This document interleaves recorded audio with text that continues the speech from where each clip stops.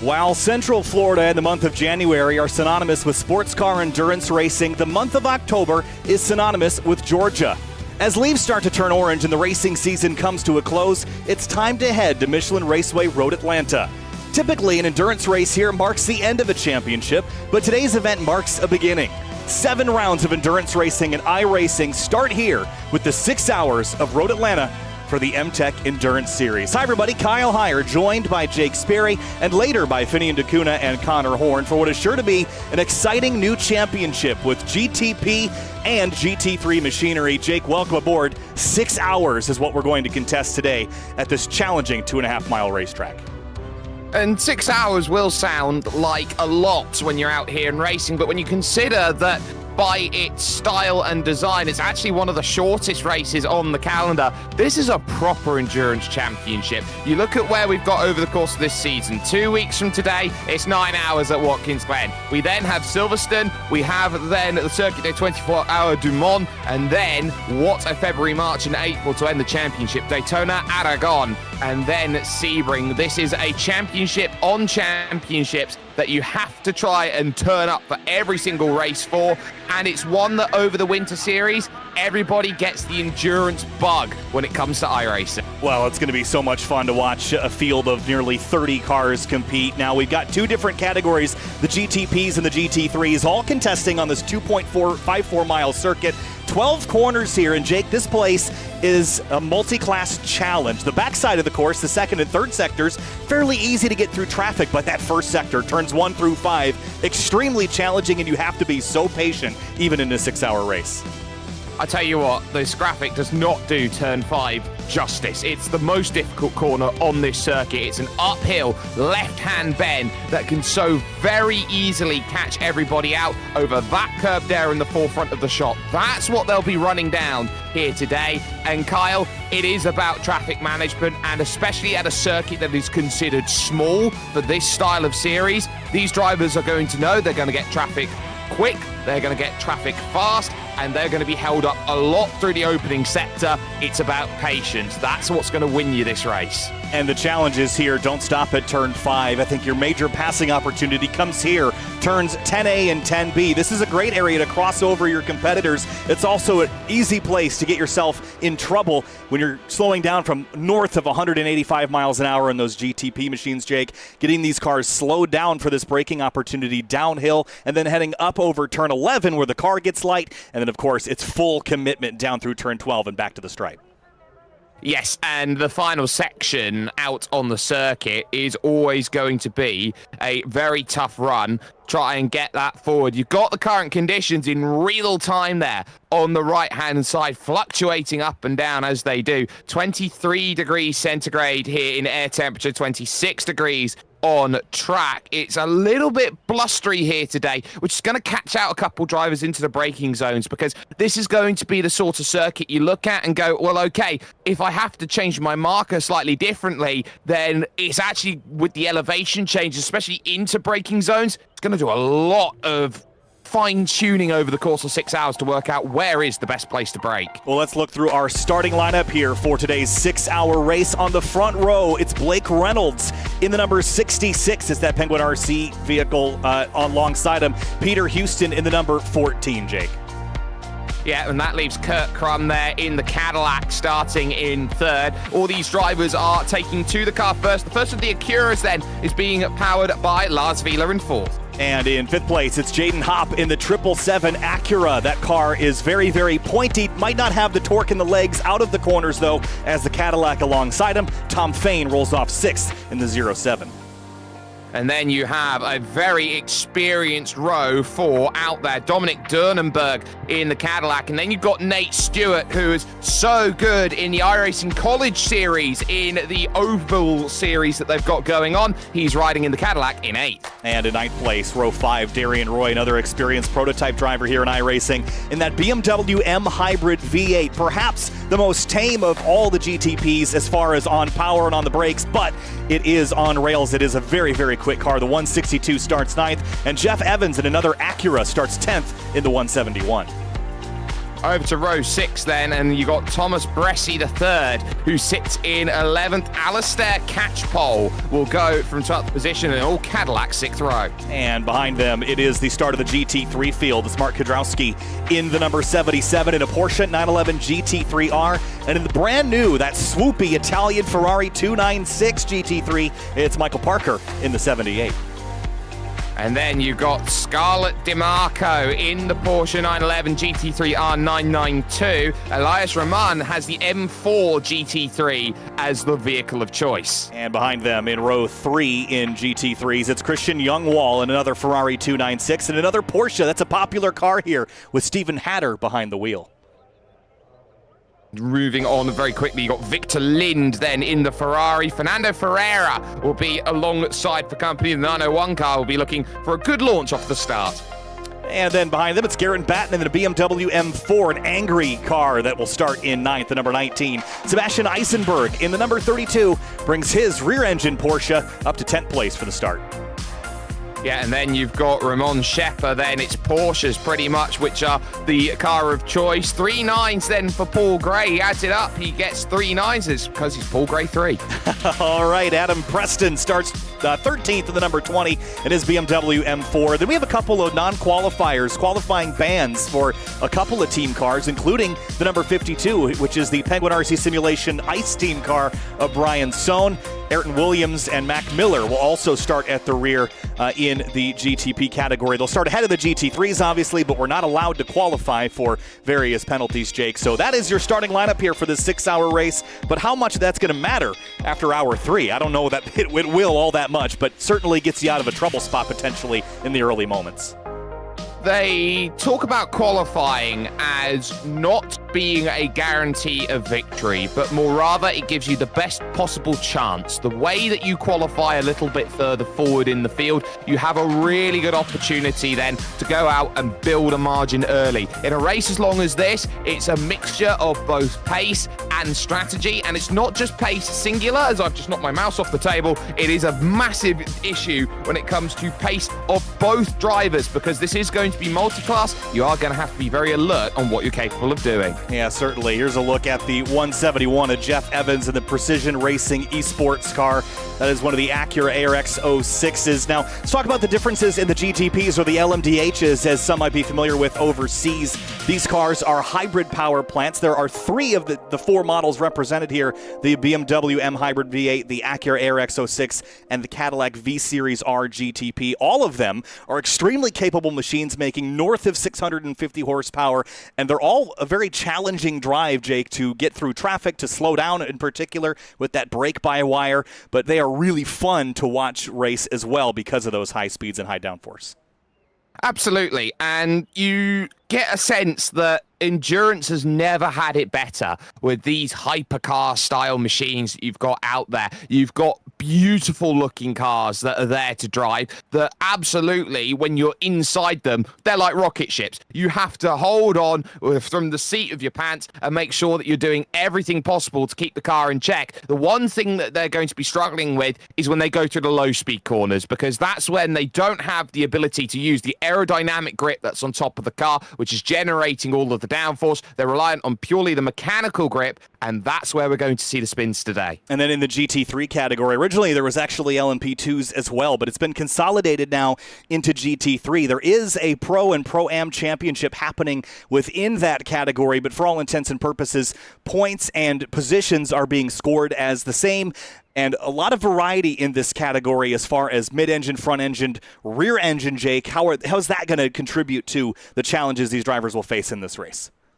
Well, it's about balance over the course of the car. A car that has the engine in the back compared to the engine in the front. It's all about weight distribution, and the more weight that you have in the back, you're sitting on the car, you're going to burn the rear tires up a little bit more. Car that's at the front typically is a little bit more pointy. You have a little bit of an opportunity to really throw the car into the corners, but you do tear up those front tires, and then understeer becomes a huge issue. I think that you're going to find that the driver who can save their tires the best and who can manage themselves around a circuit is going to find themselves as the team to beat. And let's also consider a couple of rule configurations we have for this series. We do have the chance for full course yellows. There's basically a random number generator that holds the key to success here in the strategy. So this is not a full-out sprint for 6 hours like you might see in some other championships. This is going to be a challenging race to figure out because there is a random number generator that can determine the number of yellows. It first rolls to see how many yellows we're going to get, and then next it rolls how long between those yellow flags. So will we get a yellow? Probably. Does anybody know when it's going to happen? No, with the exception of the first 30 minutes and the last 30 minutes, they could happen at any time. So that'll keep drivers on their toes. The one thing they won't have to contest today that they might in future rounds, Jake, is weather. It's going to be a nice cloudy day here. That might not be true for the entire championship.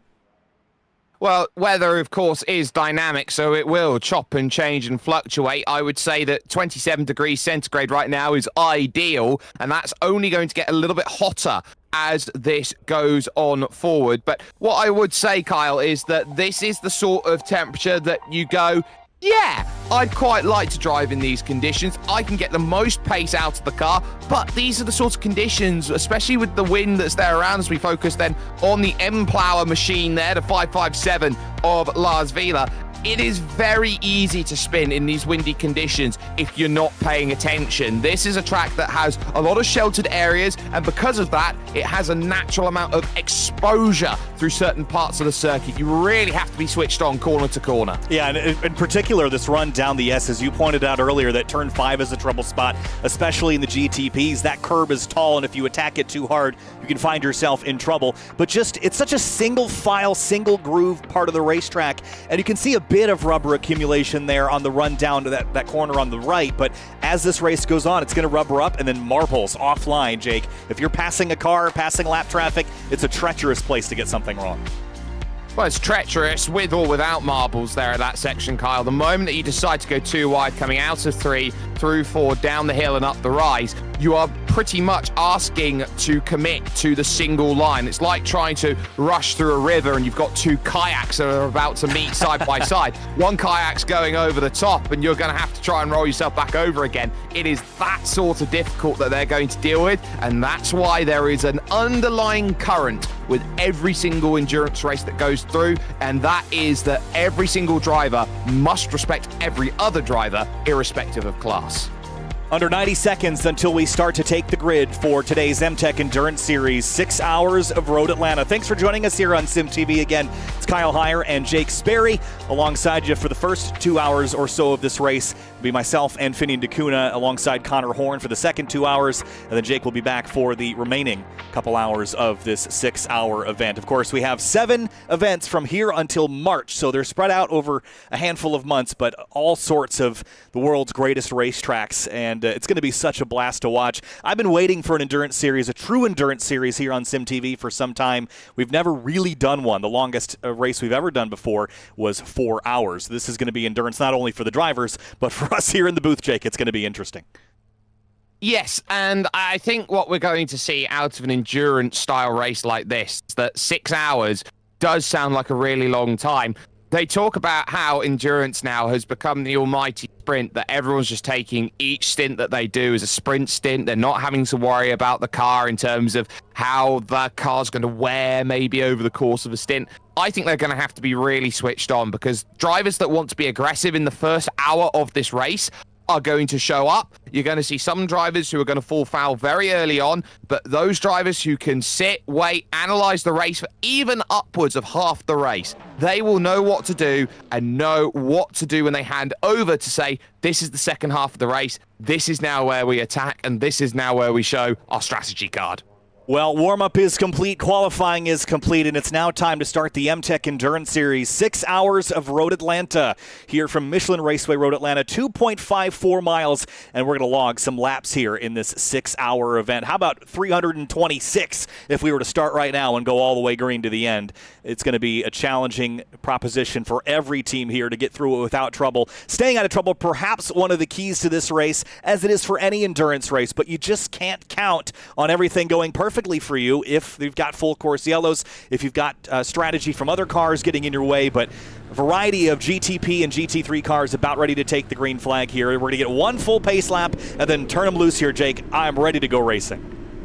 I'm ready as well, and I'm sure these drivers should be absolutely ready. There is no excuse for these drivers not to be ready for this opening round of the season. When you consider just last week, we had ourselves Petit Le Mans. That's a 10-hour showcase that they had to go through in the sim powered by VCO. So these drivers should all know and understand they've had the perfect dress rehearsal for this MTEC series. They know what it takes to finish 10. We're asking them to do something very simple here, Kyle. You've only just got to finish 6.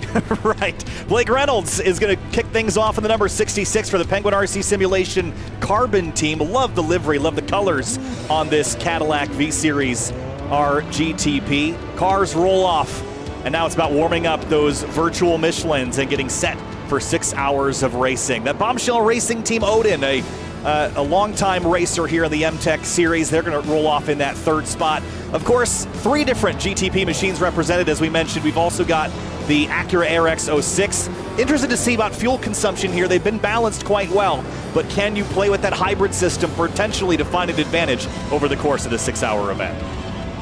And the hybrid is all about charge and the ability to use that, of course. When you've got a system like this, they've got to brake by wire, so they're going to have to be very alert on what sort of hybrid they're using and how they are deploying it. It can be deployed aggressively, it can be deployed defensively, but the one key that they're going to have is that certain drivers are going to have more confidence in different areas depending on how they deploy. The one key fact that we're going to know, everyone's going to deploy on that long back stretch because they know that is the only place you could argue on this lap, Kyle, that they can go up to full speed. And the GT3s, it's composite performance in the 77 team with Park on the front row here alongside the CMSRacing.com car of Michael Parker.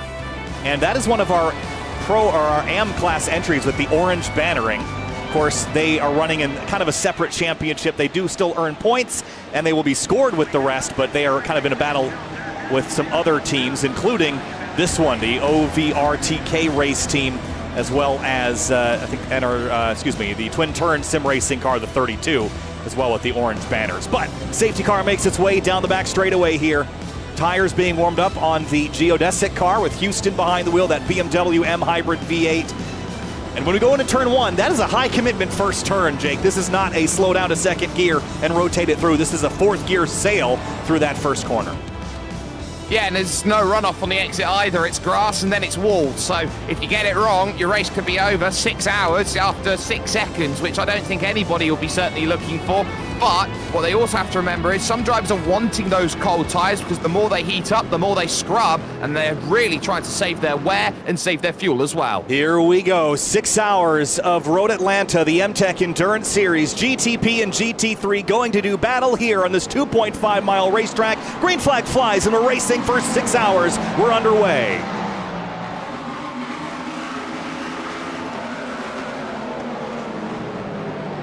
Into turn 1, way out to the edge of the road is the Acura. I think that was Lars Viel in the 557. Going to get squeezed there by the Bombshell Racing Team Odin car. Now down the hill for the first time, single filing out as the GT3s are heading up the hill to take their green flag. They absolutely are, and this is going to be all about who wants to have control of the start. They release at a different point in time compared to the prototypes. They have their own segmented start to just give themselves a little bit of room. It will mean that lapping will happen incredibly quickly, but it's a nice, easy start there by Young Park and the Composite Performance 77 team. Michael Parker there in the CMSRacing.com AM machine holds that defense nicely against Elias Rahman, but then you got Scarlett DeMarco and Stephen Hatter racing it out 4th and 5th, single file as they rush into 3. And down into turn 10 for the first time. We're side by side for the race lead. Here comes Geodesic Racing. Peter Houston around the outside. Blake Reynolds sneaks up the inside. Here comes Lars Viel in the Acura, down for 2nd place through turn 12, and back up to P2 is the 557. Not the start that Blake Reynolds would want. The former pro stripe, of course, when it comes to the eNASCAR championships, but focus is going to be very, very important in terms of what they want at the front of this field. As wide from the race lead, then it goes Houston. Will have to be careful as he joins back onto the circuit. Just about balks the run of everybody else, but that's the first warning shot there. Through turn 5, and Let's see if the 557 can close back in. It was a dramatic run side by side down the back straightaway into turn 10 for the first time, but now Peter Houston starts to put some distance on the pole sitter Blake Reynolds and that 557 M Plower team. Back in the GT3s, Young Park leading by about a second, but for fourth place, it's two Porsches, Twin Turn Sim Racing and Blue Chip Racing that are nose to tail. Yeah, so they are both very much there and just waiting for their opportunities in the early goings. Now is a very good time. I know we're only talking here lap 2 for these Porsches right now, but now is a very good time to start thinking about the fuel save and the tyre save at this point. You do not want to go over the top and beyond the edge of what you need to get in the group, find a car that you can latch onto and effectively have a tow bar for an hour. It's so calm was what you need in the early stages. The moment you add stress in the early part of a race, it affects the entire stint with the way that you go about it. Everyone's been pretty calm, cool, and collected so far. We haven't had any major dramas, but this car, Darian Roy, a little bit slow here in the 162. He's got Ayrton Williams going past him in the Satellite Racing GTP. That's a Cadillac past a BMW for 12th in class. Look, Ayrton Williams, I would say, was out of position in qualifying and had a lot of work to do to try and move up through the order. He's got the absolutely fantastic pink and highlighted light blue out there, the turquoisey colour to try and get by next. So it's a case of just try and run the gauntlet one at a time. Will very much get the job done, but you focus through every single section and go, well, where do you want it and what do you want out of it? They are just about now to hit the lap traffic. Already, it's going to happen very, very quickly indeed, and now it's down to just 3/10 between the leaders as they head down the hill. Lars in the 557 closing in within 2.5 now as everyone pops out of line and gets by the Tabula Rasa Esports green team of, I believe that's Paul Gray behind the wheel. Yep, so they're just trying to navigate and dice through one at a time. Now, this is going to work in two ways because at third, Blake Reynolds there in the Penguin car is going to find out that he's on the wrong side of the divide and he will lose that time. But he will expect that at some point, he's going to gain that back once again. So every single time that you go out there and gain some time, you can lose it just as quickly. And this is where the separation comes into play. 2 away at the front, and even that could be divided as Lars Wieler waits for the chance to attack off the exit of the corner and deploy that hybrid. Now slicing and dicing through traffic. This is a dream as a GTP driver, just blowing by everyone on the back straightaway. This is about as easy as it's going to get all day long. It's going to get significantly harder once the field's spread out and you have to navigate them everywhere, but that was a pretty clean getaway there for Houston in the 14. Yeah, that's a very lovely getaway then on the straight and just picking and choosing the moment down the hill and really masterminding what makes this circuit so special to run, especially in the prototypes. You couldn't ask for much better. Now, the difference in terms of times between the categories there, with the traffic, Peter Houston was still 10 seconds a lap quicker than the leader of your GT category here. So it really does show you that it is a very fraught and frugal process that is needed and the pace that you're going to have. When you consider that they're running here at the front 70-second laps, you're putting a lap on the field every 7 laps. They're going to put the laps together really quickly. Yeah, they are indeed. So as they make their way down the hill here, session configuration, that's why we're showing laps here. I'm going to get that sorted. In the meantime, 1.6 seconds, a little bit of a cleaner getaway for Peter Houston through traffic than I even thought. They had closed up so quickly on that traffic that I thought that Vila was going to be the one to put pressure on the leader, but in fact, it's been the other way around. Ooh, and that looked like it was 3 wide there in the middle at one point just back there, but that's the gap you're talking about, 1.8 seconds to the good, and you can be really pleased with that. Now, here's a bit of side-by-side on this very long straight, and you've got to be very alert then as you go forward and try and search for that angle. There is Ayrton Williams in the Satellite Racing GTP car. Just in front of him is Alistair Catchpole for the Bin Boys, and then you've got Darian Roy for Precision Racing Esports Blue. All 3 of them want to get through, but they are being jostled up, and it's going to be 2 wide almost on the exit. Big power move to the inside and forces the GT cars to go back into line. Man, this is going to be a dramatic run down the S's here. You see this traffic stacking up the GTPs. This is for about 10th place. The Bin Boys car, as you mentioned, Jake, in P12, but opportunities here up the inside of the BMW. Very close there with Darian Roy sneaking past one of the GT3s. Yeah, and that's where you don't want to catch the traffic because you effectively put risk into the car. You force commitment at that section of road, and that's the last thing that any of these drivers are going to be thinking about here. Wanting to commit their car to a dangerous 50% style move. They will have to. The circuit, the nature of this Road Atlanta track pretty much confirms it, but this is the sort of circuit where you do not want to be putting any adverse risk over the course of where they're racing. Yeah, so 2.2 seconds out front now for Geodesic over M. Plower.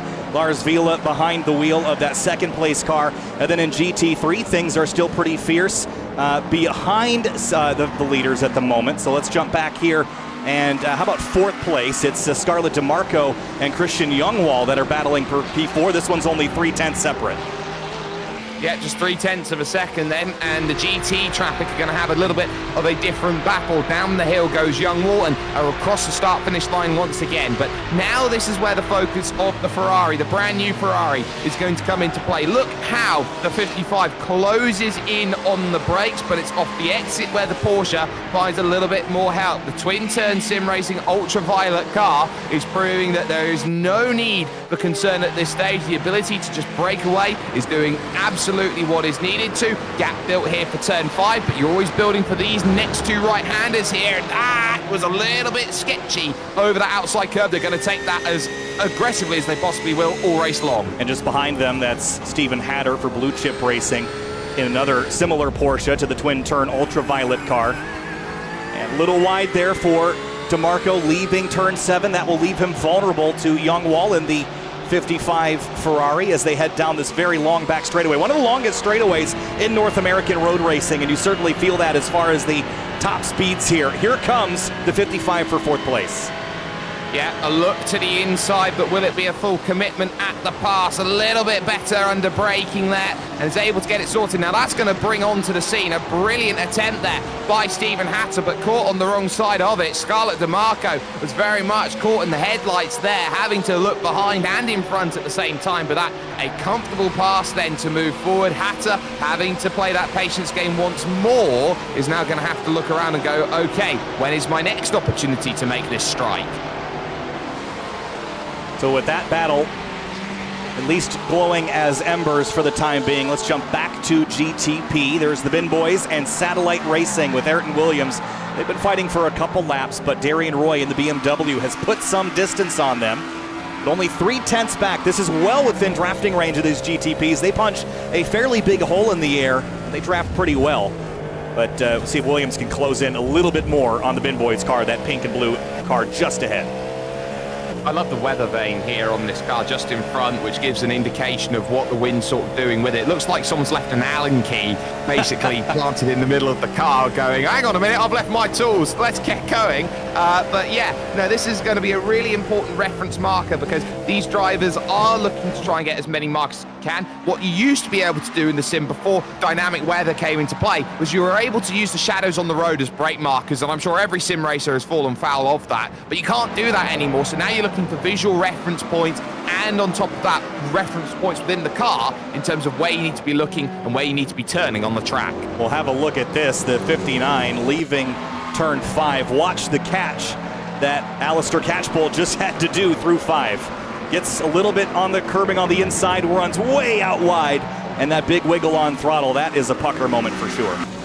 Oh, you're always worried about the rears when you go over that, because compression damping, I think, is the big catch-out for any driver in sim racing. You've got to keep the car as settled as possible. The moment the rears come off, it's nigh on impossible to go out there and save the car. The Bin Boys, which has all the means possible on top of the car, well, they're looking for everything they can, and they are looking to hold on to position, because there's the little look then from Williams to the inside. Easy as you like. That's as pretty much as basic of an overtake. You could show that and put it in an encyclopedia for overtakes at turn 1 here at Road America. Yeah, that was nicely executed there by Williams. So move the Satellite Racing GTP team up into 12. Add for the podium spot, third place.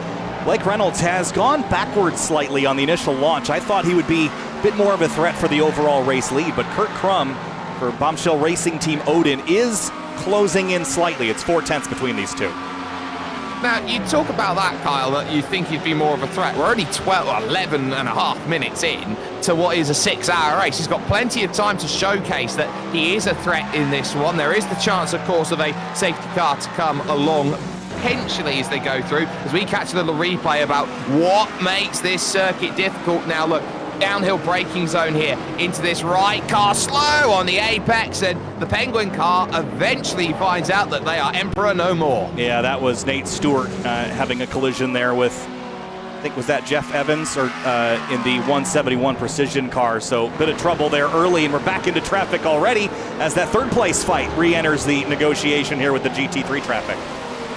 Yeah, and when you're dealing with this lap traffic, you're pretty much going to have to try and dice through one car at a time. That's where the focus is for Blake Reynolds. Just in front, that is Brion Sohn. Then in the Penguin Ice car, which has gone a lap down. So Penguin car's got to go through, and that's Thomas Bresty, who's gone around for JT Motorsport. So Bresty finds out what makes the run down the hill so difficult. Not often that you get to see a spin like this happen, but dealing with the traffic off of the exit, trying to run around the outside, and just the car flying around, just no grip in the tire. Yeah, just lit up the rears and could never really get the grip all the way back. And luckily for him, no damage on the car. It's hard to spin out here and not hit something when you're doing the speeds that you are in the GTP machine. So that was a good save, and it's a long race. You've got plenty of time to work your way back through the field. Under the Fox Factory Bridge then, and the next charge that goes through for Ayrton Williams then, and the Satellite Racing GTP car, it's going to be the two precision machines that are next. First one by Darian Roy, the second one by Mac Miller, and at this point you would say that Ayrton Williams is settling down in. Started 14th, has already gained 4 places. The Precision Silver car started 15th, is up into 8th, gain of 7, so has certainly made the progress very well. But Ayrton Williams, 108.7 on that last lap. Mac Miller, a 110.1, has fallen right back into this group because of the traffic. Yeah, and I'm just amazed at how aggressive Williams can be on the curbing through turn 5 in particular. You're going so fast through there that if your setup is not perfect, got a bit too tightly sprung, you can bounce over those in an aggressive way, and it's hard to recover from that at the speeds that you're doing. But Williams has got that thing dialed as the Precision Racing's car. This is blue on silver. Roy has a look down into 10, but thinks better of it in the BMW. Oh, and Ayrton Williams is so late on the brakes, is trying to ease into every corner and scrub as little speed as possible, driving a style that will save fuel as they go through, dice your way through the final corner. Finally, the flagman having a look at that, going, oh, that was nice. Going through the opening corner, that pretty much deals with the majority of what they've got to deal with, but now it's Scarlett DeMarca that they have to navigate around here, and Mac Miller is just dicing, slicing and dicing through the traffic. But these drivers are having to take risks here, and that's what has been very evident off of the start, and what has been an incredibly clean start, I would say, to the racing. Yeah, just a couple of spins and only one moment of contact between a couple of the GTP category cars. And as far as GT3 goes, it's still composite performance, and Young Park out in front. We'll update you on some battles as they happen, but this is the most volatile one on the racetrack at the moment, with Williams and Alistair Catchpole. Or sorry, this is Williams and Roy. Yeah, Williams and Roy. Catchpole was a little bit further behind and lost that place earlier on, but Roy moves a little bit defensive then to that inside, trying to cover the line off, does so through 10A and then into 10B, and then under the Fox Factory Bridge and down the hill, descending once again. This is where you charge off for the exit of the corner, and they have done very well to pretty much keep themselves in line, and this is the eternal chase that you're going to find there, is now they've got a little bit more then on that inside that they're going to have to be dealing with, because not only have they got the precision cars that's all there, it's now 1, 2, 3 and 4, because they've now got to deal with the lap down Penguin RC Simulation ice car there just in front. Yeah, it's a busy place, and really the entire lap you're just dreading getting back to the S's and dealing with traffic, because everywhere else here it's pretty standard point and shoot racetrack where you've got braking zones and you've got long straightaways, but you get to the S's and traffic is just a nightmare, and you just can't take a breath through there, especially if you're actually actively making passes. So that's a big challenge as Alistair Catchpole makes their way by the number 52. This has not been the start that Brian Sohn and team were looking for in the Penguin RC car, especially since their team car runs up in third at the moment. Yeah, and you do get a sense that different team combinations have different strengths, and if you're a lap down early, not impossible to get that lap back. I've seen drivers come from a lap back, 2.5 laps back even, to go and win a race before, and I saw that happen in GT once upon a time at one of the big 24-hour races from a pure racing team like Maximilian Benecke and co. So it's definitely possible to go and gain that back, but you've got to have patience going to do it, and you've got to have the pace as well. If you're behind and you've got no pace, that's no good. Fernando Ferreira, though, for the Tabula Rasa eSports yellow car, then in 7th position. That Porsche's going to find that it's getting a little bit busy behind, as Victor Lind will want to try and get into play with the Ferrari there and very much find exactly what works. The Ferrari normally a little bit better there. The Overtake car is normally going to be a little bit better when it comes to circuits that have a little bit more turn in them. And the big difference between these two cars, they're both 6-cylinder cars, but one has that engine over the rear axle, the other has it between the front and rear axle. The Porsche, of course, a flat 6. The Ferrari is a twin-turbo V6. And I've gotten a chance to see the 296 up close in real life, and my favorite part about it is that the entire front-end assembly comes off in 4 bolts.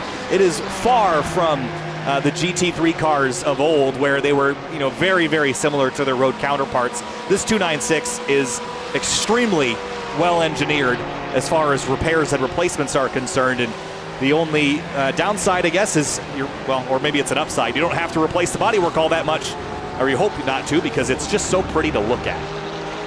Well, I would counter that in the sense, Kyle, that surely if you've only got 4 bolts to take off the front of the car, if one of those bolts fails, you've only got 3 bolts to hold the weight of the entire car. That's a fair point.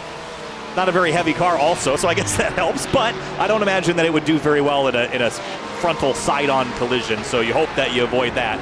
But these are 2 of the cars that are involved in that Pro-Am championship, effectively AM-class entries with some bronze-rated drivers that are going for a separate prize pool here, in addition to the normal overall GT3 prize pool. That's what the orange coloration is all about. But those 2 cars will be battling for 6th place in GT3. Now, something I also notice is these teams, there's more teams signed up than are here today, and there's only 3 different GT3 makes represented here, and that was a surprise to me, Jake. Well, GT, I think, has been this sort of category which has been very open and very, for a number of years, very difficult to kind of predict, because there are different cars that work in different places. I think over the course of the iRacing seasons, there's been a lot of consolidation that has come through in terms of the GT3, and everyone's understood the meta a little bit more, and that they've got a car that they feel like they're going to be comfortable driving, and it very much boils down to, are you comfortable with the weight on the back, the middle, or the front? And that's what we're starting to see here. Here's a little look then maybe at turn 1 for the pass then to sort of creep on through, and the answer to that is no, not yet then from Stephen Hatter, who sees Scarlett DeMarco just in front. This the race on for 5th in category with the twin-turn sim racing ultraviolet car and the 06 blue chip racing team, but they get a sense that you basically gravitate to the car that you feel most comfortable with. Comfort is the first thing that I'd choose with a car. Second thing is speed. And they're all quick. Here comes Peter Houston slicing and dicing through traffic. Is the Hydro Race geodesic BMW. Still with a 3-second advantage, but for 2nd place, things are getting very interesting indeed. Vila and Blake Reynolds nose to tail. Yeah, Blake Reynolds has caught up on this lap, was 1.4 seconds back, starting the lap, now all over the back of the tail. It shows you that you catch traffic wrong once, you're going to have a lot of work to get that back, and Blake Reynolds will know that, has definitely got the patience, and is effectively the thinking man's driver. He is someone who is very calculated behind the wheel, and someone that I've known over the years of seeing him race and knowing how his brain works and operates. He very much focuses as just behind him. There's the contact front to rear. Scarlett DeMarco's twin-turn sim racing ultraviolet car gets hit from behind, and look, it continues there with Ramon Sherpa and the Venom sim racing team car. Yeah, so big trouble here in the GT3 category, and that is going to be a damper on their day. Here's a look at it again. Scarlett DeMarco in the 23. There was a couple of contact points here. Just worried here, Kyle, about hitting the car on the inside, and as he's slow and can't get the power down through the gear for fear of spinning the car through the torque of changing the gear. That's where Hatter goes through and then gets absolutely clobbered, trying to escape the circuit on the inside, completely unsighted at that moment in time. Yeah, that was Raymond Shepard in the Venom Sim Racing car. Comes up out of 10B, just nowhere to go, did his best to try to miss it. And there was some more contact, I think, with the GTP behind him. That was, is that the 07, the Blue Chip Racing car of Tom Fame. So big trouble here early in this race. And that trouble, you can see the rear wing, the spoiler is completely off the car. So any downforce that would have been generated on the rear of that Porsche is going to be absolutely lost. And you talk about how important downforce is for the hybrids out there, the hypercars. Think about the GT3s and how much they have to push the rear down for the absolute power that's there in that flat six engine. Yeah, that's going to be a big problem for Shepard and this Venom Sim Racing team. I wonder if they're going to hit pit lane here or just they're going to have to, I think, and here they come. Yeah, bite the bullet, and this is the first chance to look at pit lane. It's a very unique pit lane in the fact that you've got this left, right, left. You've got a very fast chicane, and a lot of drivers do get that pit lane wrong because they try and take too much out of it. It's so easy just to clip the grass. Back up into prototypes. With all that drama aside for the time being, Alistair Catchpole continues his pursuit of Mac Miller down the S's, and Jeff Evans is not too far behind at the 171. This is one of those Acura ARX 06 GTPs. Started 10th, fell down as far as 14th. Now working their way back up into 12th with two cars on the horizon here. God, it's part of me here as a Brit that just wants to call that a Honda because that's effectively what it is. But at this moment in time, the Acura is doing a very good job here in 12th position to try and keep in range of those in front. But look at how they have to move across the circuit, and they have to choose and pick a line and then commit to it. That's what makes it difficult in terms of when you get multi-class racing, because you do have multi-class rules. It's very much like being out there on the freeway or the motorway or the Autobahn. Pick a lane and stick to it. The Acura is such a pointy looking car, and I do sympathize a little bit with the Honda and Acura naming and doing commentary for the Fanatec GT World Challenge esports crew. They of course have the Honda NSX in the sim, but it is under strict instruction that we only refer to it as the Acura NSX. And yeah, the comments exploded on that one. It's a Honda. We know. So it's one of those things that just depends on where you're from, what you're familiar with. Of course, here in the U.S., Acura, a fairly sizable deal in sports car racing. Catchpole past Miller for 10th place. Yeah, that's as comfortable as you can possibly get there in terms of a pass. You just pick the pocket over at turn 6, which is a surprising place where you can get the moves done out on circuit. The two 90-degree right-handers effectively paint by numbers through that section. Still on there for second and for third. Lars Vila eyes firmly back at Blake Reynolds. They just passed then Adam Preston's 6 lap down now NRG Team 20 car running 121s at this moment. But Blake Reynolds knows that this is a long race and effectively doesn't have to make the move immediately, could even wait to the pit stop to get that jump. Yeah, it's half a second right now. And speaking of pit stops, we're about, 25 minutes in, so we're still a ways away from talking about pit stops, but not that far away for the GTP cars in particular. So let's keep our eyes on this group. And how about this one for 5th place? The Porsche Tabula Rasa and Overtick for 5th. Porsche versus Ferrari again. Yeah, and these two then, it's Italy versus Germany in terms of the battle that they've got, but Fernando Ferreira is doing everything possible for the Overtick Racing Team 2 car of Victor Lind there in the Ferrari, the 327, just having to play that patience game, and you'll sense that they try and get the balance of performance as close as possible. But what often gets misconstrued about balance of performance does not have to mean equal. Everyone wants to try and have cars that are their car that are as equal as possible, but cars will have different strengths and weaknesses, and so often what you find with people who don't understand balance of performance is that they will massively go and nerf one part of the car, and effectively you would say, oh, well, that's nerfed. Well, that's going to be a problem, because when we get to the really quick tracks, we're going to be absolutely nowhere anyway, and now we're further nowhere. As Greg Creamer says, it's horses for courses, right? All the cars, I always say, are in a similar performance window. They do different things very differently, and there might be one car that has an advantage in one area of the track, but if balance performance is working correctly, they will still retain those advantages. It's just that they have an equal number of advantages and disadvantages over each other. And in a particular racetrack, you might have more straight one week than another week, but or more high-speed corners or more low-speed corners, but the idea is a similar performance window. So all the cars will make very similar lap time despite their differences at any particular point in the lap. As it appears right now, the Porsche and Ferrari, while they are very different driving dynamically, they are very close in speed. Last time by, just a tenth between the Tabula Rasa esports car and the Overtick Ferrari. Yeah, you definitely sense that on the turn into the corners, that Ferrari very much knows how to stick the nose in, but in terms of gathering the power off the exit, that's not as easy. There's another little look there from the 162 of Darian Roy, giving Williams a run for the money here. Through the S's section, down the hill, back up the rise again, and turn 5. This committed left-hander, which will be run 1,000 times over and over, trying to get that settled. But as that happens, you've still got that second and third battle, which we're keeping an eye out on. Blake Reynolds finally shows his nose to the inside. Lars Vila is going to see him fly on by. Look at the commitment through the corner from Blake Reynolds there. I was wondering if he would sit behind and maybe save some fuel, but nope, he went through it. And the reason why?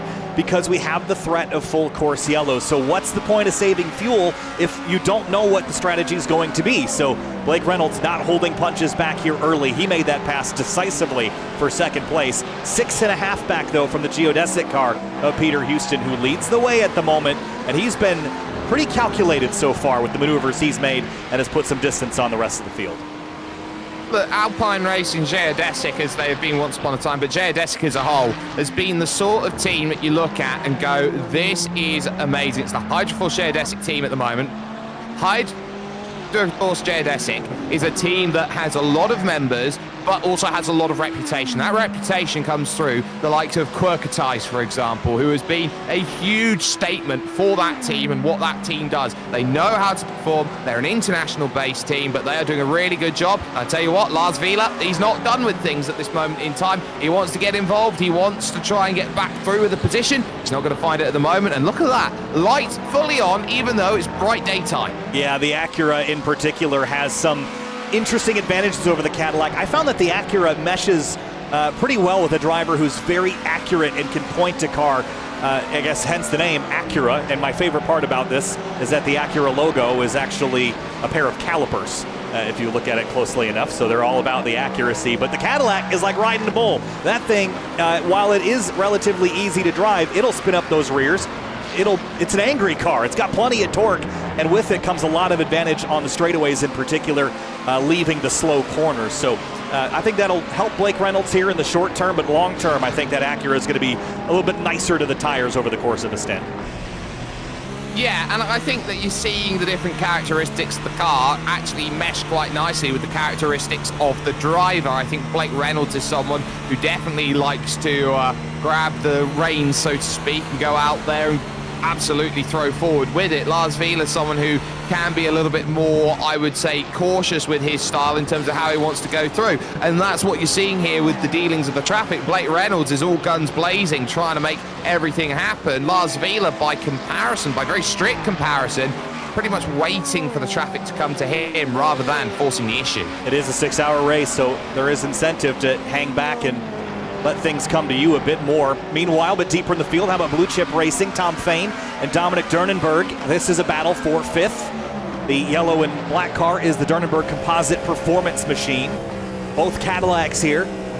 One of the things I talk about in SRO with DJ Clark all the time on the PA is the challenges of racing a car that is the same as yours. We talked about balance of performance and how cars are different. I think it's equally as hard to race a car that's the same because you don't have any distinct advantage in any particular area.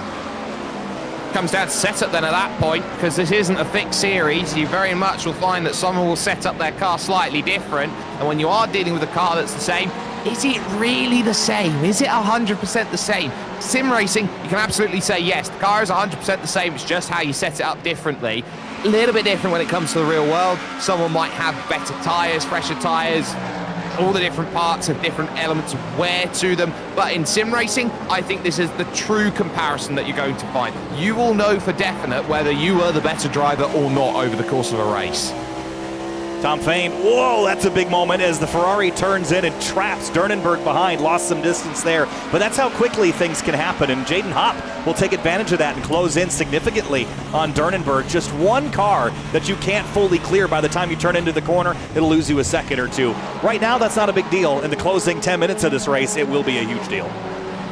Yeah, the closing 10 minutes, it goes down to game theory essentially here, Kyle, and it's the inherent value of an overtake or being held up. How much is one overtake, one championship point, all of that, how much is that worth? And in the early stages, it's not really worth that much, but the longer you go in the race, the more it means, the more important everything is, and it ramps up by a huge factor by the time you get to the end of a race. That's why you want to make your mistakes early if you're going to make them. That's why if you make a mistake late in the race, it's so costly.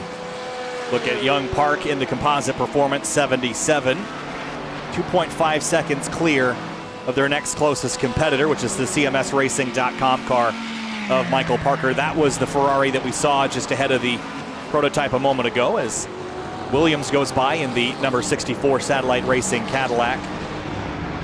So as quickly as that battle dissipated between Durnenberg and Fain, it's kind of reigniting here. That 13, I think, at this point in the race is a bit quicker than the blue chip car. Big jump over that curb and a slide out of turn 3.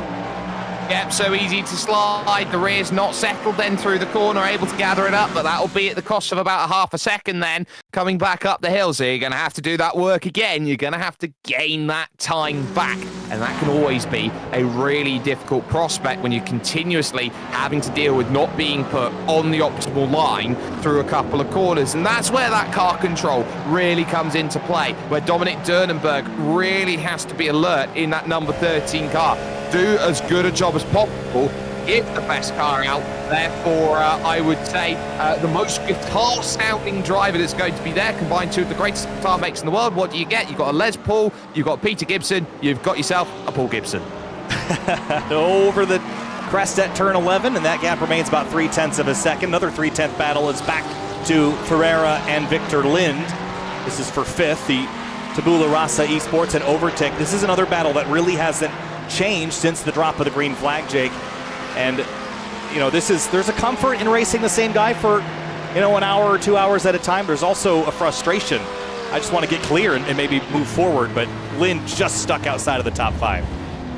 Well, it's not a bad thing. You get to follow, you get to see how a driver drives around the circuit, you get to understand their little nuances as you go through, and you get to gain a bit of respect in terms of where you want to challenge them and where's the best place to do it. You're analysing your opponent. The one thing that you'd probably say that you wouldn't like to do is make the same mistake they do by following a little bit too long, and a lot of drivers do fall into this trap here, Kyle. They follow the driver in front, and they use the same brake markers, which means the moment that they brake a little bit later, you do as well. Sometimes you do see drivers follow each other off the circuit. Yeah, classic target fixation.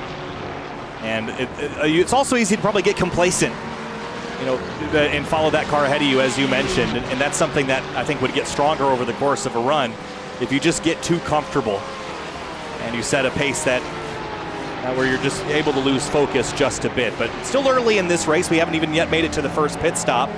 We'll back up to the battle between Tom Fain and Dornenberg here for 5th place. 2 of the Cadillac V-Series R GTPs, blue and silver and yellow and black. Yeah, they're doing well. I've just heard over race control radio that the 06 car has been given a drive-through penalty. That's to be served if they do, in fact, get out on the circuit again. They've been down in the pits for the last 14 laps, Kyle. Yeah, that's the blue chip racing car, the Porsche that we saw involved earlier in the accident at turn 11. 8 laps down to their class leader, but I think that's just salt in the wound at this point. I'm not sure it'll make an enormous difference on how their day is going to overcome. You can come back from a lap down or 2, maybe 3 with lucky yellows, but I don't think 8 laps, you got much left in the tank here in 5.5 hours to make up. No, I think it's a wash for them, really, in terms of how they went through. They tried to stay out of trouble, but you have to hold the brakes when you've got any amount of cars that are rushing towards you. And yes, you're panicked in the moment you have yourself a little bit of a spin, but you have to be very alert. Now, this is where it gets dangerous here for the traffic trying to go through, and the GT cars are allowed, of course, to have their own race at the moment. Here's the look on board with Peter Houston, your race leader, who's sat on the back of this, trying to lap all three of them, but it's going to have to be patient. There's one, there's two, there's three, and you have to let the GT cars have their own battles. They can't just move out of the way, and this is what is the difference between this and open wheel style racing. It's the fact that all of the cautions that are there for lap traffic are advisory, not mandatory. Here's the look to the outside, finally trying to find the move. Victor Lind, he can't get there. No, and one of my favorite parts of Michelin Raceway Road Atlanta is that turn 10 sequence, because it's similar to how VIR has roller coaster. It doesn't seem to matter if you attack on driver's left or driver's right. You can get it done on either side. And really the challenge is protecting there. It's a really tricky corner to figure out and plan for, because it all depends on what the driver ahead of you is doing. So it's a really fun corner, and I think we'll continue to see this battle get hot here as they come over the crest at turn 3. A couple of Cadillacs and Acuras sneaking through. That was the top 3 in GTP that just went by. Yeah, they all sidled their way through, but Victor Lind has been very much staring at, do I have an opportunity to make that pass? The answer is, can you use that as a pick? No.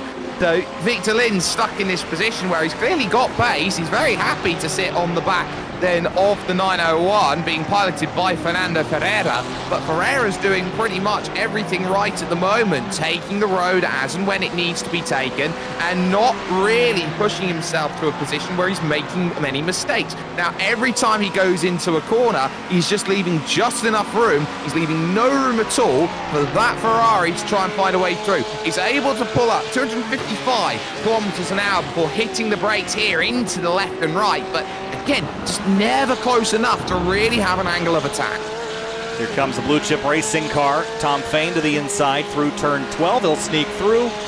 And well, here comes the Ferrari now. Victor Lind to the inside. And they've got a GTP 3 wide into turn 1.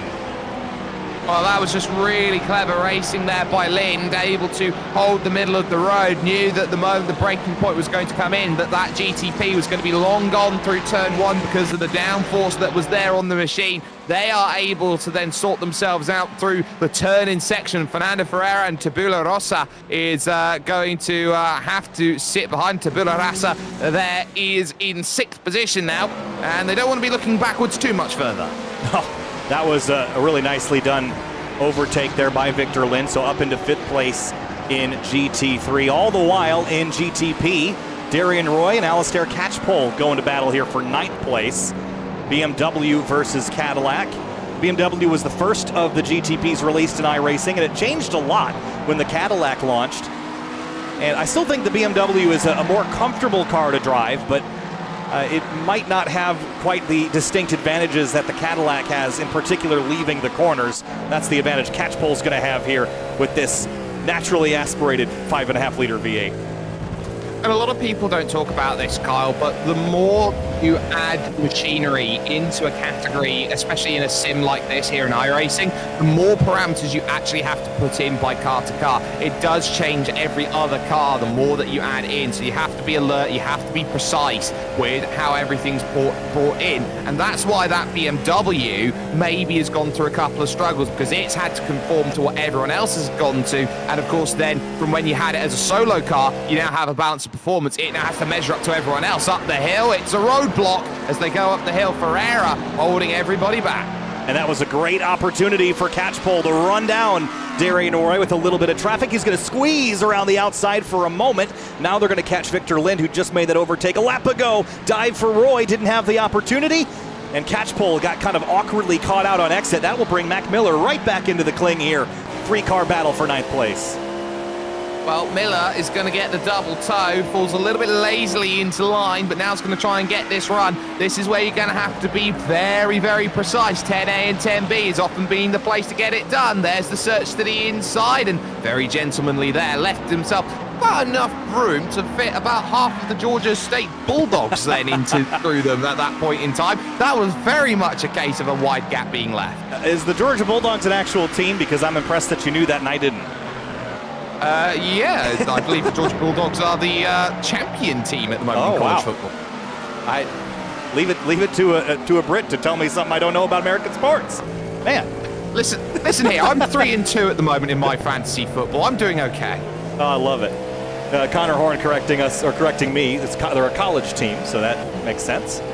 But I guess I'm not all up to date on all the sports ball scenarios, but I'm impressed.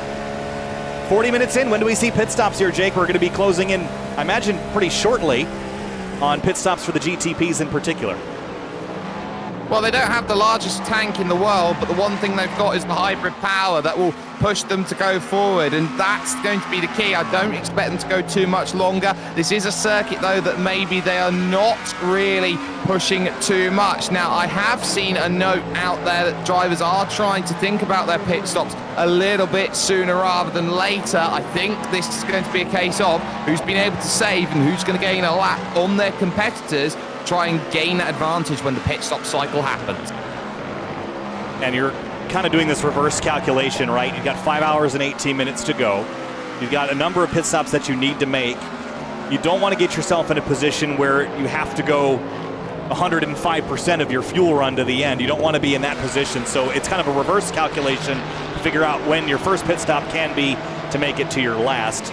I think some teams will run the tanks out. Some teams might pit a bit earlier towards the end of the race, but it is a constant battle to keep up with strategy in a 28-car field of prototypes and GT machinery. The GT3s can go for about an hour on fuel, so we're probably not expecting them down to pit lane just yet. I reckon they could get an hour 5 today. I reckon there is the opportunity for them to really gain a little bit of a march if they're quite clever with the way that their fuel game has certainly played out. We're heading towards 45 minutes in terms of the run, but I would maybe argue the toss that most sim racers have one thing in mind: run the tank out to dry. They're not going to be gaining too much as they go through. And if you run that tank out to dry, run that over a stint of 3, 4, 5 hours, Kyle, it actually gives you more flexibility at the end of the race. Say that if you only need to make a stop of about 20 seconds, if you run into troubles, then okay, yes, I've run into troubles, but I can make something happen. Speaking of troubles, Darian Roy finds out why turn 1's a difficult corner. Yeah, let's see what happened to the Precision Racing Esports blue car. Darian Roy turns in. This is a really high commitment corner, just didn't turn in time. And does he get the wall? Ooh, that was a pretty sizable impact there with the left side, and just miscalculated the turn-in point and just ran off the road. And that's a painful one, right? That's an unforced error here early in the show. It's also a black and orange mechanical flag, which means you're going to have to come into the pits for mandatory damage repairs. And when you're on that grass, you're basically holding on, hoping, how do I hit the car? You hit it absolutely correctly. We're in now the pit stop cycle. We'll look at this. We've got the 7th place car, then the Composite Performance 13 down in on the lane, as well as I believe one of the Precision Silver cars there might be down on the lane as well. So they're all in looking to make their stops. If there was any time for Darian Roy to make that mistake, it was then. He just caught the wall a bit too hard. It was the right way to hit it, just the wrong speed, basically. Yeah, that whole left front suspension is caved in pretty badly, and it's crabbing. So this is going to be, I wouldn't think, an insignificant repair time here. It's going to put them on the back foot, but if they don't go a couple laps down, which they might, that is pretty torn up, that left side. Yeah, I'm sure that the virtual mechanics that are there in the garage are very much going to look at that and go, it'll take a lot of duct tape to get that one sorted, but we'll try our best, Chief. Yeah, so trouble early for Precision Racing Esports Blue. The team car, the Precision Racing Esports Black car of Jeff Evans in the Acura, they have just kind of had a day, 10th to 10th so far in the first stint of this race. Been down as low as 14th position, but have climbed and gained those places back. In comes Kurt Crum then to make that stop, and Lars Vila, they're all in there, they're all making those stops, and it's important there. The M-Plower team, probably the first of the real contenders to have decided to go in and make that pit stop. So this is an important moment in the race because they are going aggressive on fuel. 40 laps they managed, or 39 laps they managed on their stint. On to lap 40 they made the stop.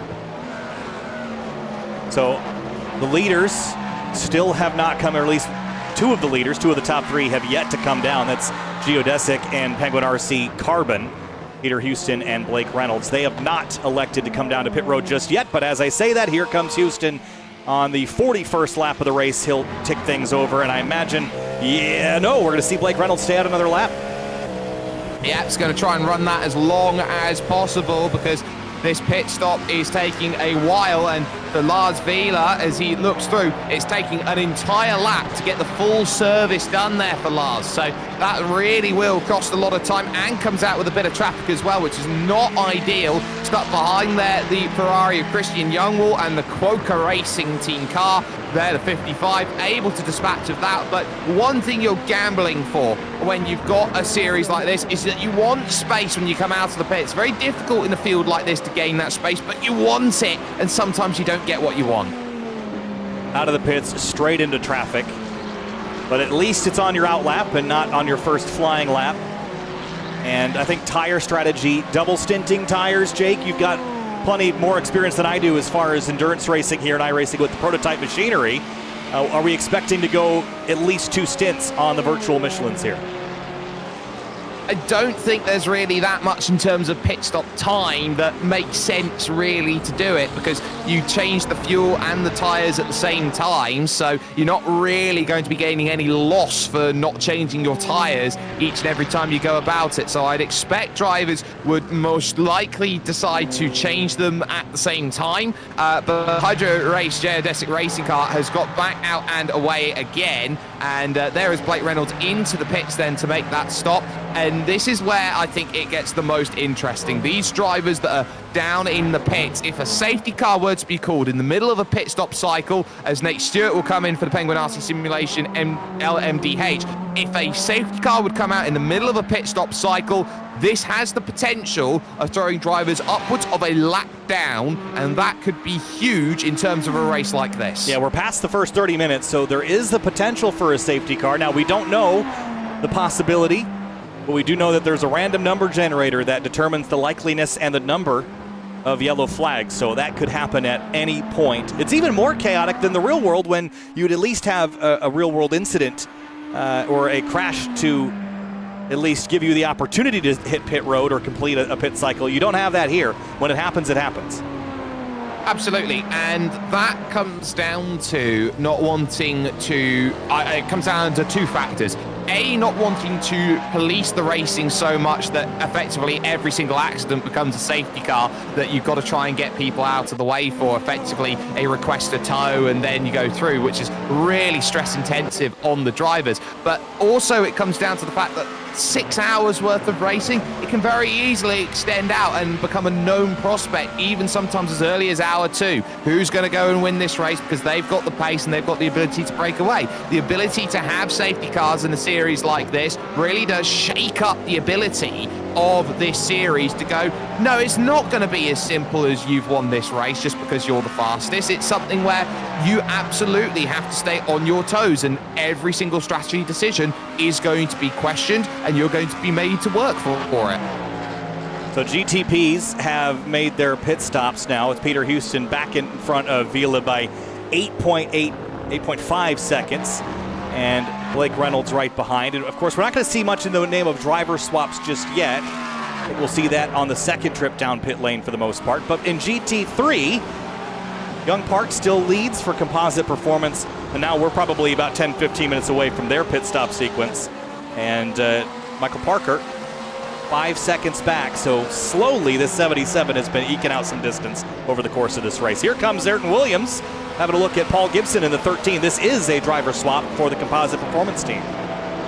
It is, so they are looking to make their swaps early as they go through. One thing I'll note about our GT3 battle at the moment, apparently an E and an R have a constituted wait in this series here, Kyle, of 2.5 seconds. Interesting. I'd say it's interesting because you look at it there, it's Park versus Parker, so you've got 2 extra letters on the end of your name. It's clearly adding something. Yeah, I guess so. Young Park and Michael Parker. And then there's Young Wall. So lots of Youngs and Parks and Parkers. And lots of Pauls as well. Paul Gibson, Paul Gray.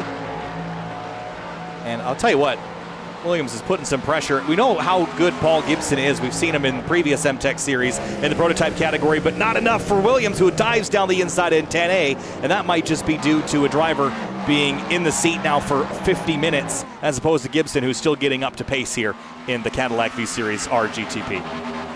I think that's part of it. I think the other part of it is the moment that we're seeing side by side into a corner, no one's really wanting to fight it. They're all prioritizing buying a ticket to the end, as it was put so aptly to me about 3 or 4 years ago by a good friend of mine, Reese Gardner. You always have to buy yourself a ticket to the end of the race. You cannot score points and you cannot win championships if you have not bought your ticket to the end. So make sure that you keep yourself in one piece so you can get on that train. I like it. I like it a lot. The old racing adage of to finish first, you must first finish.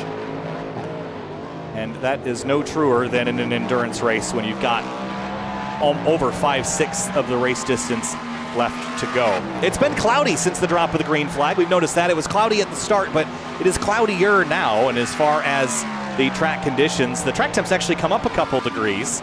I think it was 26. Now it's just over 30, but cloud cover is coming and going and keeping the track conditions changing. I am seeing a rubbered-in line start to form pretty severely in a couple of corners, and I noticed the presence of marbles the last time we jumped on board with the driver. So already, drivers have to stay on their toes here to make sure that they don't catch themselves offline and on a slippery surface.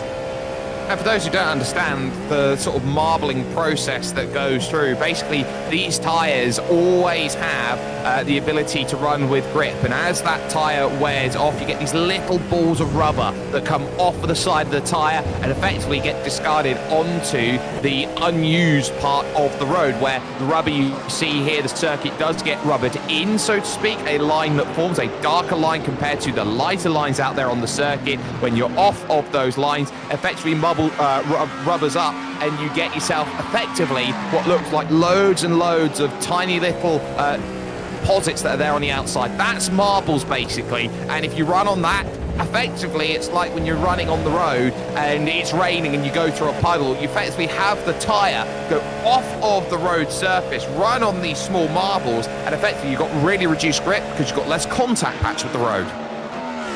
Something that drivers have to contend with all day long. It's not going to get better. And because of the full course yellow system we're using, it will not actually go full course yellow as far as the Sims race control is concerned. And what that means is we're not going to get the track swept at any point. So no virtual sweeper is going to clear the road for us. There's a nice showing of that darkened racing line as Tom Fain works his way by the number 23 Twin Turn Sim Racing Ultraviolet car. So no track sweeping. That means the conditions will just continue to get worse throughout this afternoon's event here. But 5 hours and 6 minutes to go of this 6-hour event. And Lars Vila, last time by, made 3 seconds up on Peter Houston. I imagine that was just a bad traffic interaction there for Houston. Well, Houston, I wouldn't say he would be having a problem at the moment. He's been running pretty decently over the course of the race so far, but the issue that he's running into is that Lars Vila did a really good job. He actually undercut on his strategy compared to the likes of Blake Reynolds, so was definitely able to get the move and get the pass that was wanted. In fact, for Houston, his issue actually came with a piece of his own class lap traffic. It was Casey Shue in the JT Motorsports number 24 that did not go off of the exit then of turn 7, and that's why the gap opened up. Now rushing through here, turn 7 and turns 8. There's a really good opportunity, and that's a really interesting car there. I don't have actually my trading paints installed, so that BMW, very interesting on the side. Yeah, trying to get which car that is. It's couldn't quite land on it the first time. What car is that? Well, it's a very good question. It's a BMW, first and foremost. Well, that much we do know. No, it's not Gary Thomas. They're in the pit lane. It's the 86, the Bombshell Racing Team Heimdall car, and they are hitting pit lane. And also the Precision Racing Esports Blue Team has, we're showing as a handful of laps down now with Lance Loomis behind the wheel. Elias Roman is piloting this car at the moment, and they are one of the first GT3s to hit pit lane here 55 minutes into this race. definitely have that Japan-style GT3 styling there with the livery that they've got going forward, and that, of course, being pioneered by the Good Smile Racing team, having Hatsune Miku, the Vocaloid, on the side of their car, so definitely a lot of parallels that are thrown with there. But at 55 minutes, yes, maybe it's a little bit earlier than maybe what we were expecting. I was expecting some drivers to go through. There's a definition of a driver swap they're going through. You can see now the drivers do have that swap, and it's now Jan Weiswanger who is behind the wheel, who will now have the job of taking charge of that twin-turn sim racing Aurora machine. But the key there is that the tyres and the fuel are separate when it comes to filling up the GT3 cars. That's why they go on the jacks, they get the tyres, they come off the jacks, they get the fuel. Elias Roman out in the Bombshell Racing Team Heimdall car. About a 63-second pit lane delta there, 41 seconds in the box. And Weiswanger in the number 32. Pretty similar pit stop time in the box as well, 41 seconds, because in theory it takes as long to switch out the driver and put fuel in as it does just to put fuel in. So Weiswanger in the number 32 leaves pit lane in the Porsche 911 GT3R right into the middle of very dense traffic as the 13 composite performance car sneaks through a handful of GT3s. That was very dicey coming up the hill. Look, you are going to get these pockets, and that very much is seen. So that's where Composite Performance found themselves. So rushing through the long right-hander up the hill, one slow car. Where do you go? The middle. And Jimmy Eat World would be very proud of that, but that was very nearly a case where he collected the Ferrari, and that communication is so crucial when you're out there. You have to commit to a line, and the middle very much closed as race leader in your GT3s has just hit pit lane. Yeah, that is, of course, the 77 of Young Park. They're out, actually, so they already completed their stop. Yes, they have. That just fueled up and sent Young on his way. Why pull him out early? He's running very quickly. And I think a lot of the 2 and 3 driver teams, you'll probably see their first driver swap on that second stint, although we have seen a couple change their drivers out. Let's see if Victor Lynn stays behind the wheel of the Ferrari for Overtick Race Team. I'll tell you what, 78 CMSRacing.com AM team, which was in second, they have changed their driver around, and they've got Mark Nistor behind the wheel. So Mark's going to now have to take control of that in the Ferrari and really put in as good of a stint in that early stage as what Michael Parker was able to do in the early going. So this is a really important sense that different drivers will have different teams and different drivers will have different commitments, because of course this isn't a professional scene. Everybody's taking time out of their days to run this championship, and of course people do have different commitments for when they can and cannot jump in their car. And it all comes down to that strategy at the end of the day as well. When do you want to put your quicker driver in? Of course, you know, the elephant in the room is that there's always a quickest on the team. And when do you want to put them in? When do you want your sharpest tool on the attack here? Here's a battle in the prototype category. Mac Miller on Nate Stewart. This is for 10th. And side by side between these two Cadillacs into the braking zone. Oh, can't get much closer here. Nate Stewart's going to hang it around the outside. They do make contact there, side-to-side contact, and Nate Stewart will use the old muscling technique and say, no, you're going to have to earn that space if you want to get through. He is not adverse to getting his elbows out with his oval experience that he's got. He's done very well, and he maintains position. That's exactly what I meant about turn 10 being a pretty complex passing overtake area. If you don't get it done on the left-hander, you're going to get overtaken on the right. So sometimes it's better to cross over and aim for the top of the hill as your passing zone. But it's just a really challenging sequence to get right.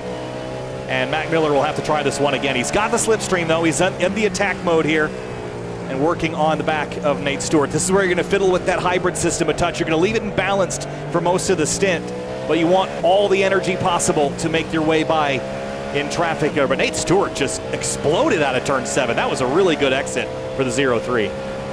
Shows you the hybrid power and how important it is to get yourself squared up off the exit of the corner before you deploy. Because you're putting that extra amount of power into the car, it's very easy Kyle, for the wheels to effectively spin up through that section. So if those wheels do start to spin up, you then have to lift your foot off the throttle, wait for the car to settle back down again, and then go a second time. And that's how quickly you can get into trouble in these hypercars that they've got running through the LMDHs. So now when you get that sense in GTP that, okay, I can settle down, I can get exactly what I want. Look at the drive off the exit there. That was beautifully done to take advantage there of the traffic and stay within range.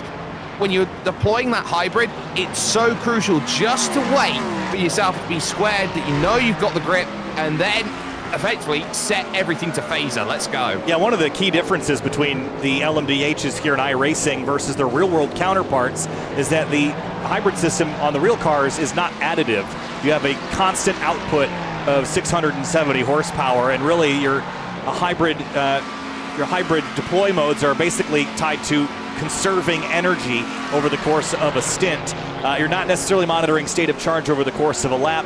And here in iRacing, this is an additive system, meaning that when the electric motor spools up, you're adding to the internal combustion power, as you mentioned. So making sure that you're straight, making sure that you're not going to spin those rear tires with all that extra power is very important. Similar in some ways to the LMP1s here in iRacing, which of course were additive, but the electric power was on the front wheels, which kind of reduced that opportunity to spin the car out. Exactly, and I think that when you get a sense of where do you spin those wheels, that's also crucial at the front. It's not so bad as, say, the rear, where you're putting the majority of the power down. That's going to be something always to keep in mind. Now, Christian Youngwall here in 4th position now has their eyes on Elias Roman in 3rd place. This is an important battle, and they can't afford to waste time in this battle as well here, Kyle, because of course only 2 seconds down the road is Mark Nistor in the AM category Ferrari. So that becomes a crucial case of, well, we don't want to really go out there too hard and battle, otherwise we'll lose touch and we won't have the opportunity to go race for 2nd. Well, last time by they were a couple tenths quicker than Nistor in the 78, so if they can stay line astern here and maybe work together a bit, they can run down that 2nd place car. And all the top 5 in GT3 are running very similar lap times here. So no overdogs in this category just yet. So we'll keep our eyes on the differences and the gaps between, but it was a 19.5 for Park last time by, a 19.6 for Nistor, a 19.6 for Roman, and a 19.5 for Christian Youngwall. So very good battling here as far as the lap times are concerned. Yeah, the times are very consistent at this moment, and we are hitting towards the hot part of the day in sim. That's normally around 1 o'clock that we start to see in sim time when the heat gets the highest. We're currently in sim time heading to about 10 to midday at this moment. So they've got maybe another, I would say, hour of this track getting hot before it will slowly start to cool back off again. But not as quick. And this is what's going to start bringing a bit more understeer into these drivers. These times are going to start slowing down just a little bit as that track gets hotter. So they are looking for a little bit of help out there. But the Ferrari tucked underneath, that's a huge hole that BMW punches through the air. That Ferrari almost looks like a stealth mode, the way it's stuck underneath. Yeah, I've made jokes about the BMW that you could probably enter the SUV BMW models here in GT3 and they'd be a smaller vehicle. These M4s are enormous cars. They punch a huge hole in the air, especially when you consider that low slung, almost skateboard tall Ferrari in behind it. So that draft is going to be a pretty powerful tool for Christian Youngwall. And just, again, very different vehicles. Front engine BMW, mid-engine Ferrari, and inline 6 versus the V6 in that Ferrari as they head up over the crest here at turn 3, and Youngwall takes a swipe at him, but swipe or no swiping. It looks like Elias Roman will hang on to 3rd for now. Well, I guess there's no exploring in terms of the outer limits of the circuit at this moment in time, but Christian Youngwall will lose a little bit of time and will have to gather that back up against the BRT Heimdall machine, which is doing a very solid job, I must say, in that 3rd position overall. You can't really ask for much better or much worse as that goes forward. And that is a very extreme example of a car off the road there. That's one of the Porsches then that goes through, and that's right in front of the battle on for 6th overall in class. Yeah, there's 2 great battles, one for 4th and one for 6th. Jaden Hopp is one of them. I think it was the 999 the Tabula Rasa Esports green car that got shuffled off course there as the GTPs came sailing on through. But as you pointed out, this battle for 6th is very hot now.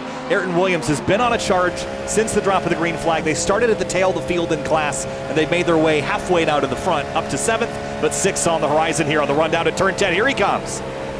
Yeah, this is going to be another one of those cases. I'm going to take advantage on the inside, try and work it, but it's not going to get that to work the way he has previously. The Acura of Jaden Hopp has done pretty much everything that's been wanted to, and then some. So that was just a case of having the confidence on the brakes, being able to challenge Ayrton Williams for position, and saying, no, you're not just going to get given this then with a little, with a fine service that is there. You're going to have to work for it. You're going to have to graft for this overtake. I'm not going to give you it so easily as those other drivers have to get you up to 7th place. Yeah, it's been fun to watch this scrap for position, and all the while up the road, how about for 4th place, Kurt Crum and Tom Fain. This is also getting very interesting. 2 Cadillacs doing battle here just outside of the podium spots in the early showing. Just out of the draft distance here. 4/10 back, you're going to feel it, but it's not going to be that overpowering suction that you're going to feel with if you're within 2/10. That's almost a guaranteed pass in GTP, but 4/10 back, he'll close this gap, but not enough to get an overtake now. But there is traffic into 10, and that's that battle we were watching earlier for 3rd in GT3 between Roman and Youngwall. I tell you what, that's got really close, but it is going to get interrupted down the hill here. So BRT passes a BRT car, which is in its own battle out there at the moment. There is 2nd in class, and they're going to have to commit to the inside quickly, and they do so comfortably, simulating their way through and doing well then after the first hour's worth of racing already. A 6th of the way through. It was side by side there just behind, and there's the turnaround then as the Penguin car hips around. Then I believe that was Nate Stewart tipping Mac Miller into a bit of trouble. Yeah, Mac Miller getting turned around here. Let's have a quick look at what caused this. And they were just side by side with Nate Stewart and Miller, and just the slightest of touches here, just coming together on corner exit. And I think they got away without a whole lot of damage, all things considered, but certainly not the position you want to be in, making contact in 10B. No, and you're always fighting for grip off of the exit of 10B corner, and every time you're trying to put that power down off of the exit, Kyle, essentially what you're asking is, how much do you want to take away from me on the outside? So on the outside, you're very much limited with how much you can really move, but that's the case there where, you got clearly around almost, and then there's that tap which turns it around, which basically says, I ran out of a little bit of grip and I would have liked a bit more. So Tom Fain fell off the back of Kurt Crum just a touch while we were turned away looking at that contact, and then the Elias Roman and Youngwall battle has reignited here. Yeah, that has ignited, and it does mean now that Youngwall very much is hoping to find that pass. It's not a foregone conclusion at this moment in time, but what we can certainly say with some confidence is that very much Elias Roman is being put in the ringer at this moment. There's not much that he can do except sit, be patient, run good times, and hope that he can reach that group in front in 2nd position and go, you know what, I don't have to think about defense much longer. I can think about attack or have a bit of lap traffic help out. Yeah, there's Casey Shu, who's jumped in the number 24 JT Motorsports Cadillac. Remember, they had a spin in the first few minutes with Thomas Bresci behind the wheel. They've changed out their attacker, but they've now split the difference here up to 13th place. Yeah, so they've been able to charge on a little bit more, and they're doing pretty much as good of a job as they possibly can at this moment in time. There's not really too much you can argue about with the way that they've gone about things early, but at least at this point here, get a look at what this circuit is all about. You really have to say, Kyle, this has been a tough start to the race, but one which has been well fought by everyone. Yeah, it has been a very exciting first hour or so here in the MTEC Endurance Series. We're going to take a very short break. We'll be back with more just after this.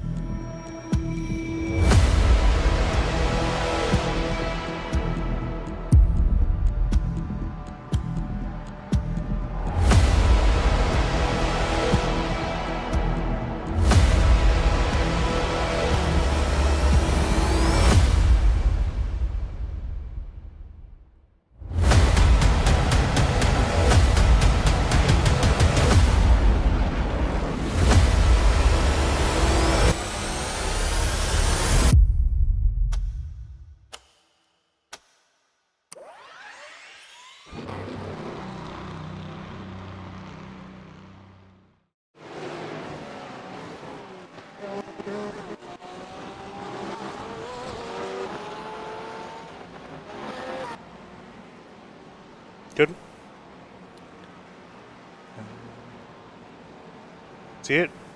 Hang tight. Yeah. Go ahead. And just count me back in, and I'll start announcing. Just give me your feed.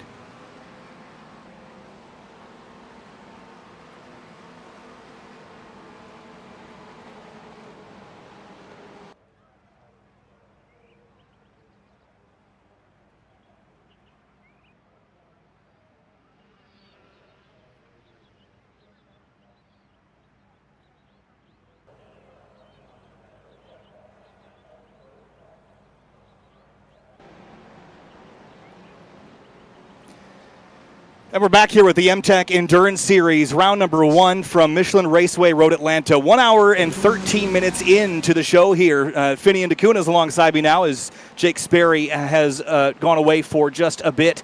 As we make our way through this first stint of the day, though, it has been a pretty exciting battle in GTP, midfield, and in GT3 up towards the front, Finian. Some good fights, but now we're going to jump back into it immediately with this fight here between a couple of the Cadillacs. Mac Miller chasing down Nate Stewart, I believe, in that orange Cadillac just over the road. Yeah, chasing down the Penguin RC Simulations, number 03, riding in 10th place in class. Mac Miller, this car, the 111, doing a solid job starting dead last in class up to 11th place, so they're still trying to keep that climb forward going. Looking to the left-hand side here as they got some traffic just up ahead, as well as the number 24 GT Motorsports machine, Casey Shue, just up the road, as they're trying to still come back from an off-road excursion earlier in the race. Yeah, look at this. This is going to get dicey here on the front straightaway. 4 hours 46 to go, and side by side, 3 wide on the front straightaway into the first corner. And it looks like the Penguin RC car is just going to cling to it for the time being. But a really good, interesting day so far, with not a lot of battling up at the front of GTP in particular, but the midfield battles have been pretty fierce. Some teams have elected to change their drivers out.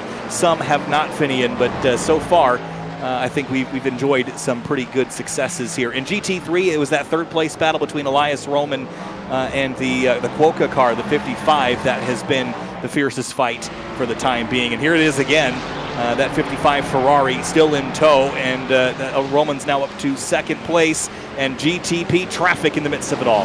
Yeah, that's the big thing, right, is having a battle not only amongst the cars in your own class, but the cars that are the prototype cars in their own separate race and significantly faster. So you have to let them on through at some point without hindering your own race. And here comes the 78. They're under attack. Youngwall in the 55 Ferrari also trying to make a move in behind. Yeah, we've been following Youngwall here and his charge forward in that number 55 machine. It's been a pretty interesting fight here in GT3 as well. Only 3 different makes represented, as I pointed out with Jake earlier. So as far as the diversity of GT3 racing goes, we're not experiencing the fullest of it here, but it's going to get interesting now, side by side up the back straightaway here and into braking zone for turn 10A. Probably your best passing opportunity on the track. And you just got the pass done right before GTP traffic's coming on through. Oh, and you see them breaking up the battle. That's the BRT Odin car, Kurt Crum, that just got his way on by. And then there's the Thomas Fain in 5th place in class in the 05. That broke that battle up just for a little bit, and he should just be able to get by the BMW, and he will get on through, so their battle will continue on. Yeah, Tom Fain had been chasing Kurt Crum for a while, and he'd gotten within a couple of tenths of a second, but you see that slight bobble at the top of the hill. All the while, just behind them, it's the Acura 777 that's just in the rear view. So we'll have to keep our eyes on them as well, because I think it's going to get closer before it gets further away between those 3. It's amazing how close these GTP cars are to each other, not only just after a round of pit stops, but already an hour and 15 minutes in this race, and they're already 1, 2, 3. Of course, they're not 1, 2, 3 on the track, but all nose to tail. And they're not too far off from the leaders, only 22 seconds in behind. And Kyle, you and me both know from endurance racing, that's really nothing. That can absolutely change, especially with the threat of full course yellows looming on in the distance. It's still early on in this event. Yeah, that's the other challenge, is the full course yellows. The strategy so far has been pretty straightforward. I think, as we all expected, you come in when you're out of fuel, you send the car back out. As soon as you get yellow flags, that's going to change the math to get you to the end of this race. So I don't know how much it's going to throw a wrench into things. We might get none. We might get up to 4 yellows in this race. Certainly, a yellow an hour for the rest of the race would drastically change the outcome of everything. So it's something we'll have to keep our eyes on. And again, we don't really know when it's going to happen. We just know that it can. Taking a look at Mac Miller and Jeff Evans continuing. Sorry, this is Nate Stewart and Mac Miller continuing their battle in 10th close together, as well as this battle still looming in GTP. Looking up further, looks like Elias Roman potentially going to be under attack. Looks like Christian Youngwald, we're just talking about him. He's starting to make more inroads. Actually, a pretty quick lap, 6/10 up on the BMW last lap through.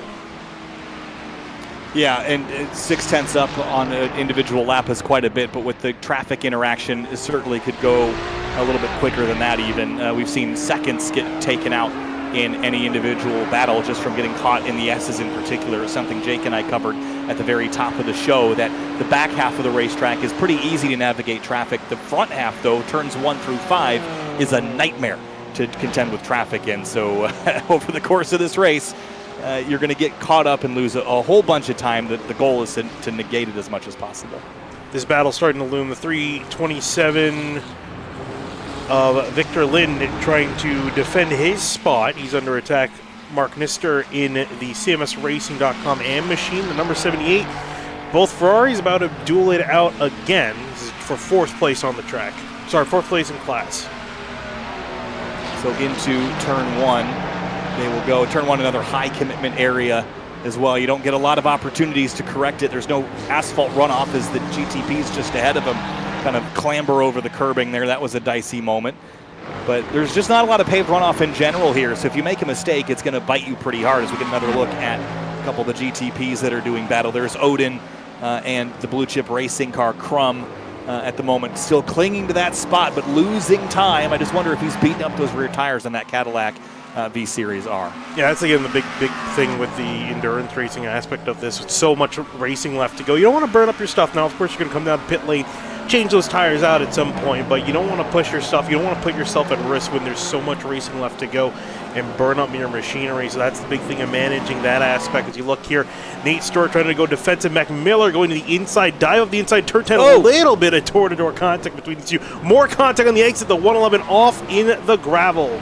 Yeah, they've had a couple comings together here in this race, but that time it really came to blows. And you're creating enemies here pretty early on in the show here, Finian, if you're making contact here side by side. But this is just where you're going to see it all day. Turn 10A, 10B, brake rotors glowing.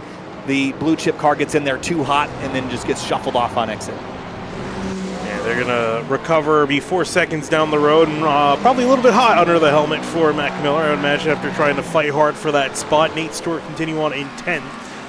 As you look at, continue looking back at the battle, the number 88 Cadillac defending from the number 07 Cadillac, Tom Fain, Kurt Crum continuing their duel for 4th place in class. One of the closer races on the track at the moment. And over the course of the next 4 hours and 40 minutes, someone's going to have to find an advantage here. They've been running nose to tail pretty much since they came out of the pits about almost 40 minutes ago. That was really tight into turn 3 there, Finning almost a touch front to tail. And of course, you've got the 777, the RSC Esports car, right in tow in the Acura ARX-06. Yeah, and I bet that was Tom Fain trying to make sure he got ahead of that GT car into turn 3 to make sure he didn't get attacked by the Acura immediately after. But this is the toughest place to be. You're in the middle of the battle. You're trying to get past a faster car. And then you got a potentially faster car in behind. Jaden Hopp looking pretty good in that 777 at the moment. Yeah, and Jaden Hopp started this race a bit further back and has made their way forward, similar to, fifth down to 6th. And they've gone the other way, rather. But I was thinking of the satellite racing car that's just behind them. They've come all the way from the tail of the GTP field from 14th now up to 7th. Ayrton Williams has been behind the wheel of that car since the drop of the green flag. And I just imagine when they switch their driver, you have to wonder, are you putting in as hot of a driver as Williams to continue this progress forward, or will it stall here just outside of the top 5? Well, I sure hope that for them, they're probably going to hope that it doesn't stall out, because they got 3 cars right ahead. That battle we've been watching, they're just up the road from the 64, and they're still going at it. There's still no victor in sight. And if you're Kurt Crum, what do? You got not only one car in behind, you got another quick car not too far in behind as well. You know, do you try to let them on by, maybe kind of follow in their coattails, or do you try to fend this off as much as possible? This is mentally taxing on you lap after lap. how much can you fight it without putting yourself in harm's way? That's the question I'd be asking right about now. Can I fight him without putting myself in the wall? Then I'm going to fight him. But if it's going to be a situation where I'm going to get damage to the car or put myself off strategy, I don't necessarily know if I want to fight that fight right now. Later in the race, absolutely. Maybe now's not the time. And as we look at them, I see another battle again brewing with Elias Roman and Youngwall.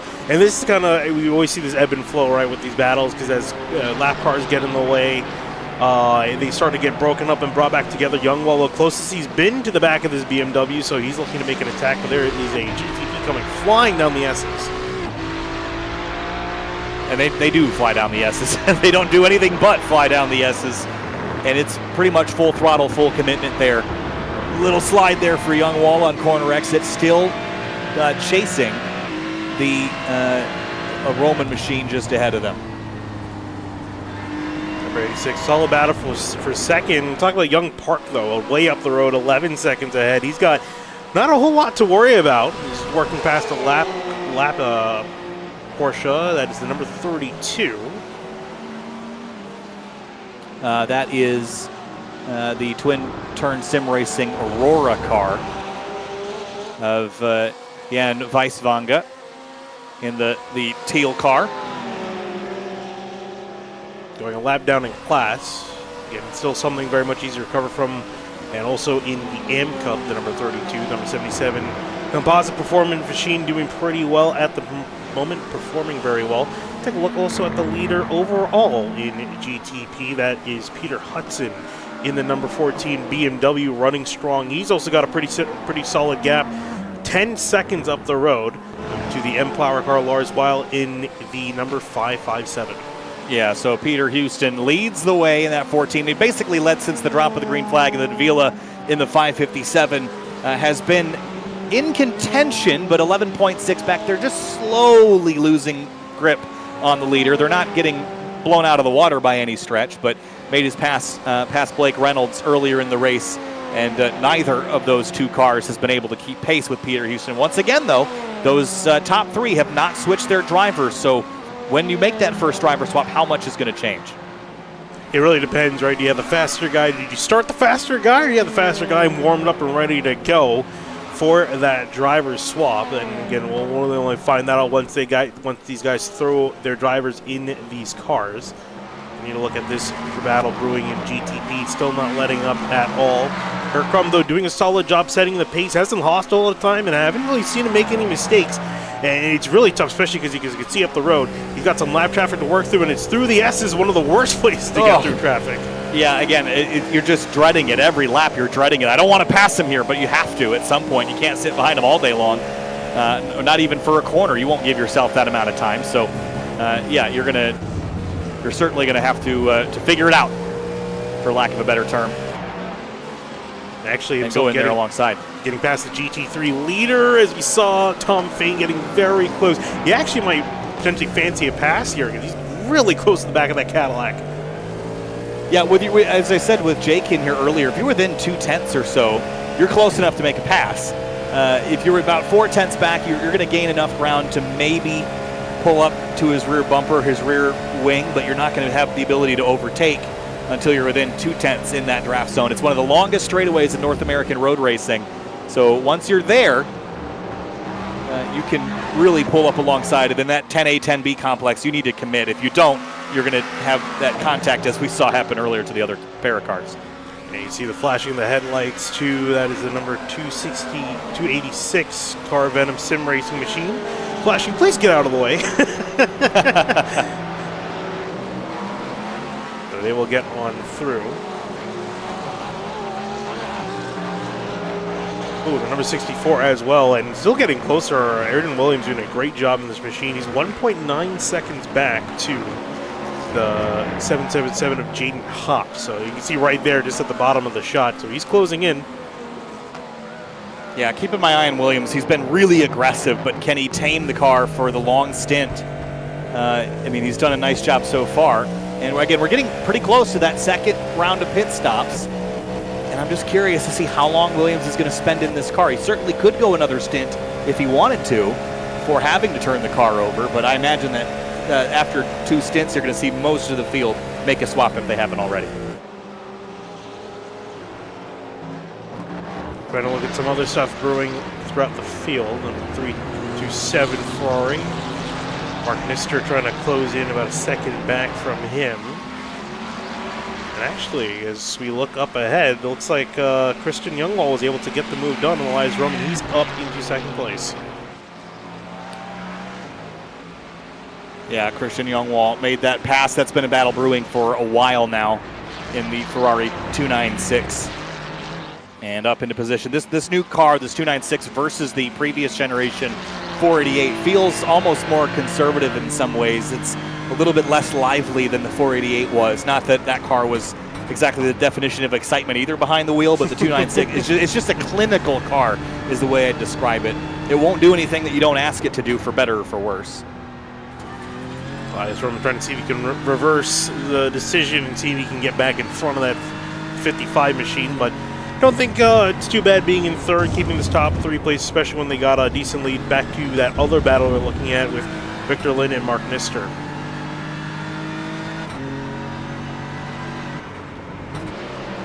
Down into turn 6 and 7. These corners, while they look very similar on a track map, you drive them almost completely differently.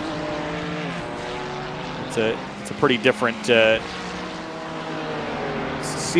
sequence of corners, because 6 you're coming into a lot faster than you are turn 7, of course, with the slow short shoot between the two. Looking at my other GTP cars, not a whole lot of other action going on the track. This is one of the closer battles in this class. Although, being said, Jaden Hopp, he was closing in on this battle, and now he's kind of fallen off, and I'm not sure if it's that lack of traffic that's kind of hindered his progress, but he's starting to fall into clutches. You see that Cadillac in behind getting ever so closer. I also have to wonder with the Acura, it struggles leaving corners in first gear, and turn 7 in particular here is a really slow getaway that you pretty much have to leave in first in a GTP car. I wonder if that's hurting his overall pace over the course of this race, just having to lean on a very turbo-laggy Acura. Once you're up to speed, that thing is a rocket ship, especially through the fast corners, but it is a bit of a challenge to get it to accelerate out of the slow stuff. See him working around the number 23 Porsche 992. Sorry, 911. And no Porsches in the GTP category, unfortunately, this week. Yeah, I know. I was really hoping to see the 963. Arguably, I would say one of my favorite out of the 4.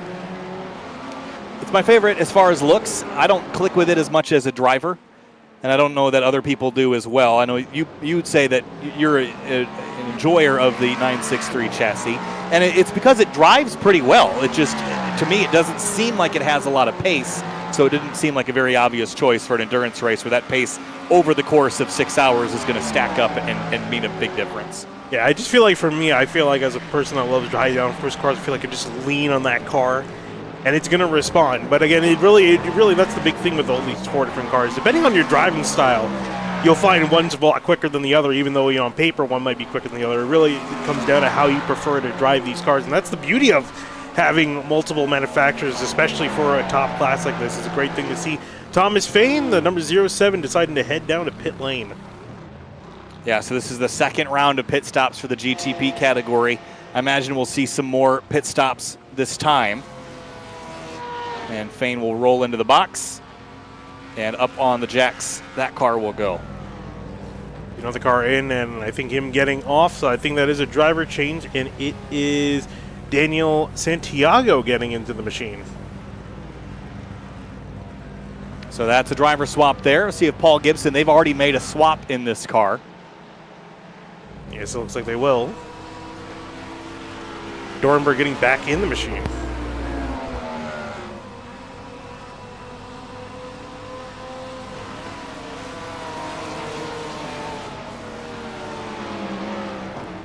So that's a bit of a surprise, I think.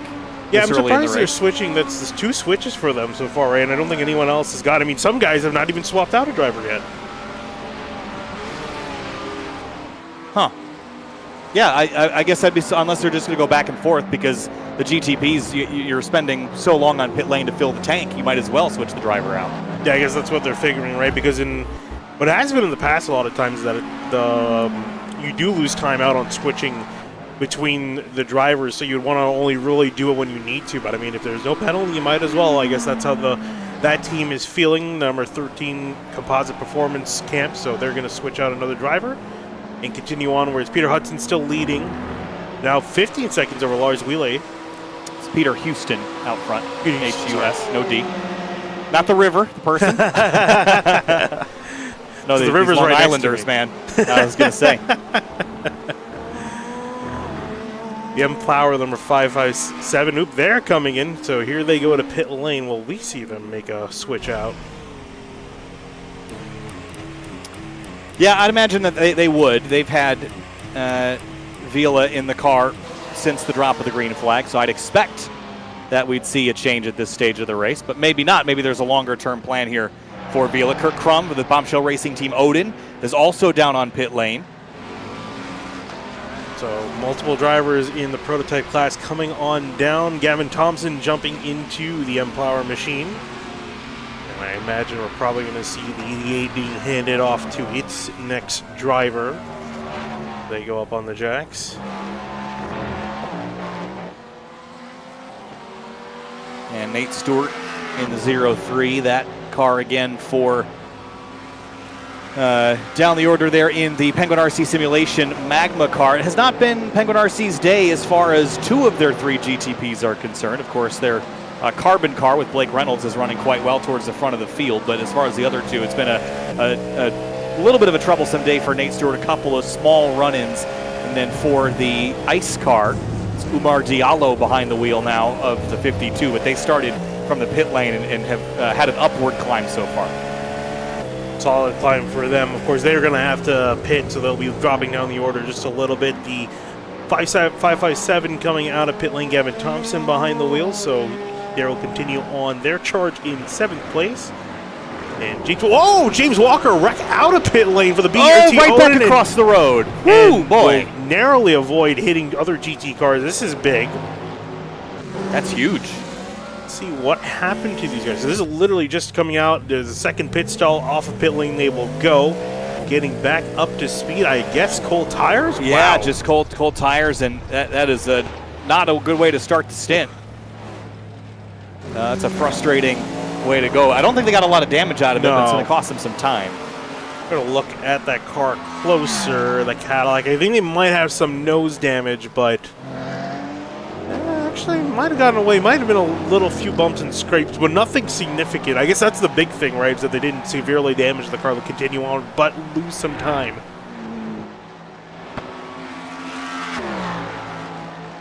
So out of the pits is the Bombshell Racing Team car. Aggressively, I'd say, with that rear wheel spin. And sorry, I was cutting back to the 14 Peter Hudson into pit lane. Dan Neese will be taking over that machine. So that's the first time we've seen a change for the race leader now. That geodesic car, they were out front by over 12 seconds. So pretty dominant start to the day for them. Still waiting on a couple of leaders to come on in the number 66 Penguin RC Simulations Carbon machine. Blake Reynolds waiting for him to come on down. Jaden Hopp, who we're just looking at in the 777 in 2nd place. And Nate Stewart in the 03 Penguin RC Simulations machine, as well as the 171 Precision Racing Esports. Jeff Evans in the wheel. So these 4 cars, last 4 prototypes to come down to the leaders. Everyone else has made a pit stop. See how the order gets shaken up from there. Yeah, I imagine that the geodesic car is still going to cycle to be the leader. The question now becomes on the GT3 side when we'll see those guys hit pit lane. They came in about 5 minutes sooner than I think we had expected early on. So I'd expect them in about 15 minutes time if they were to repeat that process again. I'm sorry, just looking at one of the cars down on pit lane. Daniel Santiago making some moves. He will gain a few spots up to 6. And these drivers actually getting separated out. Look and see where everyone's kind of coming out of the lane. But as you look, let's take a look back. I haven't checked in on the GT3 class. Christian Youngwall actually making some inroads. That gap was looking around 12, 13 seconds between 55 and 77, and that gap's starting to come on down. And Elias Roman still kind of following in suit as he's getting passed by a GTD. Yeah, I think this battle might reignite once they switch out drivers between Youngwall and Roman. They're so close that the slightest variation in pace between the drivers will start this back up the again. Number 13 composite performance machine is in the pits, and I'm wondering if something has happened on the racetrack. Well, the 13 is the prototype, right? So they're because they had already come in. You're saying? Yeah. So I'm not sure if something I think happened, and they're off the listed off the track. This is a replay. I think I might have gone a little bit too far here, but better safe than sorry. Let's see what happens on the way down. Oh, it could be a connectivity problem. I think so. That's the last thing you need. So hopefully there's a reserve driver ready to jump in when the car gets towed back to pit lane, but that's really unfortunate. Yeah, not the way that they wanted their day to go.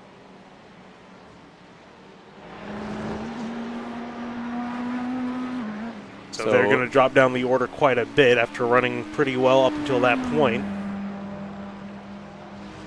Yeah, that's frustrating because, obviously you don't have parts failures or suspension damage caused by curbing or anything like that, but you do have a little bit of the chaos that's created by hardware problems or networking problems or something of the sort in an endurance race. So you don't need the variability of those real-world problems. I think we up there might okay. Whoa! The number 14 off in turn 5 as we're just watching him. A great save, I'll say, because that's a very fast place to go off the racetrack. Here's a look at it. Just a big lateral four-wheel drift, and the gravel thankfully caught him. That wouldn't have happened maybe 3 months ago. Yeah, I was going to say, you got to thank the new build for that, because he would have gone skating into the wall. So, solid, and just a solid job driving, because that, as a driver, that is always terrifying to get the back end looping around. You lose that grip, and the car starts to skate. So, great recovery for them. They'll continue onwards. Probably a little bit of a Code Brown moment, I would imagine, for Danny's.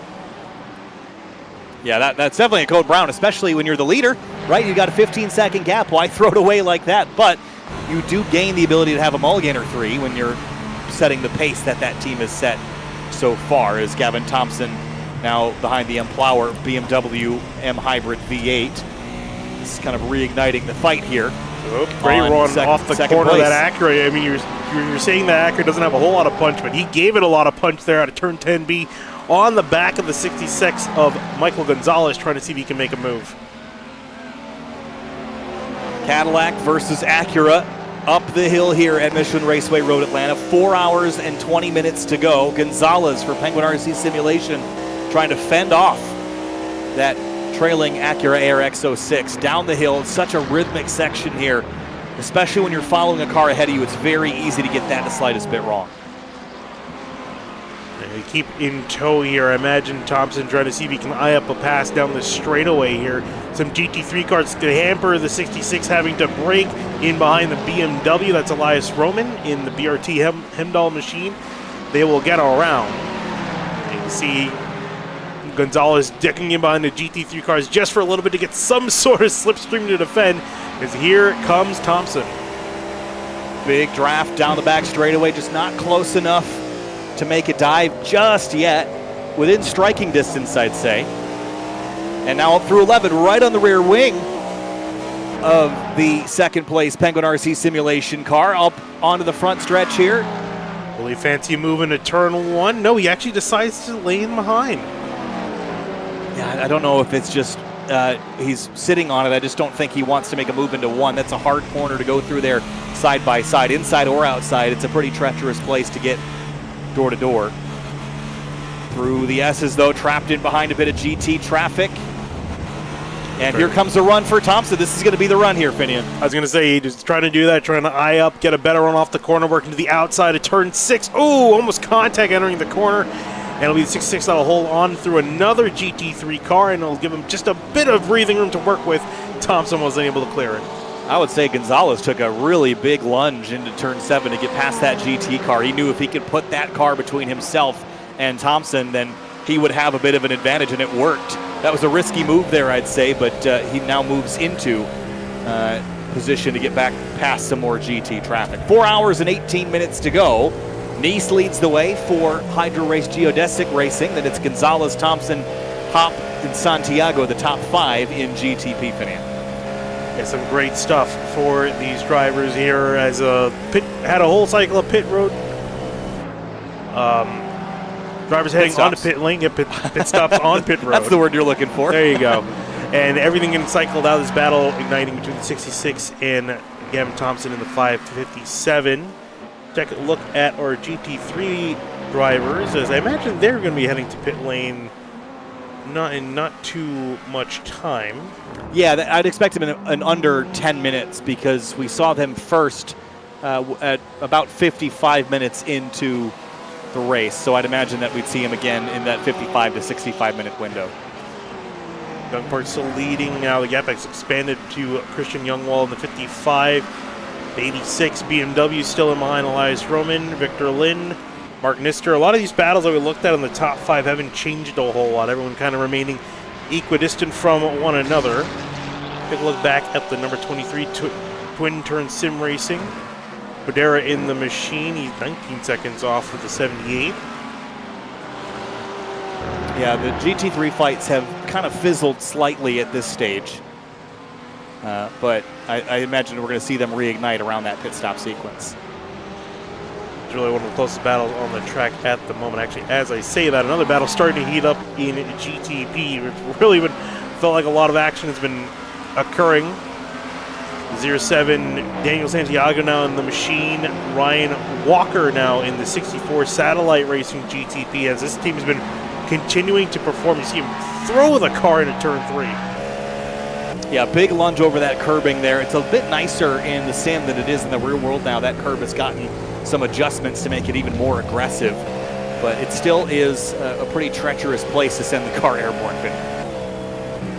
You see up ahead, the 07 caught him behind a Porsche GT3, and he will make it on by. Here he comes now, Ryan Walker, now closer, under a second to 5th place. Down the back straightaway towards turn 10. Right on board that number 64, the Satellite Racing car. And in the 03, we should also mention Flynn Lazier has jumped in that car. Now, I saw Flynn last night in an IMSA iRacing race, just practicing in this Cadillac. We know Flynn from, of course, the Indy Elite Series redacted car championship, and he's run in this championship as well in the past in LMP2. So making the switch into GTP machinery, but still high downforce cars, where Lazier really excels, and I'd expect this to propel this Penguin RC simulation car forward after kind of a shaky start in the first hour and 45 minutes or so. Yeah, a shaky start, but still much time left on the clock. Over 4 hours remaining, 4 hours and 50 minutes to be exact, as he's snaking his way through the GT battle for 2nd place. Oh. Through the S is a hard place to make a move. He will make it work. Yeah, the commitment that you need to go through there side by side with any sort of traffic is pretty high, but Lazier is on a mission right now, 57 seconds behind the 14, who put some more distance on the 2nd place cars in class in GTP. It's now 21 seconds between Nice and Gonzalez. And that was about 8 seconds prior to the first pit stop. It then grew to 11 or 12 by the 2nd. And since then, even with the off that the 14 had, they have continued to extend that lead. And that plays nicely and plays well to their opportunities later in this race to win this event, because if you put now 2 drivers in that have pace over your competitors, even if you have a 3rd driver, it'd be pretty tricky for them to undo all that advantage. And might potentially see a change in position here. Michael Gonzalez not being able to scamper away from the 557 Gavin Thompson in this machine. So that Acura chasing down the Cadillac. Been making some decent inroads last lap through. Was actually a little bit slower last lap through, but he's been gaining a lot more on this lap. But the GT traffic separating that yet again. Gavin Thompson for M Plower, the BMW M Hybrid V8, trying to make inroads there. Just 2 seconds between 2nd and 3rd in the GTP category. And we're seeing that rubbered in line continue to formulate throughout this race. In particular, 6 and 7 I've seen a lot of marbles in that particular corner, and getting yourself offline there is a pretty big deal now, I think, as we take a look at Thomas O'Leary in the number 59, and then James Walker in that 88. And that little spin they had leaving pit lane dropped them 3 positions in the running order. Yeah, making them almost potentially 4 now as Thomas O'Leary trying to catch up in the Bin Boys number 59 machine. One Cadillac chasing the other, and again, this is not at all what BRT Odin wanted. They wanted to kind of continue where they are, but now they're just playing damage control. Really, not really with the car itself, but losing a lot of time, and now potentially might lose another. Look at that Cadillac 59 surfing through the S's, trying to get a run out of turn 5 here. Yeah, and earlier we saw some passes with some drivers that had been in the car for the first stint, make passes on those that had just jumped in for the second, but both of these drivers are fresh in these Cadillac GTP V Series Rs, so no advantage there from already having done a bunch of laps here. But O'Leary sizing up Walker now well within the slipstream distance for the Bin Boys car. He should have a lunge down here into turn 10. I'll tell you that 88 not too shabby on the straightaways with the setup they've got. O'Leary pulls out. Might have been too early, though, to get fully alongside unless he sends it in the brakes, and he will. Deep on the brakes. Little luck up there. Huge commitment, but he's got the spot. Move O'Leary up to 7. And I see him counter-steering, trying to get that thing back on the power, which is slamming on the gas to try to break away from the 88, and he will do that. So up to 7, and not too far up the road is the number 64 of Walker, who he's still trying to continue his charge on forward. So that car might be going places. Number 59, they might be starting to be moving up the pack. Yeah, and again, I just think that at this stage, if you haven't put your fastest driver in yet, this is a good time to do it because everyone's spread out. You can run fairly clean laps, obviously traffic aside as far as GT3s go, but you're not going to be packed up or slowed down by any battles you've got going on. Unless you're making your way through lap traffic, there's the 24 at Casey Shu, who jumped in at the second stint and has been in since for the number 24 JT Racing team. Yeah, so essentially almost 4-car train here battling for 5th place. Ahead is the 07 Blue Chip Racing LMDH Daniel Santiago we mentioned before. He's got Walker, O'Leary, and Walker, another James Walker in tow. Up the hill over 11. We close in on the 4 hours to go mark in 11 minutes. That means we're 1/3 of the way through this race in the early parts of it still. About an hour and 11 from the halfway point. And it's actually gone by pretty quickly so far, Finian. I have to say that we've had some pretty entertaining racing. One thing we have not yet seen, though, is a full course yellow. So it's a random number. I'm not a betting man. But if I had to bet, I'd expect that we would get one of those pretty soon if we were going to have one at all. Because, again, random number generates how many we can have. Another random number generates the frequency of those yellows. And of course, that will not be consistent. It'll basically randomly roll after each full course yellow, so it won't be perfectly spaced throughout the race if we were to get 2 or 3. And we're well past that half-hour beginning kind of blackout area where we can't have a full course yellow, and that would drastically change the strategy at this stage in the race, especially for those GT3s that have yet to make their second stop. Yeah, and that's really the thing, right? It's like you have to be keeping that in the back of your mind, and that's what I love with it's such a unique thing. You haven't seen, I don't really think I haven't seen any other series do this sort of thing. And it sounds kind of silly in concept, but it works really well because it just breaks up the monotony of just basically having a 6-hour sprint races, which is how it mostly plays out in iRacing at the moment. So these drivers have to keep in mind there's a chance of a caution. There may never be a caution, but there's still that chance lingering in the back of your head. So you have to want to keep your strategies open in case it does come out, because you could benefit a lot by keeping that door open. And Michael Gonzalez trying to see if he can close the door as Kevin Thompson is trying to walk on through him for second place in class. It's the threat of the yellow that creates the dynamicism that I think we're all looking for, right? Because, if you know that you're going to get 6 hours from flag to flag, you're going to find out how long can I go on fuel, how can I reduce the number of pit stops over everyone else. So I'm going to drive clutching in, I'm going to drive saving fuel, I'm going to turn the maps down, and I'm just going to cruise, right? This creates the attack mode where you have to push because you know that you might get a yellow flag, so there's no point in wasting time sitting around. Ooh. You got to go just like this as O'Leary goes down the inside of the 64 past Walker and move that 59, the Bin team up to 6th place. That car is moving. Yeah, I was going to say, almost saw, I think, the 64 go off the track for just a second. I think wasn't expecting the dive from O'Leary, so that caught him off guard, and O'Leary now in that 59 car moving up the order. So here we go. Oh, down. and big traffic as well. Yeah, this is going to get really interesting here, especially on the heels of that battle that we just saw. We got Connor Horn joining us now with a brand new headset, by the way. Let's see if it's all working good. Connor, how are you? I'm good. I'm trying to make sure it works Oh, out. it's crispy. It sounds great. Oh, that's perfect. That's exactly what we want to hear. All right, well, I'm going to step away for a little bit, give my system a restart so I can relieve Finian for the last about 3 hours of this broadcast. So, Finian, I'll have you on until about 3 hours to go, but Connor Horn, Finian Dacuna, take it away. I'm going to take a break. I'll be back in a bit. All right, well, Connor, glad to have you in the booth with me. Some great stuff going on track, particularly in the GTP class, watching these drivers work their way through some traffic. We had the GTP's pit about 15 minutes ago, and waiting on GT3s to start making their way down to pit lane.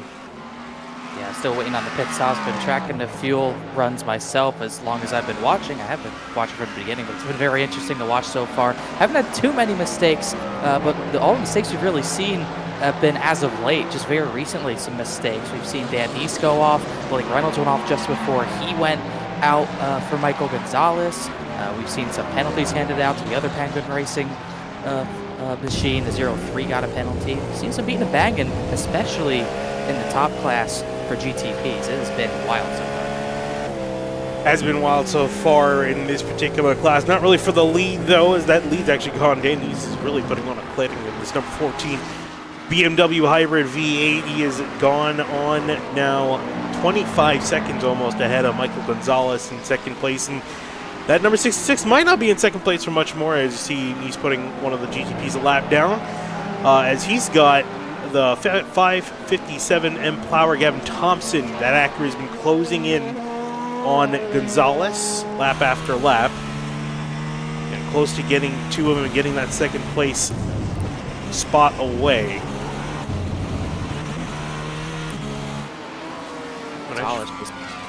Sorry, further back, I was just looking, actually, James Walker, BRT, Odin almost made a pass on the 64. I'm actually surprised, this 64 has really had such a strong charge with Ayrton Williams in the car. With Walker getting in, not sure if it's everyone putting a faster driver in or Walker just not being able to keep up, but he's under attack for 8th place now. But we kind of fear that this might be an issue with Ayrton Williams just putting such a scorching pace down through the field. We wondered if that would carry over or not. It doesn't look to be. Here comes Walker to the inside. A pretty bold move. Completely dives in there. And it ends up not really being much of a challenge as Walker just gives way.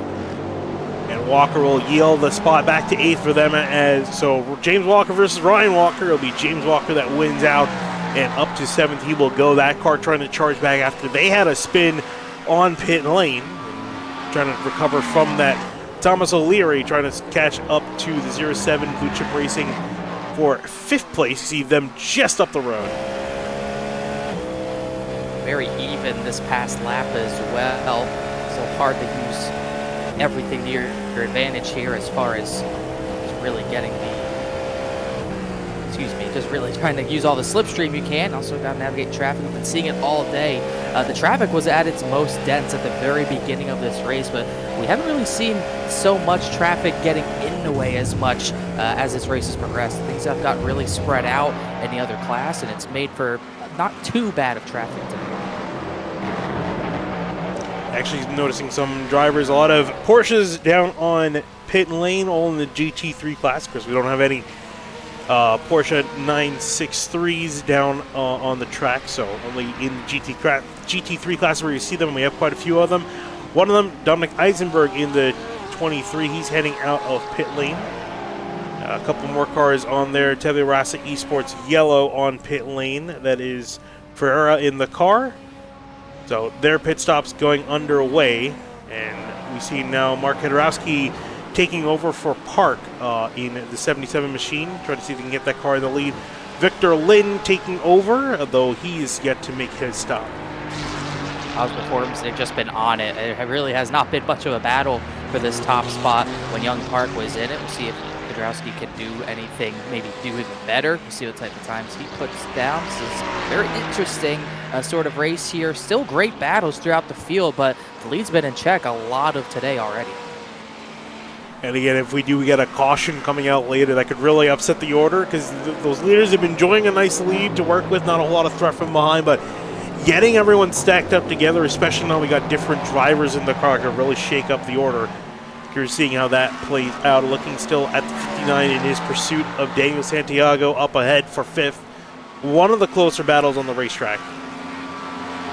Leary lost some time last time by, but using that slipstream to their advantage. Just not quite able to get close enough to make any sort of dive quite yet. Santiago's done a good job keeping his line tidy. Might not be as fast right now, but keeping that line tidy is almost all you need to do to defend for a majority of this racetrack. There's not much you can do about that long back straightaway, though.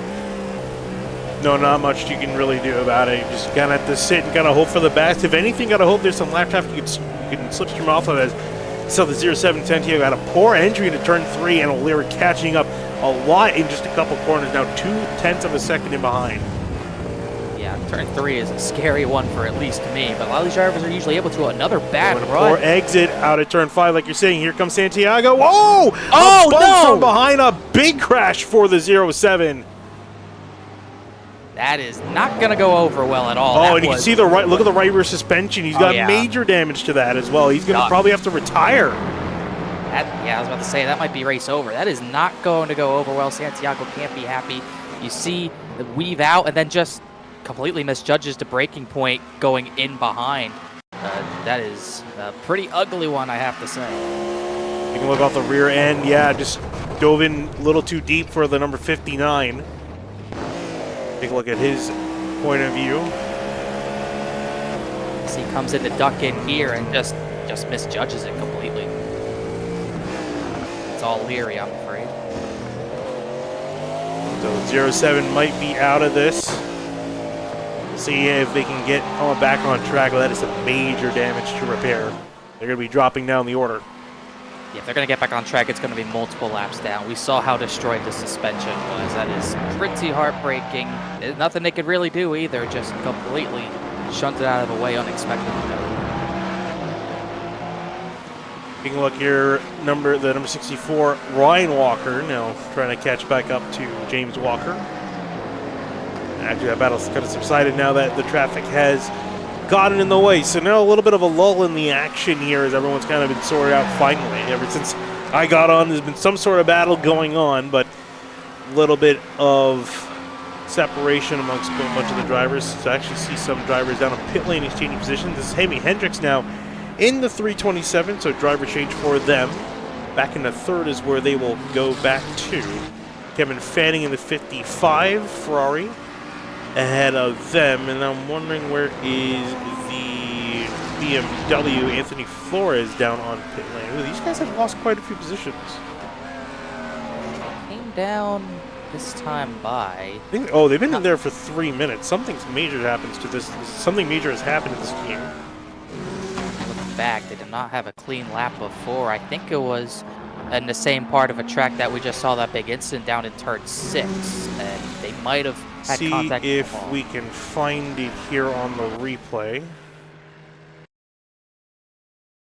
Let's see what happened. This is it's really unfortunate to see a lot of seeing that car competing up in the top 3 in class. Try to take a look. You said you saw in turn 6. You might have seen it off. Oh yeah, I found it. Oh yeah, definitely looks like another incident. Turn 6, not usually a trouble spot, but that's 2 incidents within the same minute. Yeah, I was going to say, we've seen quite a few things happen there. Ooh, sorry, I'm going to go a little bit further back. I think we might have had some help here. Brandon Hageman was the one in the car when this happened. Ooh, a tap from behind from the Cadillac, so that's why he went off in turn 7. Yeah, and that was a big hit. Just had to limp it around at that point, and they had just come out of the pits. They had just come out of the pits with Anthony Flores driving literally that same lap and gets shunted immediately off track by Steve Baker. Just misjudged it. So another big off in the same part of the track, so that's going to take out another one of the leaders. 03, Flynn Lazier for the Penguin RC Magma team. They're just serving, I believe, their drive-through for contact with that 111. It all comes full circle. I think that 111 might get a penalty at some point after that contact that we just saw in turn 6.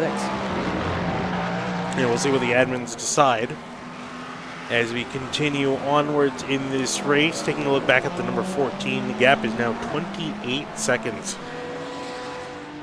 And it was a little rocky start for when Dan Neese got in. He had the big lead, and we saw the big off in turn 5 at the exit of the S's. But like you, I think, alluded to, when that happened, thank goodness for the gravel update, just stopped him in his tracks, kept him from hitting that wall, and he has built this lead. He's actually doubled it, I believe. It's up to 29 seconds just about over Michael Gonzalez. This is pretty impressive. And I can bet you that Danny's just sitting in this car hoping that no caution comes out, nothing hinders their progress. They're just hoping for a clean green race to the end.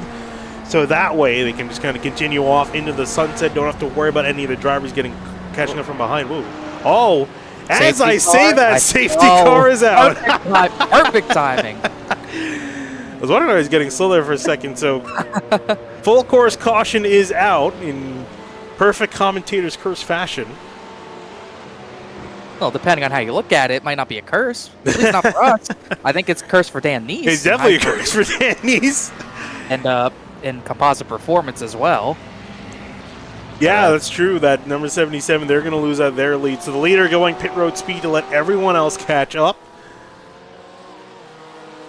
So Mark Kadowski now going to lose out on his solid, I think, 13-second lead to the number 55 Ferrari of Kevin Fanning. Yeah, it was a big lead, and he just got in the car about 5 laps ago. So this is going to be a little bit of a big check for him to be able to fend off on this restart here. So first caution of the race, just over the 4-hour mark. We'll slow the pace on down. We'll see pit lane's going to open up. I'm curious to see if we'll see any takers. These guys have gone about 20-something laps, the GTP drivers. So I imagine we're going to see most of them in. Yeah, this is about halfway through their fuel run at this point. So yeah, I think I'd agree. I think, yeah. Or maybe not. Maybe not, depending on how they calculate it out. I would think you will want to come in, especially with everyone bunched up like this. Coming to a restart, everyone's going to be on fresher tires. It's going to be something to consider. But this is the fun part. This is a bit of an unknown, right? Because you don't really see cautions in endurance races in iRacing. No, you really don't. So this is really going to be pretty fun. As we should see, I think, majority come in, as we're going to get some wave arounds here. There goes the 78. Kevin Ayers, CMS Racing, gets the wave around, as I'm sure Twin Turn Sim Racing Aurora will as well, as we'll go through this process, I believe, before pit road opens. I don't believe he was supposed to overtake. Now he'll go. There we go. So all the lap cars getting a single lap back as they'll reorganize the classes. We get this restart here. And there as they come through the pit lane. Who are we going to see come on down? I am going to imagine the GTPs are going to be allowed to pit first. Unless they're going to be doing the wave rounds first. Sort that out. I think we're going to wait on wave rounds first. That's what it definitely looks like, as got a while to go before it gets to second Michael Gonzalez. About 4 other cars to take the wave at this point. Actually, no, there's more than that, because the other class, excuse me. So GT3 is getting some waves right here. All right, so I think with this waiver, with the wave runs being sorted out through, we'll take a chance to go to a little bit of a break here, and we'll come back to you just before pit stops occur here for the MTEC race, round number 1 here, 6 hours of Road Atlanta.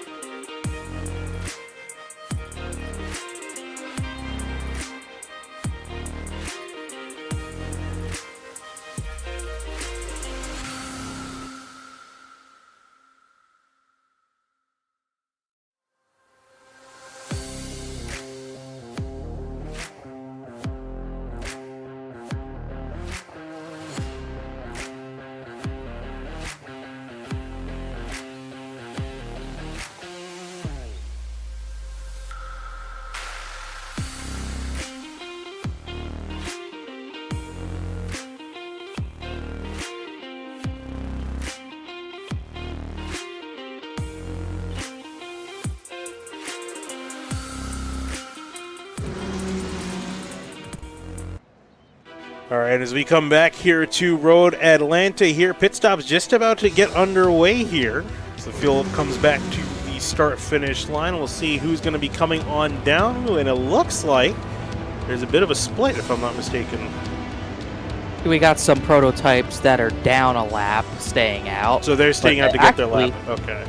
Yes, M. Plower, Gavin Thompson, they will stay out, so that would be for the overall lead as they'll stay out, but Gonzalez is in, Dan Neese is in, and it looks like almost everyone else has come in. Brian G. Walker, Satellite Racing, they stay out as well, so 2 of our drivers in GTP stay out. Everyone else on the lead lap hits. Interesting. This is what you really want to start seeing, is where it gets interesting, is this split in strategy.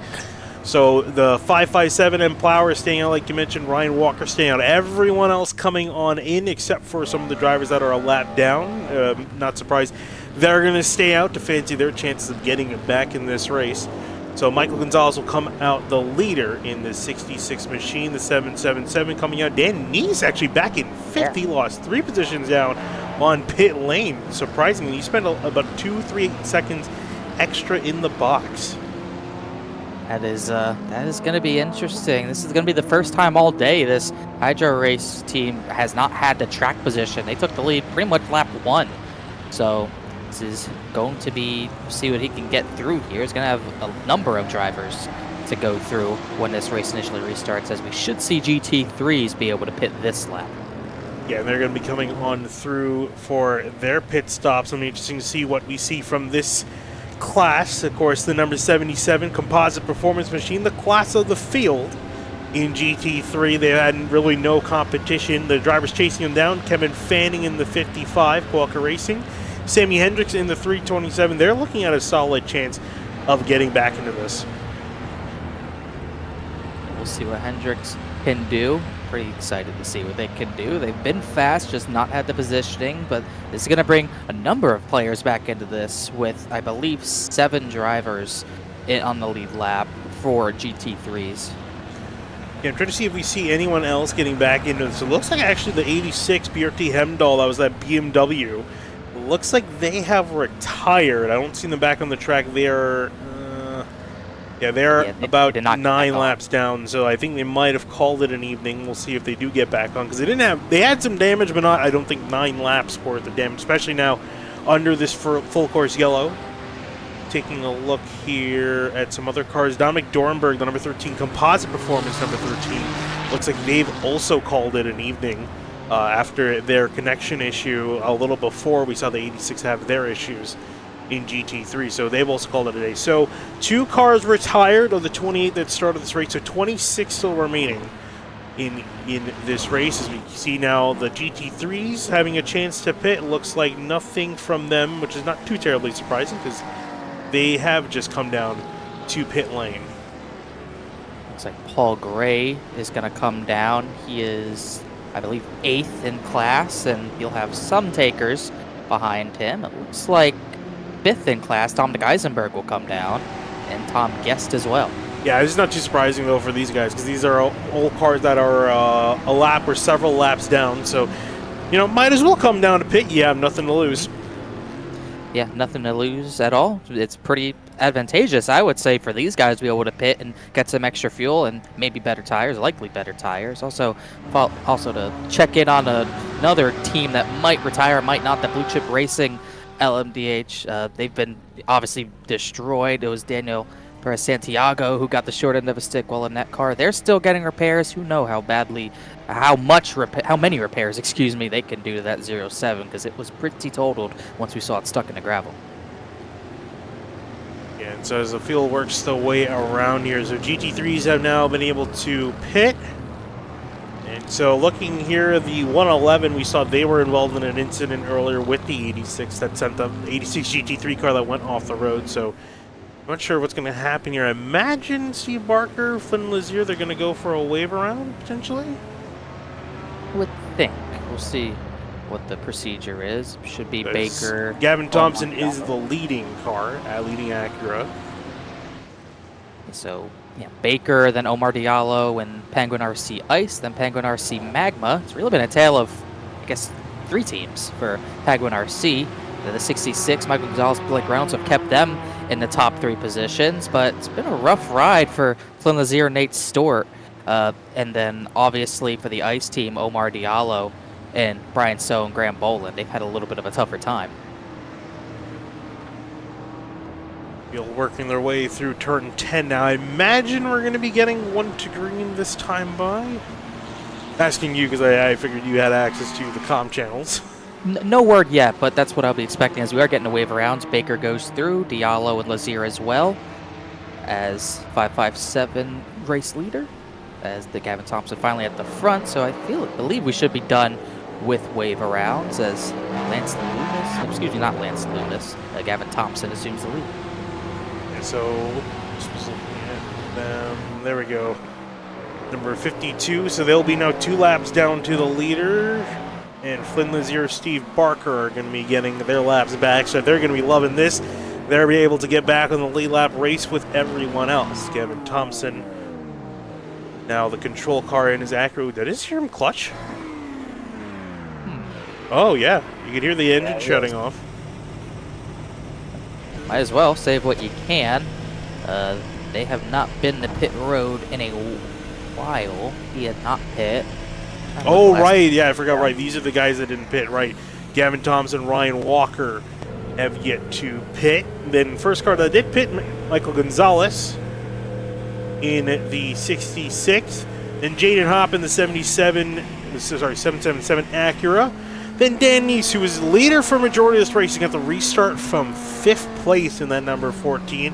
First time this BMW has been in traffic for the, really, at all this race. They've been in the lead for a majority of it. How many laps? 95 laps. Yeah, almost all of them, I would say.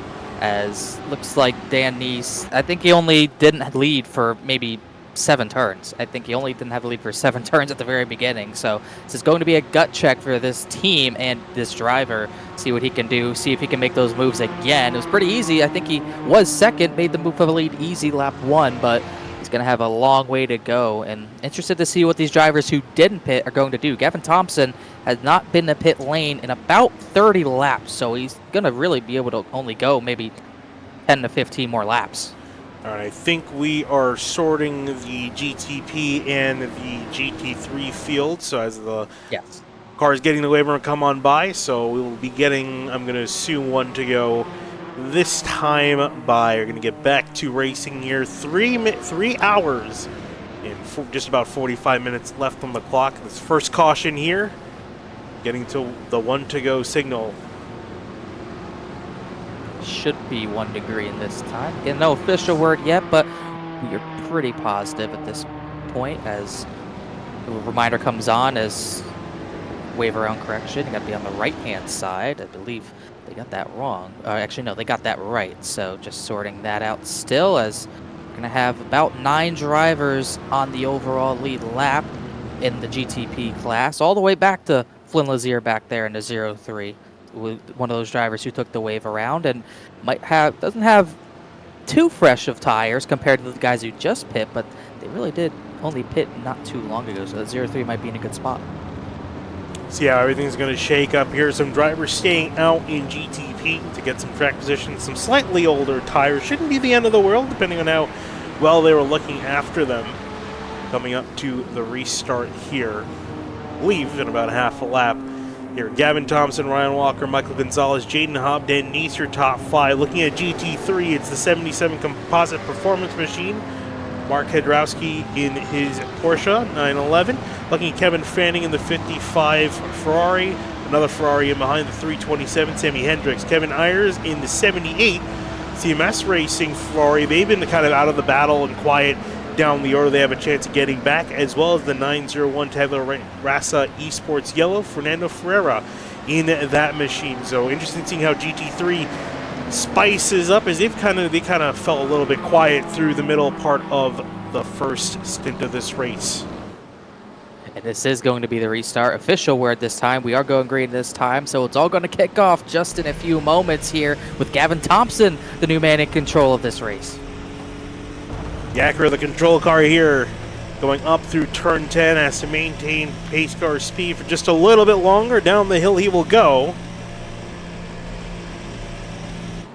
As the field works their way on by. And green flag back in the air here at Road Atlanta. You have to accelerate before the start-finish line, and Thompson waited until the very last second to do that. So we're already side by side. Nice and Jaden Hopp switching spots here. Nice already up one. Already moving up the order, wasting no time trying to use that fresh rubber to his advantage, and that's BMW trying to work his way up through the field through turn 5 for the first time since the restart. The GTP's making their gap to the GT3 field.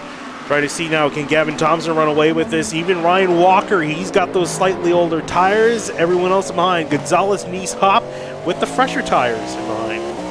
Gonzalez has the advantage. I think an issue for the 77. Mark Kozrowski, the Porsche leader for majority of this race. He's around out of turn 5. Oh my goodness. That was out of nowhere too. He was clear with the lead. Oh, by himself off the track, and around he went.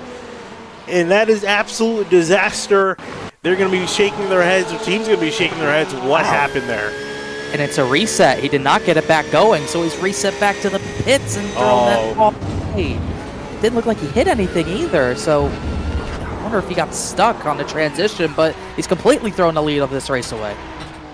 It's all gone wrong after one caution. I'm curious actually what happened here. He looked like he's getting going, Stops here. Stops there. And couldn't get it back going in the right direction. That's an interesting one. So he's going to not retire. They're going to reset to the pit lane. Going to lose a huge amount of time. Going to lose laps, indeed. But for Gavin Thompson, will continue on. Now it's the 55. This race for GT3 is completely shaken up now. They have a new leader for the first time in a few hours. And now everyone, you can imagine, is going to be wanting a taste of that because they're all got a shot at winning this race now. As 55 gets a little bit of slow run off turn 5. No, sorry, not Ryan Walker. Sammy Hendricks trying to look at the 327 Ferrari as he's under attack. No, not under attack. Sorry, that is a lap car in between them. It's a wonder. 27, I think. 27. 20, Nathan Conway. There we go, Nathan Conway. Sorry, trying to get used to some of these other drivers not in a Porsche. The Lazier's going to come down and pit. I thought they had just pit. Clearly not, as they're probably just going to come down and take their fuel right now. So Lazier takes the wave around and comes immediately in. Don't believe this is a drive-through, but we'll definitely see. It's kind of early, though. It says they only gone 10 laps since they last had a pit. So I'm curious if maybe they're trying to hit a certain number. That's my guess of what could be going on, but Gavin Thompson will continue to lead. Ryan Walker, Michael Gonzalez in. Dan Nee still trying to make some moves forward. That BMW starting to kick in the high gear now. Yeah, definitely making some moves already as Jaden Hopp just moved around the lap car of Casey Shu. Shu's still kind of stuck in the way a little bit, but this is the battle for third. Gonzalez not keeping pace with Ryan Walker in the 64. Has a big run for Hydro Race here. Big run coming. There it is finally now as they kick to VMAX and to the inside of turn 10. Here we go, the BMW on through. The number 14 up to third place. In behind them as well, another move for position. Looks like I see the 111 has exchanged position, so he will go up one spot into 7th. Up into 7th. James Walker, BRT Odin 88, trying to follow through, but still a little ways behind, not keeping much pace, as well as a few others drop back in the battle. The battle for 12th in class, 12th overall. Lance Loomis, Precision Racing Blue. Casey Shu is also, that is not for position. No, they're one lap behind. That's the thing, trying to get used to his cars being many laps down in the middle of this order. Looking at Kevin Fanning and that Ferrari trying to hold off Sammy Hendricks. In behind, I see, oh, sorry, this is another car getting past the number 77. Ooh, actually, number 77 is out on track. Young Park back in this machine. Wonder, the only thing I could think of for having to reset there is, did Mark Kozrowski not have a reverse map? Because it seemed like he whipped it around fine, couldn't back up. It didn't look like he ever even attempted to back up. Wonder if he didn't have first map. Could be a possibility. It would be surprised if he didn't, because they're all running, everyone should be running paddles. Yeah, but so you're running a sequential, so something must have happened. I'm really curious in hearing what happened to them, because they lost now 2 laps to the leaders in class. Meanwhile, the battle for the lead in that class is still heating up. Coca Racing, VRT. Whoa! Overtake. Sammy Hendricks to the inside. Got squeezed a little bit there, as now all of a sudden, there's 3 cars under a blanket for the lead. Yeah, and remember, reminder that number 20, Nathan Conway, is a lap down, but the BMW is still stalking this battle. Kevin Ayers is the next Ferrari in behind. So Ferrari 1, 2, 3 in GT3 at the moment. Then you have to look to the 901 in fourth, Ferreira, and then Dominic Eisenberg in the number 23. Also a Porsche in the last Porsche in the top 5. Meanwhile, second overall, Ryan Walker getting stalked by Dan Neese, who's already caught up to the back of the Satellite Racing. Oh, he's got a big run here. Oh, I think he's going to go for it right here. Dive to the inside right there, and it's going to be yet another easy move here, and back up to second he goes. Dan needs a solid drive forward. A little bit of a damper on things for him to hold that BMW up, but they're now back to second place overall, trying to chase down Gavin Thompson in his Acura. And this Acura has been pretty quick around here, although they're catching traffic here, and a huge amount of traffic. Yeah, this is going to be... it's not really something we've seen since the very beginning when we saw the big stack up in the turn number 3 up the hill, but it is a big chunk of traffic. Even some of the leads, some of the leaders in the other class at this point are going to be in the way, but Thompson working through well, but once again, still waiting on a pit stop for him, and probably in the next 5 to 10 laps, so that will assume the lead back to Dan Neese, who's just looking completely unstoppable right now, but getting a little held up in traffic. Oh my gosh. Michael Gonzalez almost making contact with a BMW. Big flashing of the headlights from the BMW behind, saying, hey, I didn't appreciate that. Tom Guest not happy. Wild stuff as Lazier flies through down the hill. Look at these guys weaving back and forth. This is insane stuff, but it is so fun to watch. Oh, Leary trying to size up a move in GTP. He's going to think better of it, so he'll hang on in behind. Moving for the lead, though, getting close as we catch to the thick of the GT3 traffic. This is going to be a massive hold-up for these drivers in behind. Looking off the back, there's Danny's trying to get on by, but there is literally nowhere to go. Yeah, all 3 of the leaders under a blanket at this point, and this time it is 3 leaders, even 4th and 5th coming in as well here as Thompson trying to navigate and keep the lead just a little while longer. Neese trying to dart whichever way to try to get some clean air, just nowhere to go in traffic here. And here they go. Now they're catching up to the GT3 leaders. There is Gavin Thompson weaving through the traffic through the inside of the 327. Second place in class, Sammy Hendricks. And they will make their way on through now. Should be able to get on by, and they're out of the GT3 traffic. In behind, though, still chaotic. Thomas O'Leary trying to get on through. I think a solid exchange for position. Michael Gonzalez getting up to 3rd place. Yeah, and that was Ryan Walker losing 2 spots in one corner. I believe he got held up behind Kevin Ayers and and just completely got boxed in, lost 2 positions in one, and here comes O'Leary now. There's 77.7, Jaden Hopp trying to work on through traffic as well, gets by one of the GT3 cars as everyone's breaking through. Here we go, 3 wide in turn 11, gonna go just to the inside of the 327. Oh, he's wide. Wow. Oh, he went wide there and he kept it straight. My gosh, that's daring, but he was able to make it work. You need to make up all the time you can. You cannot get held up, so when you have any sort of gap, you got to take that, as we'll see from this on board how crazy this got. 327 just getting cut off. Whew. Wow. Meanwhile, battle overall lead heating up. I think Neese is going to make that same move once again once we get down into turn number 10A here. Young He might even make before then. That 77, if you missed out in the last hour or so, that number 77 is no longer in the lead. It's a lap down, 2 laps down in 7th place in class. They're trying to recover from some mishaps on this restart. Meanwhile, for the overall lead, Gavin Thompson versus Devin Neese fighting for that spot. Danny's getting way to the inside in the grass. Is going to chuck it up the inside in turn 10A. Will he make the corner? He will. But the Acura trying to come back on the exit. That was the first defense I've seen in that corner. I don't think anyone's defended on Dan Neese or Hydro Race today at all. Thompson tried to fight back with the crossover, but just doesn't have the pace. Doesn't have the pace at the moment. Gavin Thompson just trying to keep in the tracks, the tire tracks of this number 14. Remember, he stayed out, so At some point, he's gonna have to pit. He's gonna be off sequence compared to most of these guys. In fact, himself and the 64 of Ryan Walker, they stayed out. Everyone else had come in, so they're gonna be pitting at a completely different interval compared to everyone else here. And speaking of which, Michael Gonzalez trying to catch up. The top four all within 2 seconds of each other. And Thomas O'Leary still trying to find a way by Gonzalez. Had some contact today already. I think both these guys, not both these guys, but that 59 has seen his fair share of incidents today, at least the one that we saw into turn number 6. He's got to run on Gonzalez just too far back for that slipstream to make enough of a difference. Also, Gonzalez has got some slipstream. He's catching up to Gavin Thompson as well. As these guys head through nose to tail, take a quick look back at the GT3 battle. Number 55, Kevin Fanning, then Sammy Hendricks, Kevin Ayers, Fernando Ferreira, Dominic Eisenberg. They're all the top 5 have remained. I believe that lap car is trying to see the number 20, Kevin Conway. Nathan Conway, sorry, he's fallen off of this, back down in 10th in class. Is it Kevin Conway? Is it Kevin Conway? I just saw Conway.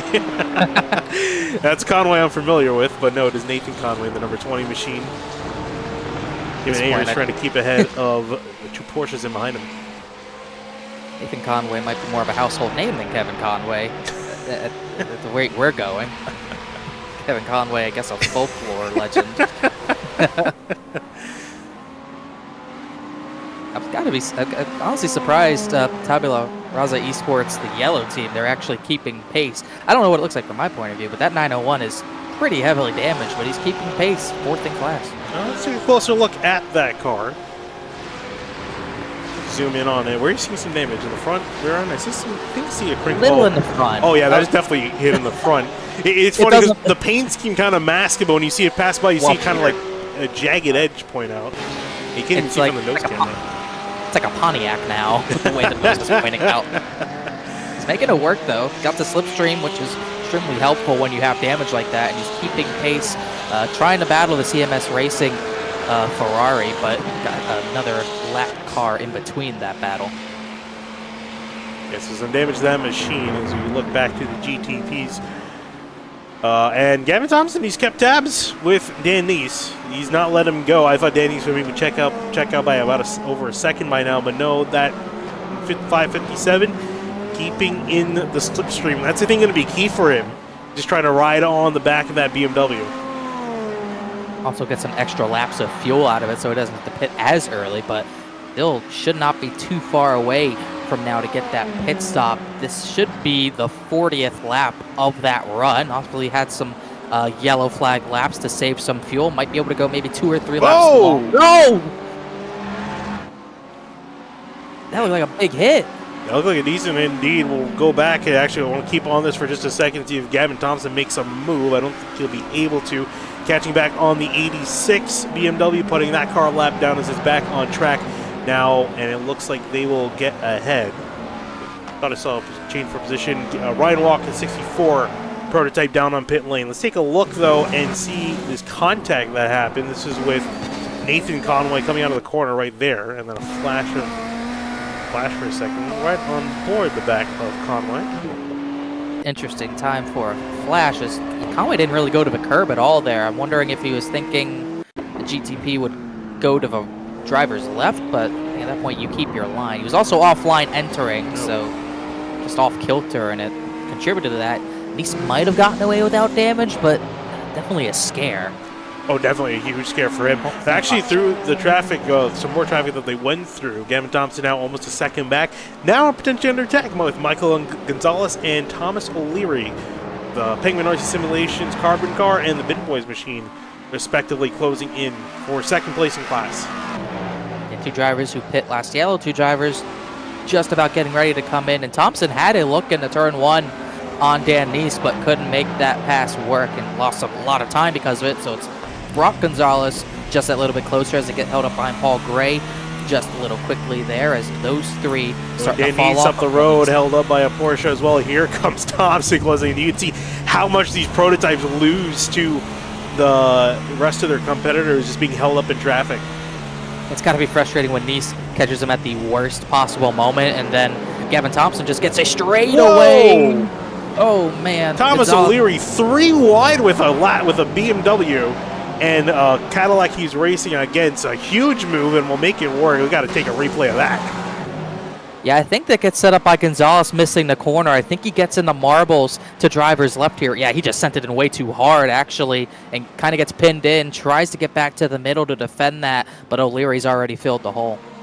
Take another look at that here. There's that 66 running a little bit wide, then 3 wide for position again.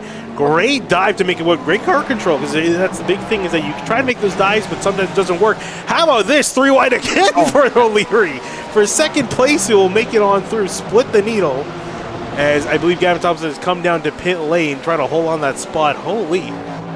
Steve Baker did as well, Precision Racing Esports Silver. I'm wondering if he saw that traffic going into turn 1 and thought, yeah, this is a good time to get out of this, as he does get out of it, and it might pay dividends as he gets a clean run in the pit. We'll see if he has traffic out, but definitely looks like Dan Neese is going to extend his lead after that.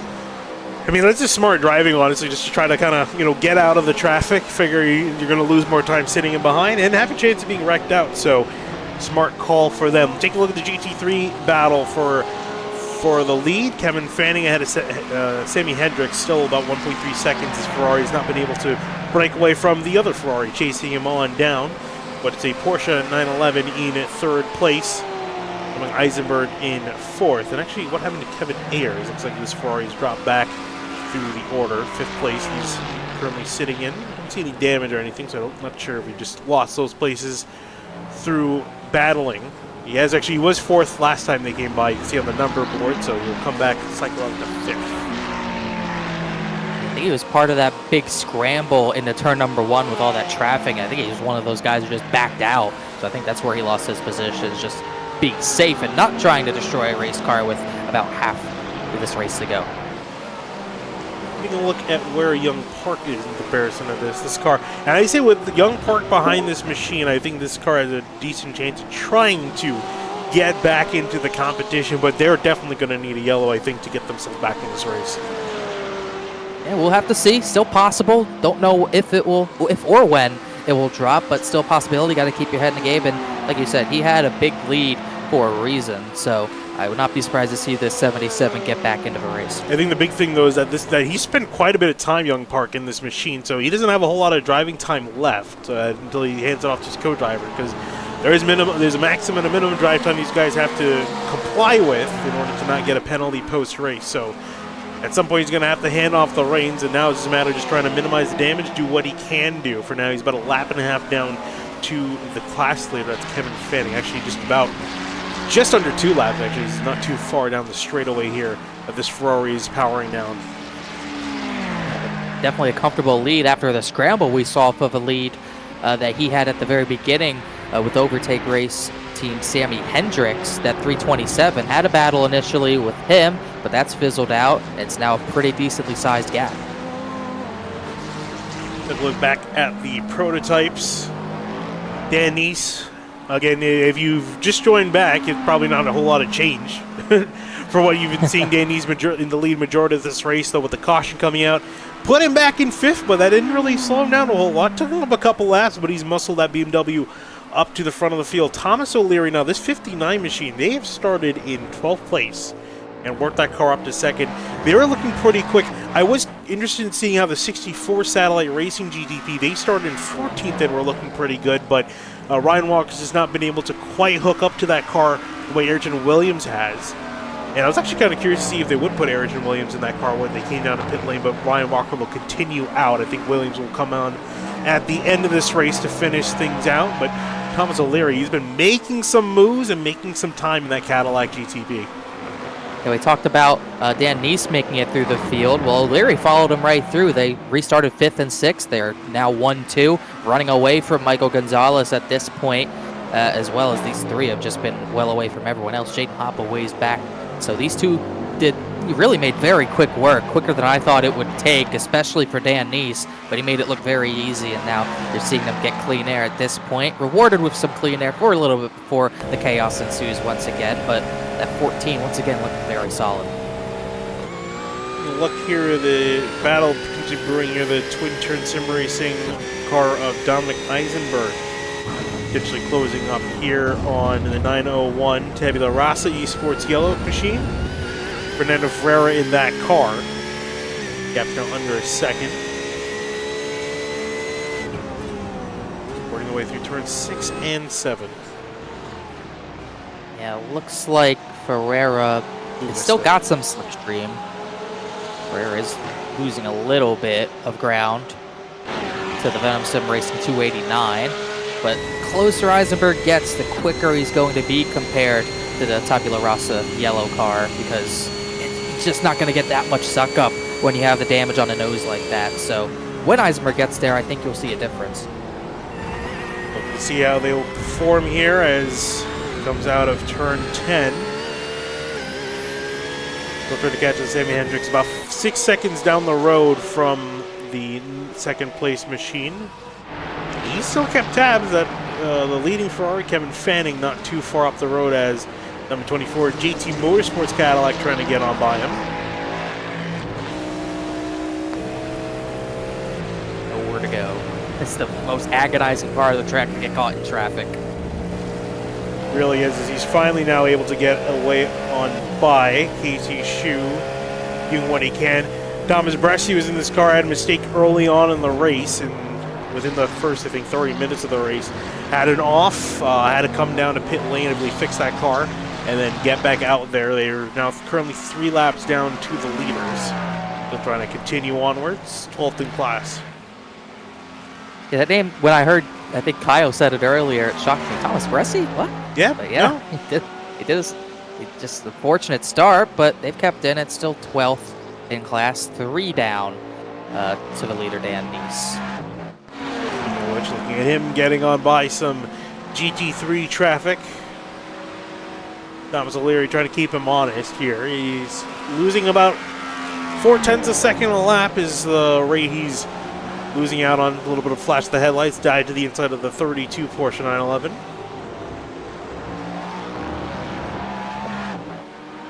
So for Tom O'Leary, what's the game plan you think, Connor? I don't know. Just get good. I don't know. I know that was a difficult question to ask. Yeah, especially with the pace that both the drivers of Hydro Race are putting down, whether it's Dan Neese or Peter Houston. I don't believe we've seen Nathan Zhu yet, but those two, at least that we've seen, just have exceptional pace, hard to beat straight up, so you might just have to get funky with strategy potentially, try some different stint times, whether it's O'Leary in the car continuing, or they put Alistair Catchpole.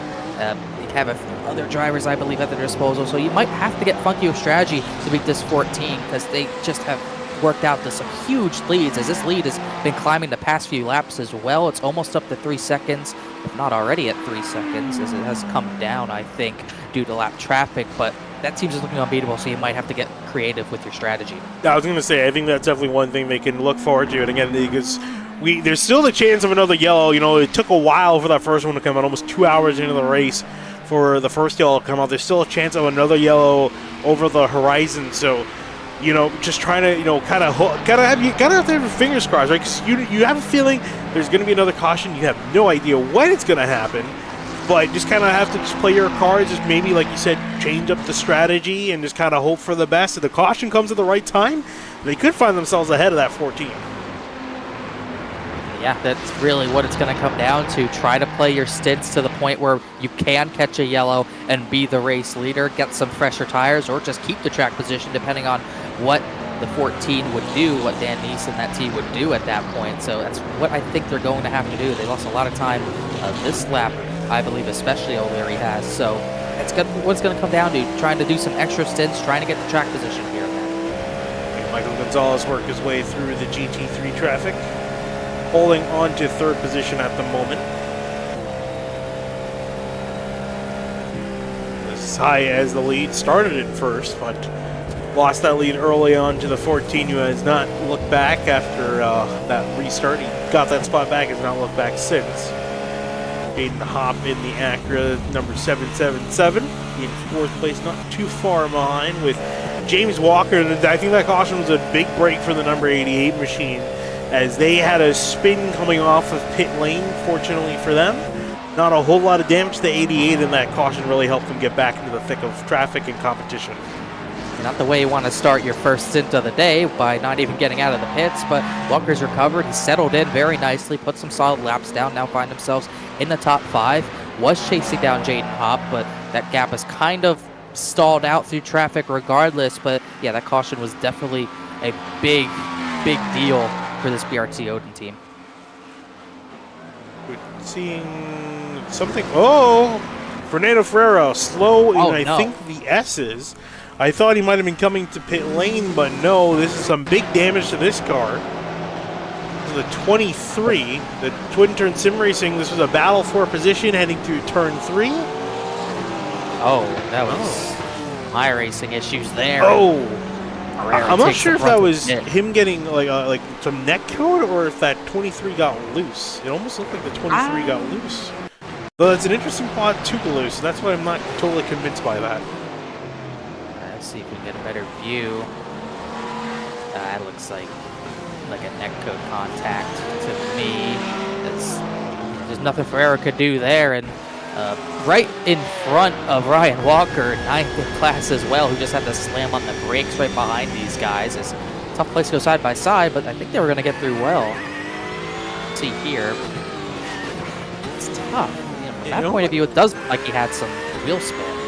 But last but not least, right on board Fernando Ferrera. And nothing he could have done. No, I think he gave all the room he could have there, and he got bit by an unfortunate circumstance there. And yeah, Ryan Walker did not have a good time getting through that, but he does get through. But Ferrera goes from battling, I believe that was for 4th in class, to potentially third, I think, actually, because Eisenberg's currently in 3rd. Yeah, that was for 3rd, you're right. Oh, it goes a little bit off the track as well. But this car, I think, a little bit of damage to the 23 as he got doored by Ferrera. Now Kevin Eyre is trying to see if he can find his chance to get into the podium places in his 78 Ferrari. What he can do here, trying to catch up as best as he can, trying to take advantage of the situation. You always got to take advantage when mistakes happen, and what he's going to do much faster last time by, obviously. Might get into slipstream here, and it definitely looks like Eisenberg is struggling a little bit with whatever damage he picked up, as it looks like I thought he was going to dive into the pits, will not, but you can tell that Ferrari is closing in pretty quickly. Yeah, last lap through is actually about a 10th slower than Eisenberg, so still some time to be had. But it's still on riding the coattails of him and actually battle for the lead in GT3 brewing up here. Sammy Hendricks has caught up a lot to the other Ferrari, the 55 of Kevin Fanning, heading into turn 6. Not quite close enough to make a move, but for an AM machine, this car is performing very well. Yeah, that gap was very big not too long ago, but Fanning has fallen off. It doesn't look like he's got damage, just not keeping pace right now, and all of a sudden, like you said, Battle for the Lead's going to heat up down the hill. Sammy Hendricks running in the AM Cup again. They're still fighting. Both these cars fighting for the same points, but an AM championship separate for cars in that category. And looking to fight for the overall GT3 lead. They head through turn 10A and B.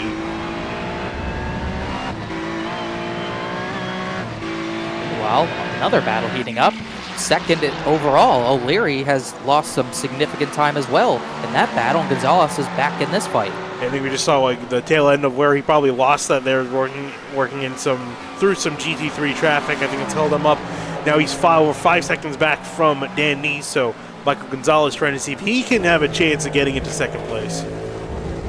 Interesting stuff right now. That was pretty tight. It's really been tight at the top of that hill. I don't think we've seen the last of that either, but I think you're right. I think some traffic played into that as O'Leary pulled a big gap out of 10A and B there. The Carbon Penguin RC simulation machine running in 3rd, running really well, trying to see if they can make it just 1 place better. And that as we look back at our GT3 drivers as they head onto the back straightaway. Slipstream not as really severe for these guys, but it will definitely still play a factor. I just don't think Hendricks is close enough to have another look here. Just not gaining quite enough, as Kevin Fanning will keep the lead once again for yet another lap, but he has definitely got to be on the defensive at this point. looks like he's starting to get back into his rhythm a little bit. The number 55 gap separated just a little bit that lap. Actually, as he came out of turn 10, it closed back in. The 327 got a great run. Sammy Hendricks onto the front straightaway. They will go.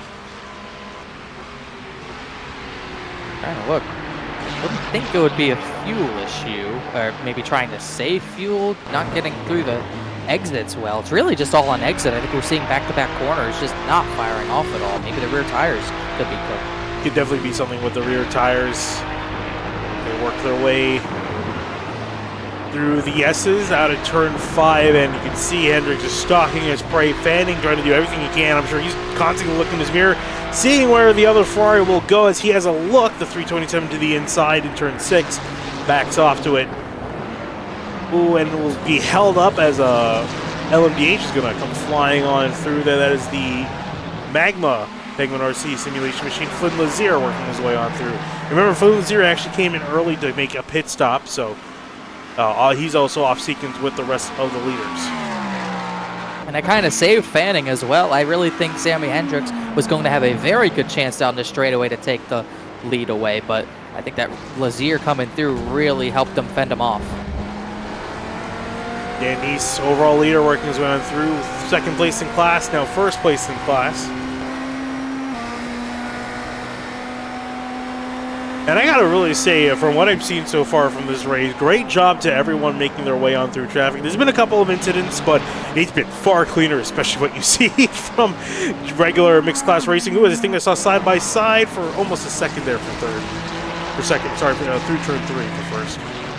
Yeah, Hendricks took a look up the inside, just did not have enough overlap to make that confidently enough to feel it was going to be clean, so backs out, tries to gear up once again, but here comes another GTP. O'Leary's going to come through, second overall, but did not have as good of a run out of 5 as he needs to be on the back of this 55 coming through the straightaway, but we'll see, this is as close as he's been.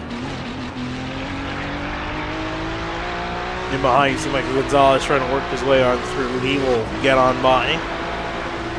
Continue his pursuit of Thomas O'Leary in second place. But the GTPs have, we've kind of seen a switch. The GTPs carrying most of the battles on through for the first 2 hours, and now it's kind of switched over to GT3, spicing it up here with not only this battle for the lead in that class, then back in for third, Dominic Eisenberg, the number 23.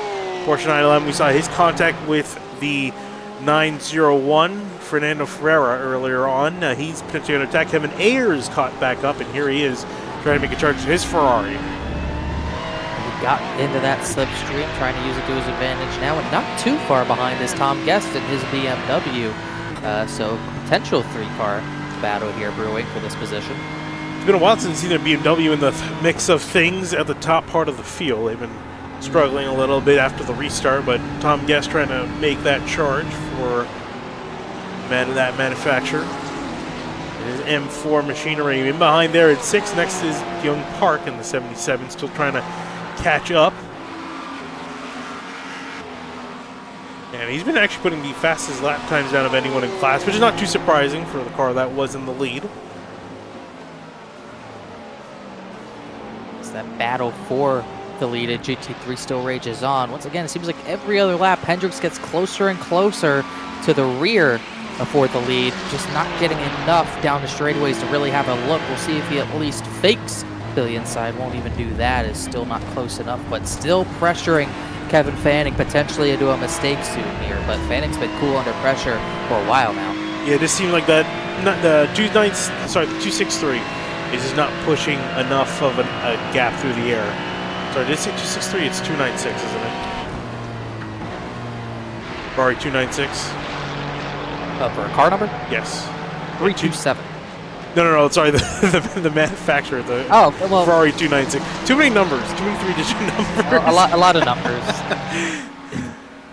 But the Ferrari 296 not poking as much of a hole in the air, I think, as Sammy Hendricks would like. Or Kevin Fanning in the lead. Fanning gets a gap here as Steve Baker goes through. Baker's still trying to recover a little bit after some contact. Meanwhile, still looking at GTP, like you said, it has kind of cooled down a little bit. It's Dan Neese, Hydro Racing, out to a pretty comfortable lead, over 5 seconds over Thomas O'Leary, continuing to fall off just a little bit. And for these guys who pit under yellow, we should be coming up to their pit stops as well, so we're not too far away from that. The battle for GT3, this is the closest Hendricks has been. Will he make a dive? He's going to look to the left-hand side. Here he goes, deep on the brakes, side by side for position, and the 327, will he hold it? He will. Up to the lead for Sammy Hendricks for, I believe, the first time in this race. Indeed, it will be. Our first lap led, so big deal there, as we'll see if Fanning has anything in return. He just has not been getting the exits that he needs, and that definitely contributed to that pass for the lead, as Hendricks uses all the room on entry on the outside of the entry to turn 1, as I think he's going to start to pull a gap here. Yeah, we'll see if he does pull a gap now that battle has somewhat subsided for now. Taking way back, that battle for 4th place. Well, it's battle for 3rd place, but Ayers not been able to quite catch it back up. Tom Guest still making some inroads in his BMW. Looking at GTP for a second. We saw these guys kind of flying through. This is actually the battle for the GT3 lead, and it's going to get held up a little bit. Nicholas Schwartz getting caught up as he was catching into Ryan Walker. Both of these drivers a lap down, battling for 9th place.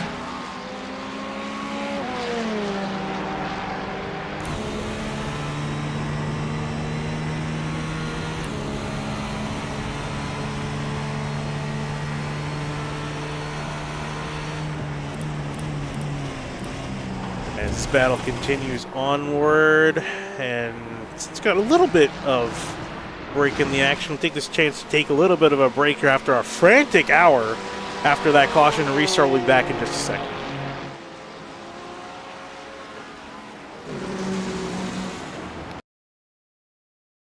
All right, muted.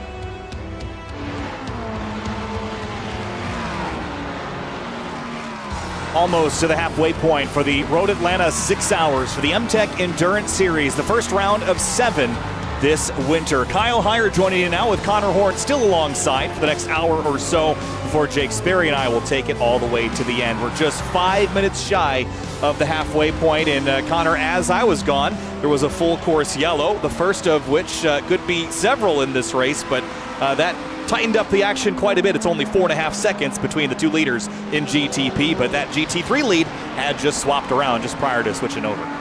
It did. Overtake Race Team took the lead with Sammy Hendricks. He's starting to put a little bit of a gap on the 55 Kevin Fanning as that lead starts to fizzle out a little bit, but the battle up at the front for GTP was over rather quickly. Dan Neese restarted 5th after some drivers stayed out and just got beat off the pit road by a few, but M14 has been calm, cool, collected. He took the lead very quickly, and he has not looked back ever since. Just about a 5-second lead for him.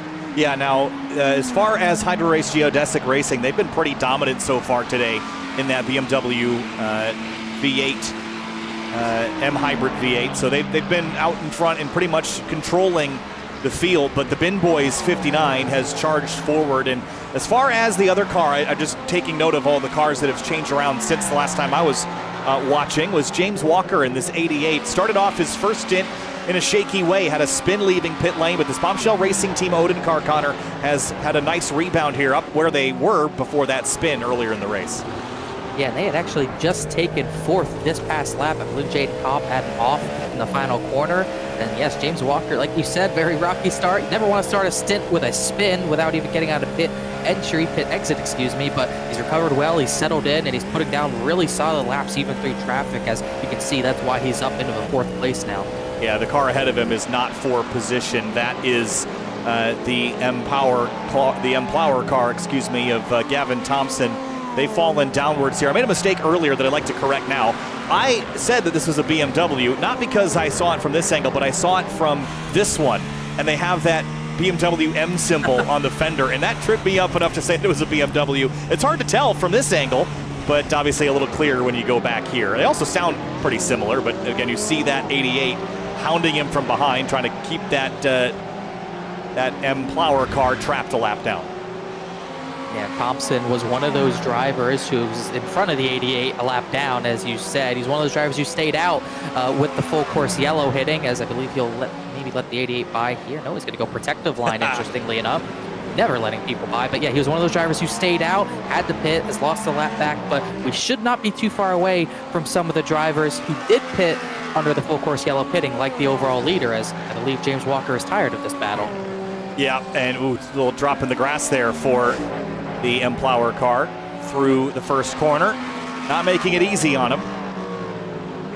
Jumping the curbs there big time through the S's. The closest battle for position on track is back in that GT3 category. It's Kevin Ayers in the 78, right behind Tom Guest in the 78. That's that yellow BMW just ahead, the NRG Team 19 car. Now, the NRG team, they started down in 9th in class. Now they've made their way up to 4th.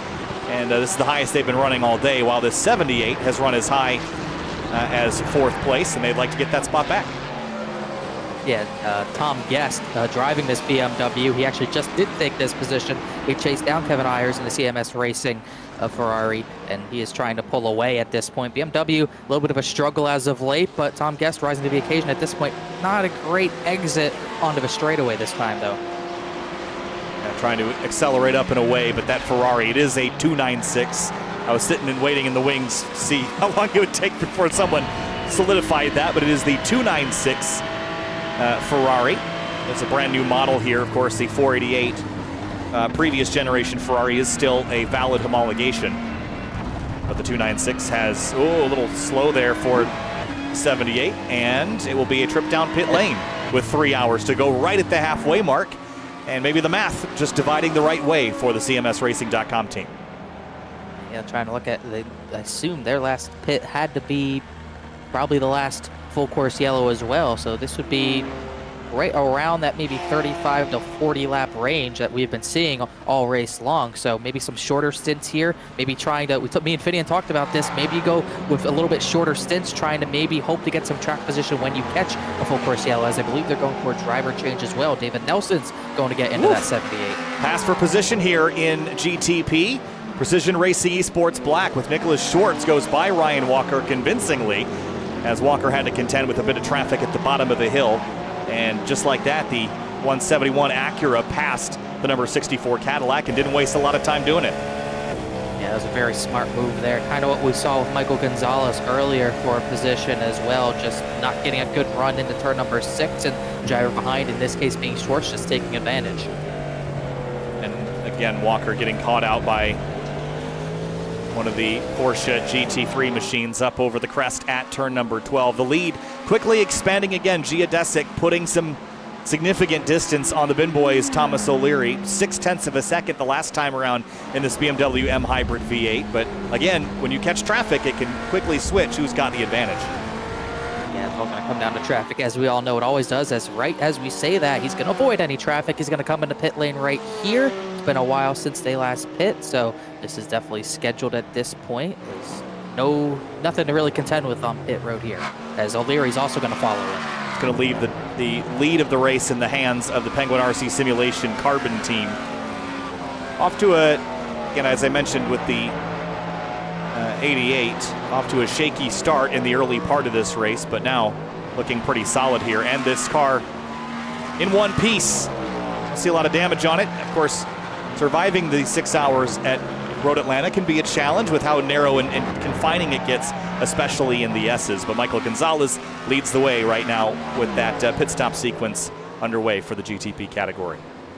I'm sure that maybe they're okay with where they're running. They are surviving, a big part of this race for sure. Also, not sliding like that's a big part of this race as well. But Gonzalez has had a little bit of a, not too much of a struggle, but had the initial pole, just wasn't able to maintain it. It's kind of been on the back foot, but never know. Anything can happen with a full half of this race to go. As we look at Jaden Hopp, kind of in the same situation, kind of hovered where they started in this case, though. Yeah, the RSC Esports car, they started this race in 5th. They've run as high as 4th. That's going to change now on this pit stop sequence. They're chasing a lap car ahead of them.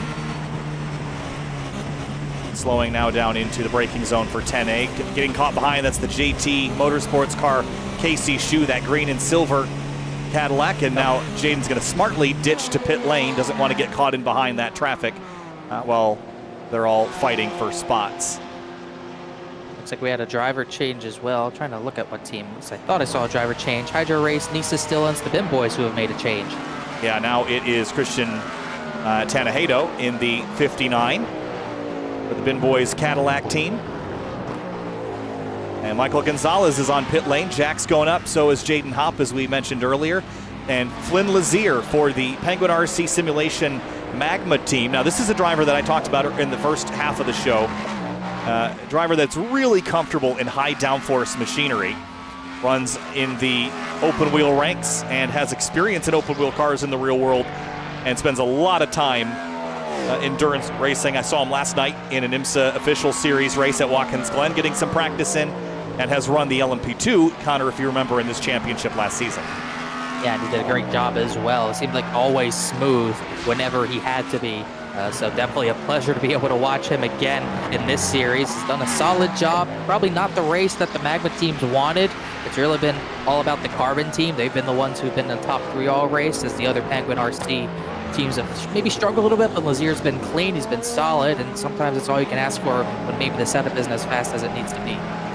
RSC Esports has a new pilot in the cockpit of the 777, Jake Puddock.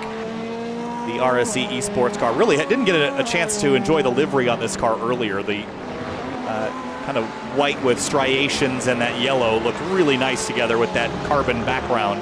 They work by the 32 twin-turn sim racing Aurora car, William Alcala. The GTP has been a fun battle to watch. You're managing so much more than just the tires and fuel. You're managing that hybrid system, the draft. They're complex machines to drive. Maybe not as complex here in iRacing as they are in the real world, but they are genuinely a joy to slice and dice around. As in comparison to the GT machines, which are kind of old school fun, you've got all the tricks up the sleeve with the traction control and the ABS, and certainly refined aerodynamics now, but no hybrid system to contend with. You're just worried about going fast and doing it with some dinosaur juice. So Sammy Hendricks leads the way in GT3 in that Ferrari 296. Also, you see the orange banner, Connor. They've got the AM class title on their eyes as well here in the early going in this championship. Yeah, heck of a way to do it while leading in class. There's no better way to do it. Obviously, I believe they are all fighting for the same points, yes, but different championships, as we Finian alluded to in the past. But very solid stuff so far for this team. Hendricks has been lights out ever since we saw the guy who had dominated the earlier portion of the race, Young Park Composite Performances 77. They had an incident on the restart with Mark Kudrowski. Since then, they've been in recovery mode. They're 6th in class at this point, but they really turned this over to the overtake race team after that happened. Now, they are a couple of laps down to their class leader, but they are turning faster laps. Now, if they were to get lucky with a couple of yellow flags, they'd be right back in the fight, but if it goes green to the end from here, that's a pretty tall order. They're only quicker by a couple of tenths a lap, and last time by Hendricks was quicker by 2 tenths, so it's not consistently better for the 77 team, even with their hot shoe behind the wheel right now. Yeah, I'd say they did need to have a lot go their way to do this completely under green. It's not something we've really seen in racing probably in like 30 years when Bill Elliott did that, and that was on an oval, so much easier.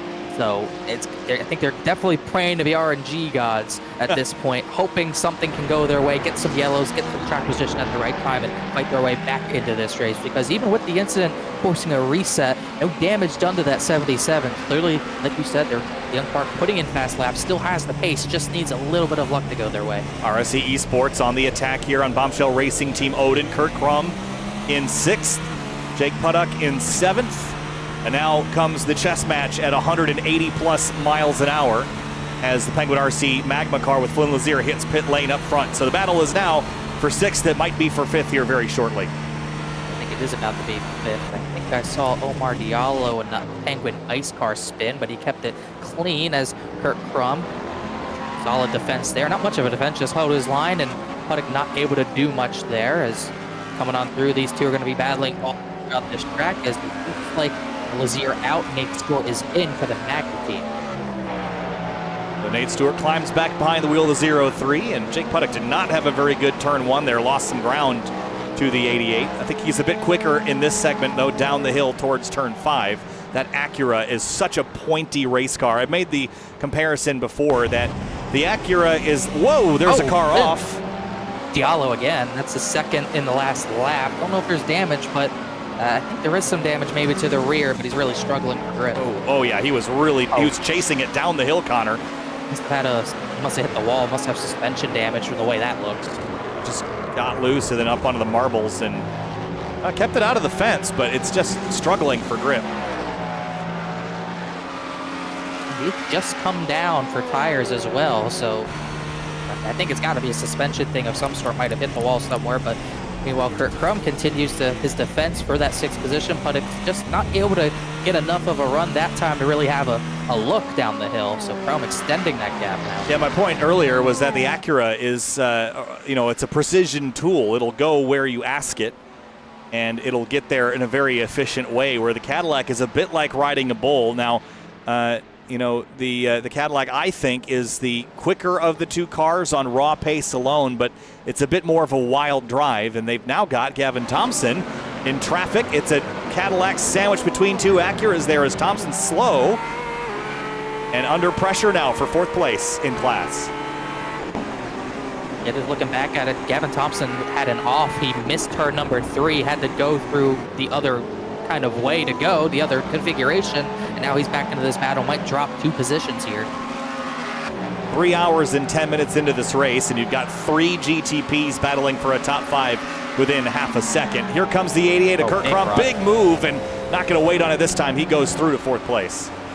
Yeah, Thompson just trying to get the tires back into a perfect spot as Jake Puddock's just going to follow through. No defense from Gavin Thompson, struggling, but he will come back with a crossover. He will fight it back to the inside. Tight place to do it. They're going to be dead even. Neither Thompson barely keeps it off of this 777. Is going to maybe get the spot back, but they're going to stay side by side. But Thompson finally clears him back. What a bold move that was. Yeah, really risky battle there, but they managed to do it very cleanly indeed. So Thompson retains 5th place for the time being. I think Puddock might be a bit faster at the moment. Thompson got kind of uprooted out of his groove. We'll see if he can gather it back up, but the draft is just too strong to fight off when you're this tight in behind. If you're the 777 RSE Esports car, it's like a vacuum. You just get sucked along on the back straightaway in particular. But he won't have the low-end torque that the Cadillac had to make the lunge up on the backstretch, and that will be a good thing for Thompson to maintain. Meanwhile, GT3 class leaders are in. Sammy Hendricks is in for overtake. Dominic Eisenberg, Twin Turn Sim Racing, they also came in, and I believe Kevin Fandon came down a lap or 2 before. So those pit stops starting to cut off as this battle continues on. Yeah, so GT3s, now they'll only have to pit twice more from here on out. They'll pit with about 1 hour and 49 to go, then they'll pit with about 49 minutes to go, and that should be it as far as their pit stops are concerned for the rest of the day. Hendricks is going to stay in the car well, so he can make a driver change for their last stop of the day, or second to last stop, whichever one it will be, as Kurt Krum starting to pull away a little bit. I don't think Thompson's going to have anything to really fight Kurt Krum with, as I didn't even notice until now Walker did get out of that car. Kurt Krum was put into it, and I only just noticed that, but at this 88 team, big recovery, I have to say. Jake Puddock got pretty wide at the exit of turn 5. Have a look at this. Coming down the hill, just let's ride on board over the shoulder and watch the steering work here as he comes through 5 and the car plateaus here. It's a slightly uphill turn. Understeers, gets on the curb. You never want to have to use all of that, but Got to do what you got to do to save the car. Did it, just lost some ground as Thompson tries to close back on Kurt Crum. Not done yet as Crum goes down the inside of the number 06 man. Porsche. That was tight quarters there.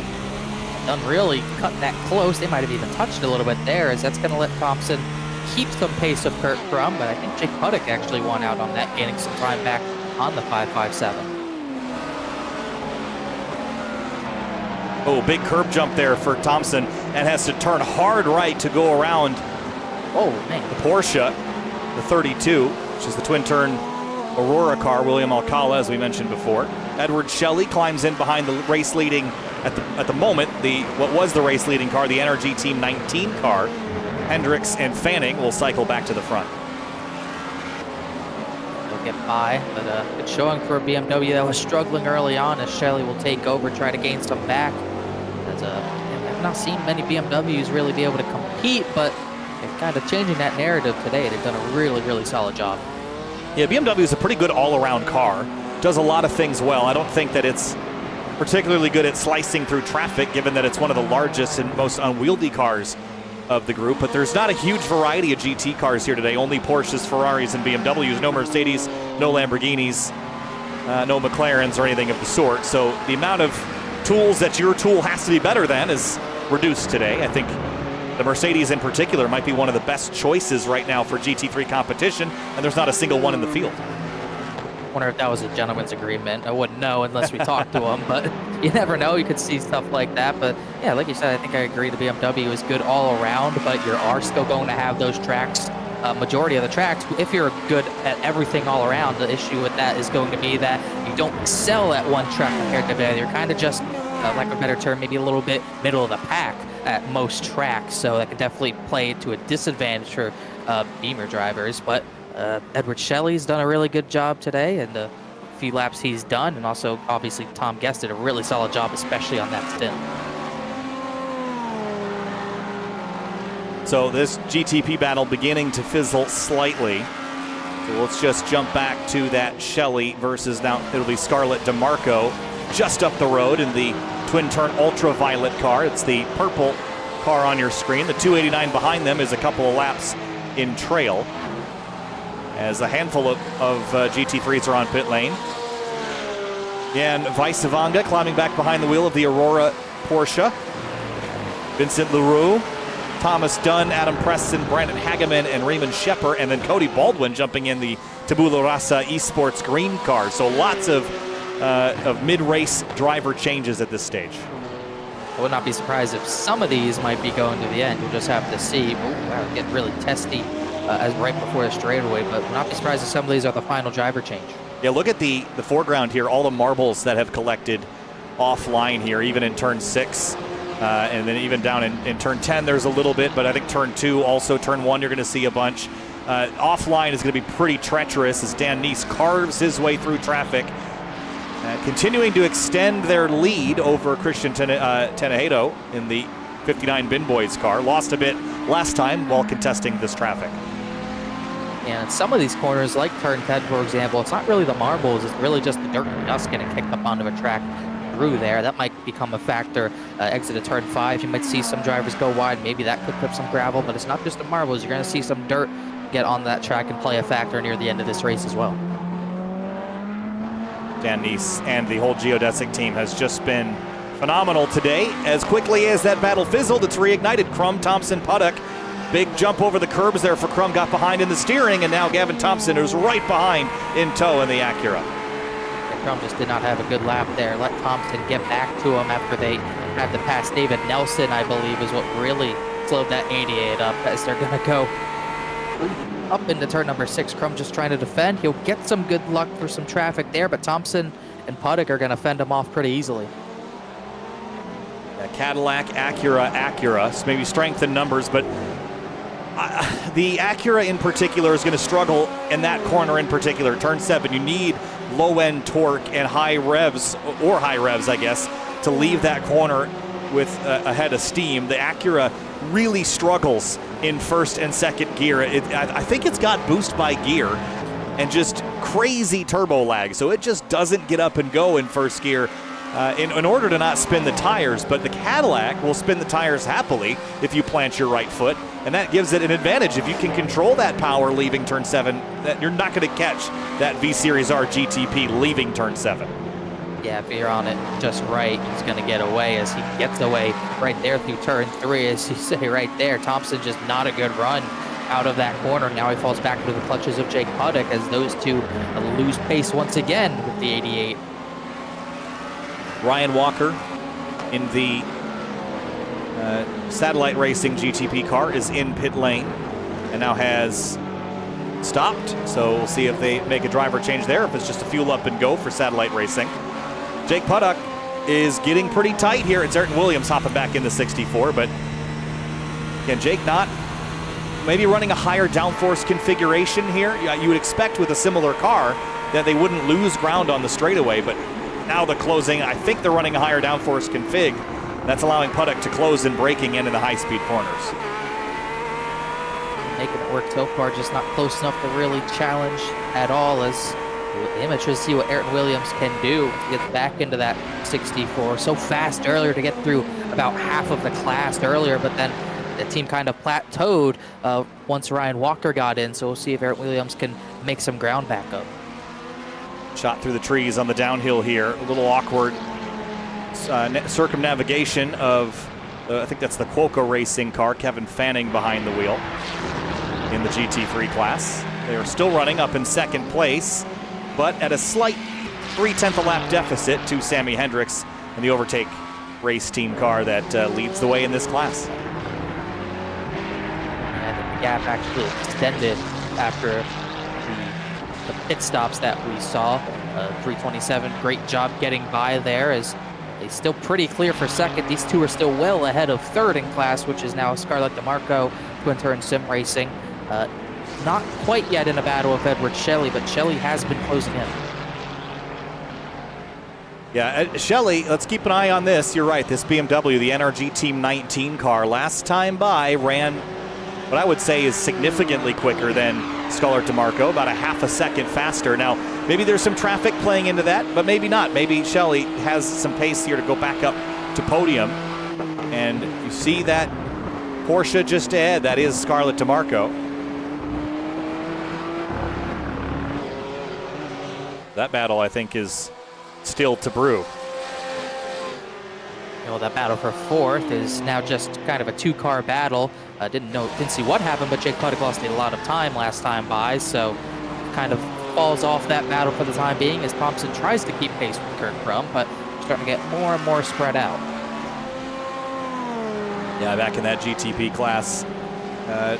Dan Neese losing a bit of time to Christian Teneda in the 59 Bin Boys car. 6.9 is the differential. And he's been navigating traffic very nicely in this pink and blue car. Woo, that was tight. Wow.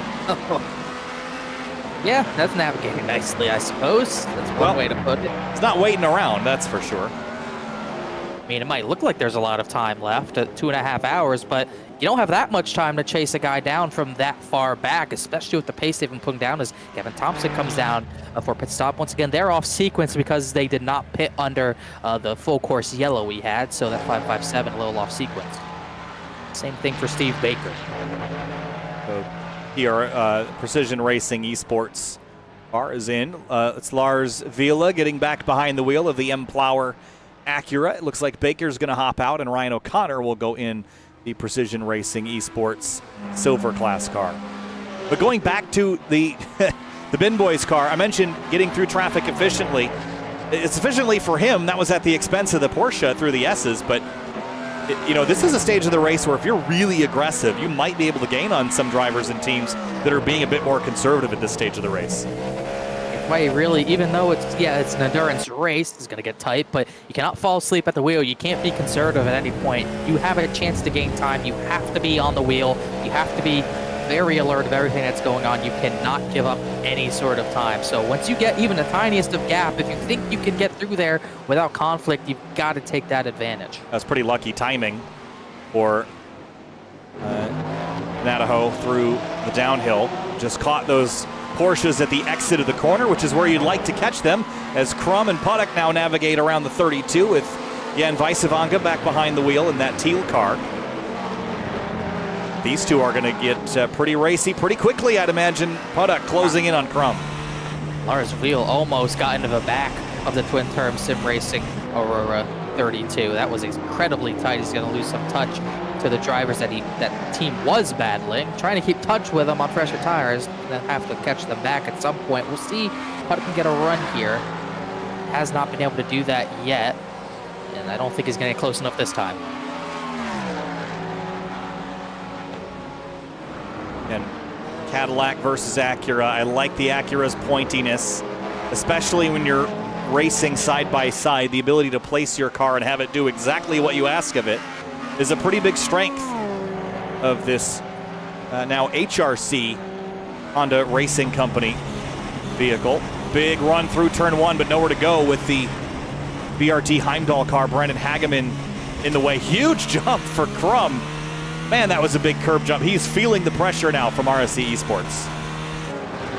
Starting to think that we're at the Charlotte Roval. We're hopping these like they're turtles at this point. It's really wild to see these drivers just completely almost cut that curb entirely. Watch this. That's not something you see a lot with a Cadillac GTP, but it's efficient.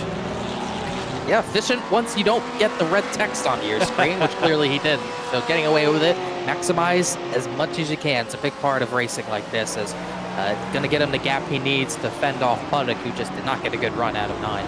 Edward Shelley has gone by Scarlett DeMarco already, so exchanged the third place position in GT3 while we were watching that battle in GTP, which continues to be exciting, by the way, so we'll keep flipping back and forth between them. But Crum and Puddock still the closest battle on the track, although Shelley dispatched DeMarco before we could even get back to him.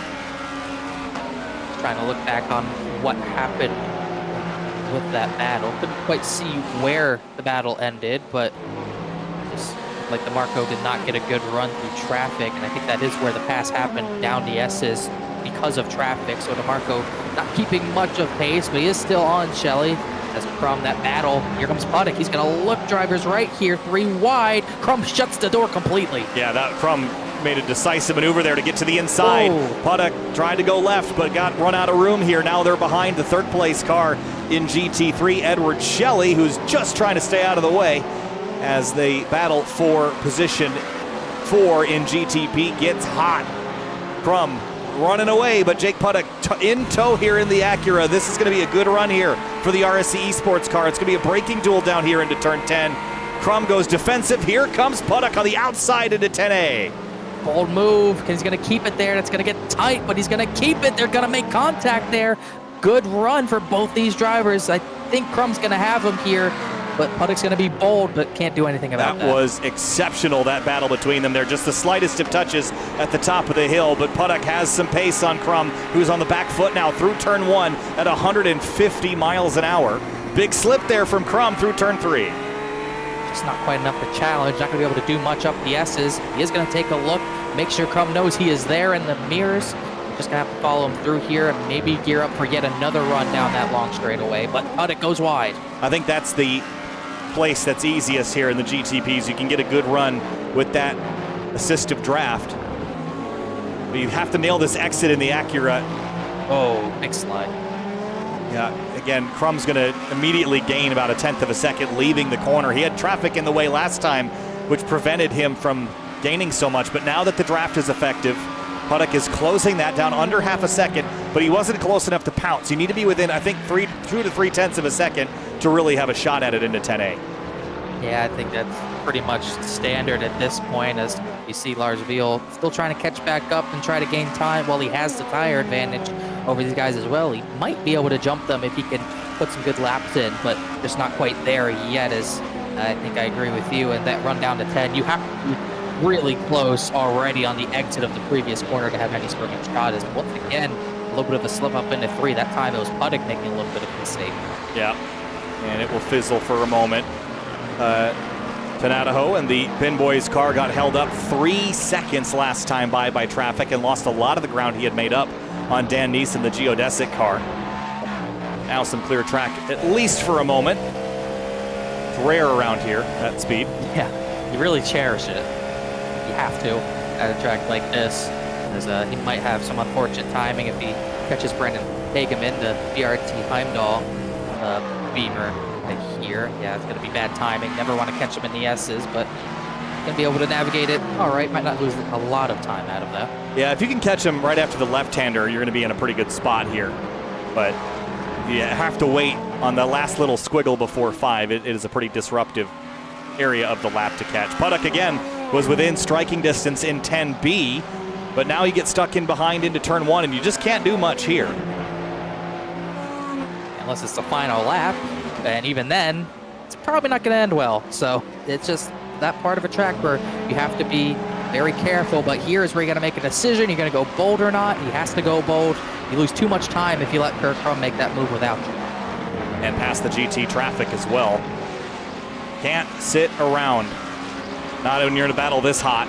2 hours and 32 minutes to go. Puddock past the GT class leader, Sammy Hendricks. Just not getting out of the corner, turn 7, I suppose it is. Not very well at all.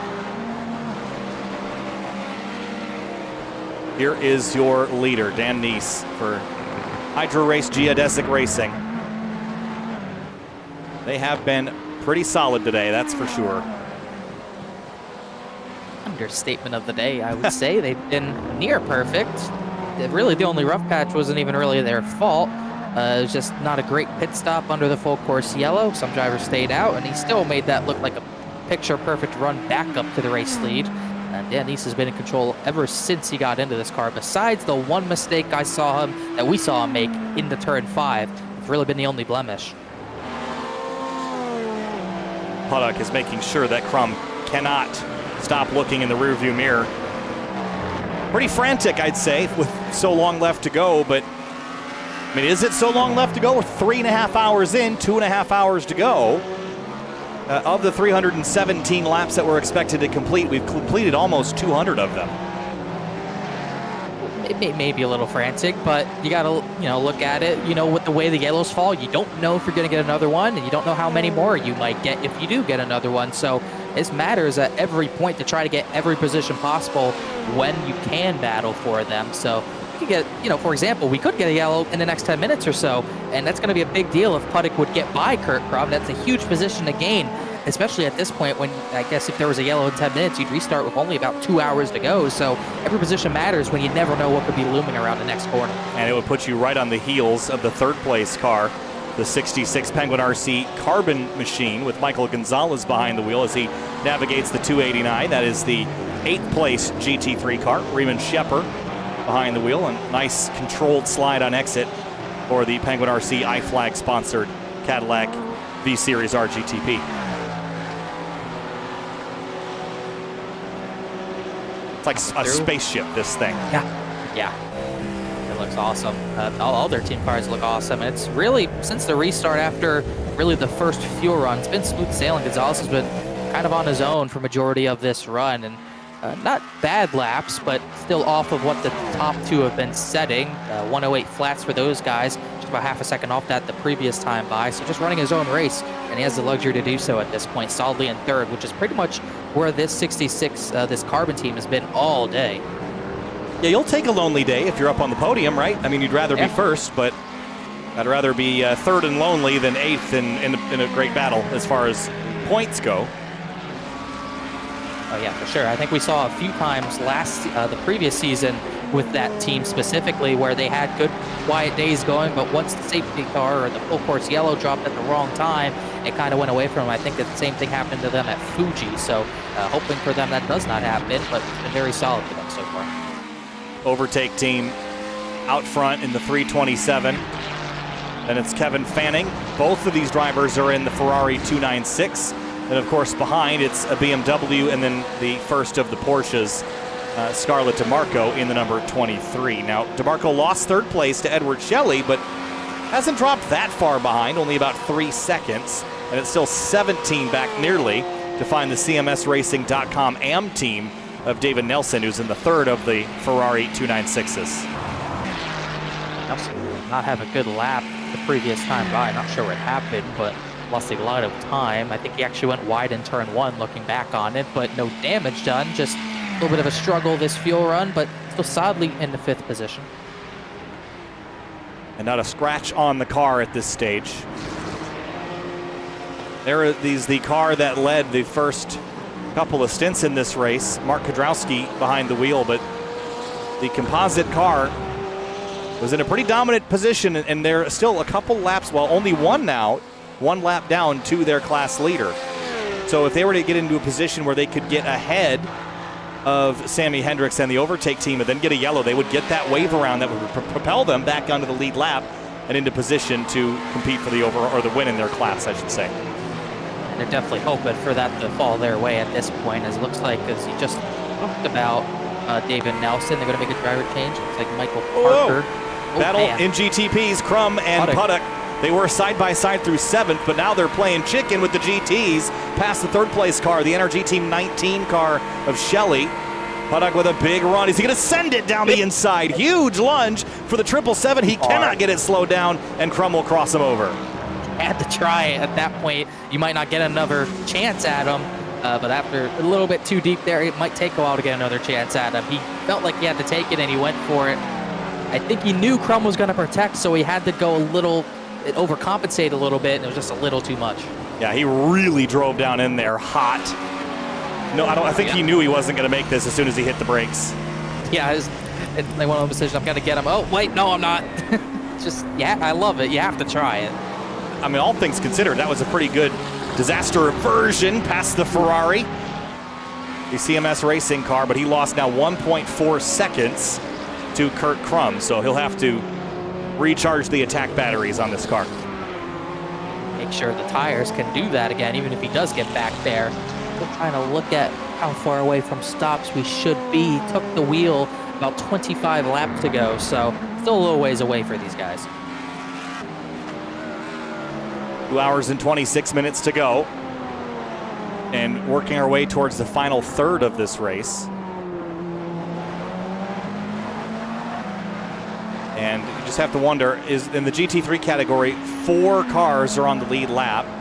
The first car that is a lap down is Michael Parker in the CMS Racing 78, and then it's Mark Kudrowski in the composite performance car. But he is now showing, sorry, he's 2 laps down to his class leader, I think.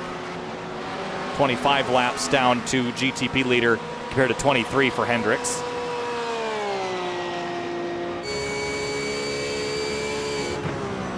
Love the sound of a Porsche flat 6. One of the most, I guess, relatable, little push there out of 10B. One of the most relatable sounds in sports car racing is Porsche's flat 6 engine. I'll never get over that sound. I gotta fully agree, as it was very close exiting the corner.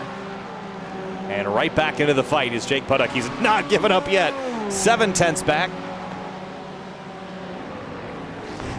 Yeah, can't give up. You never, like we said, you never know when that yellow could drop, so you've got to get everything you can right before your stint might be over.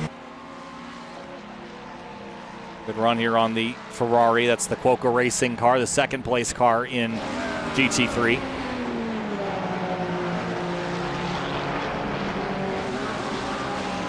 I'm distracted. I've just been listening. You know how the appeals can go back and forth after incidents on track. The Penguin RC Ice 52, Omar Diallo, they've been going back and forth with race control. It's always tough when you try to appeal something. You have to get it in at a certain point.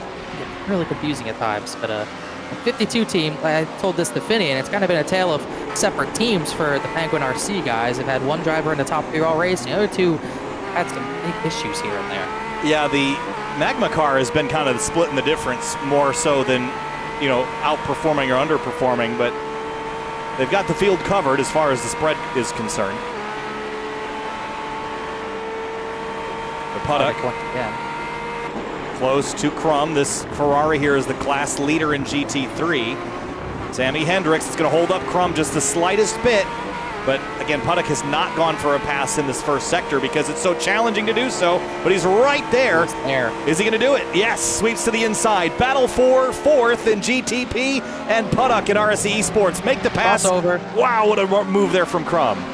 Gonna be tough. Side by side's not easy up here. Crum's gonna give him the door there, but Puddock's gonna hold strong, and he's finally got the move done. Will it stick? now. Will it hold? That was aggressive, but he got it done. You've been saving that one up for a couple of laps. He saved the aggression up for sure, and look at the gap he already put on Kurt Crum down the S's as well. I don't think Crum's really going to have a rebuttal here if he's not close enough. That's what I was worried about when he made the move there. Kurt Crum, if he didn't get away from him, he was going to be able to make a move on him maybe. We'll see what type of run, excuse me. Sorry, I'm thinking about later. Let's see what type of run that 88 can get. But yeah, again, I expect that Cadillac to be really good leaving turn 7. But he might be running in a higher downforce trim than Puddock because on the straightaway he just did nothing but lose, and now he's going to get trapped in behind this Porsche here through 10B and 11. So I don't know that Crum's got the pace at the moment to hang on. He had the pace to defend, but certainly doesn't have the straight line speed I would expect out of the Cadillac. Got out of the corner well, but didn't carry it down the straight. I thought he was going to be a little stronger than that, but I think you're right. I think he only had just a little bit left to even defend with, and Jake Puddock is gone at this point. I'd say this battle is pretty much done as Omar Diallo splits them apart for the time being, as the 88 is going to flash the lights like he did earlier. Yeah, it's just going to do nothing but solidify that. Ooh, a little wiggle there for Diallo. Look out. There's Pedrowski across the track trying to stay off their line. Just watch Crum here as he leaves the corner. A little understeer there from Diallo. Crum should be closing in now, and I think they got a lot of wing angle in that car, more than I would expect. Now the draft is starting to come into play here, but it's still not enough. I would have expected him to easily have made this pass if he had the same advantage over that Cadillac as the Acura had over him. It's not going to help. Diallo does have some slipstream from that 777 as That's a good well, point. so it is not going to be as strong as it would have been. So Crum's just going to have to deal with it at some point, maybe get aggressive. He did get aggressive with the other Penguin RC car earlier when he was lapping him, so might just have to get aggressive again if he wants to keep pace with this 777. A little hop and a skip over the rumbles at the top of the hill.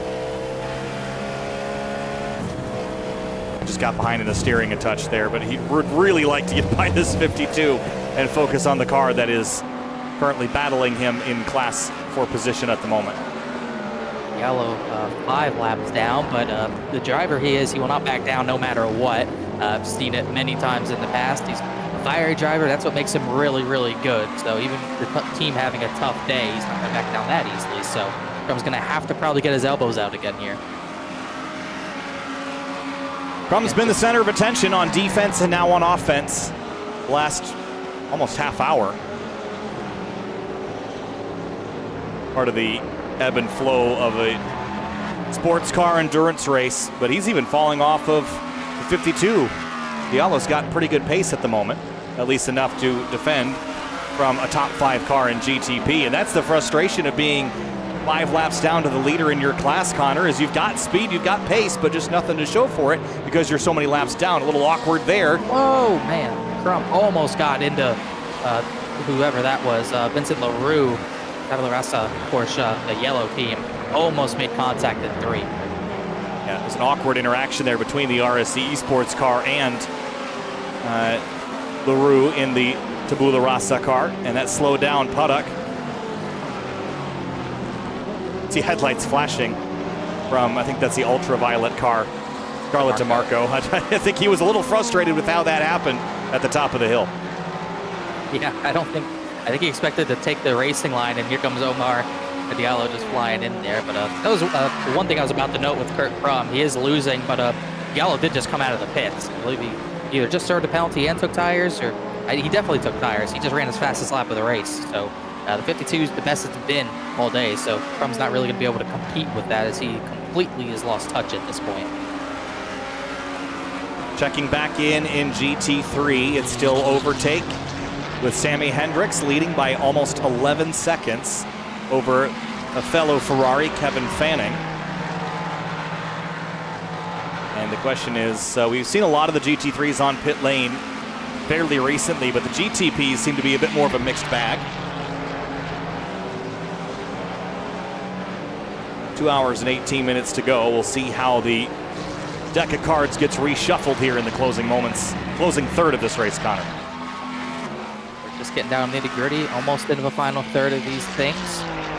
2 hours, not 2 minutes, long way to go. 2 hours, 18 minutes to go.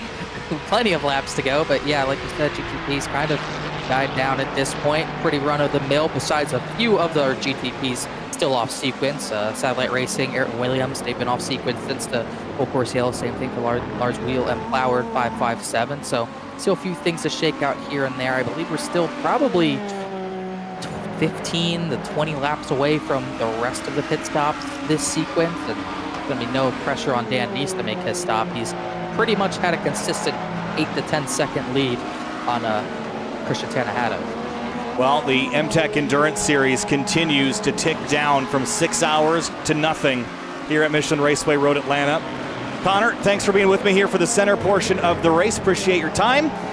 As Jake Sperry joins me once again here in the booth. And Jake, it's been a busy day for you. It's been a busy day for those on track. We had a full course yellow during the middle portion of this race. It mixed up the strategy in GTP just a bit, but as far as the leader overall, it still remains that Hydro Race Geodesic team.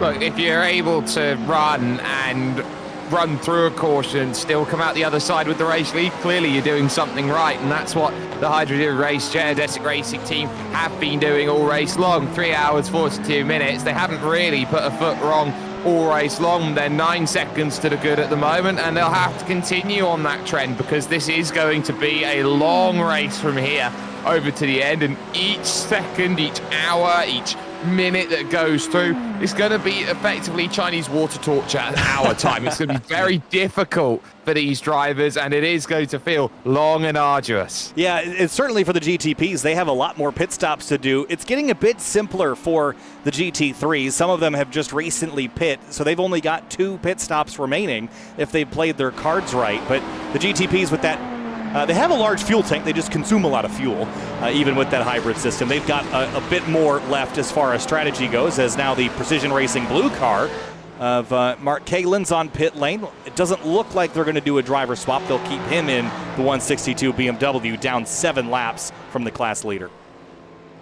Yep, so they will go and make their stop. Of course, they ran into those troubles very early on in the race, so they've had to play catch-up for a very long time, but putting Kalin back in the car, they should be able to get themselves back off and going again. What is very telling, actually, is how many laps already that have been put ahead by the GTPs to the GT3s, with Overtake on the front foot at the moment, 3.217. That gap right now is 24 laps compared to the quickest car, and I tell you what, the Bin Boys are actually closing down that gap. It was about 9 seconds 5 minutes ago. It's now down to 7.5. Yeah, it's going to be pretty interesting to watch for the lead in both categories, but Sammy Hendricks has some company in the form of GTP traffic. There goes the 777, the RSC Esports car, and Jake Puddock in particular has been on a mission.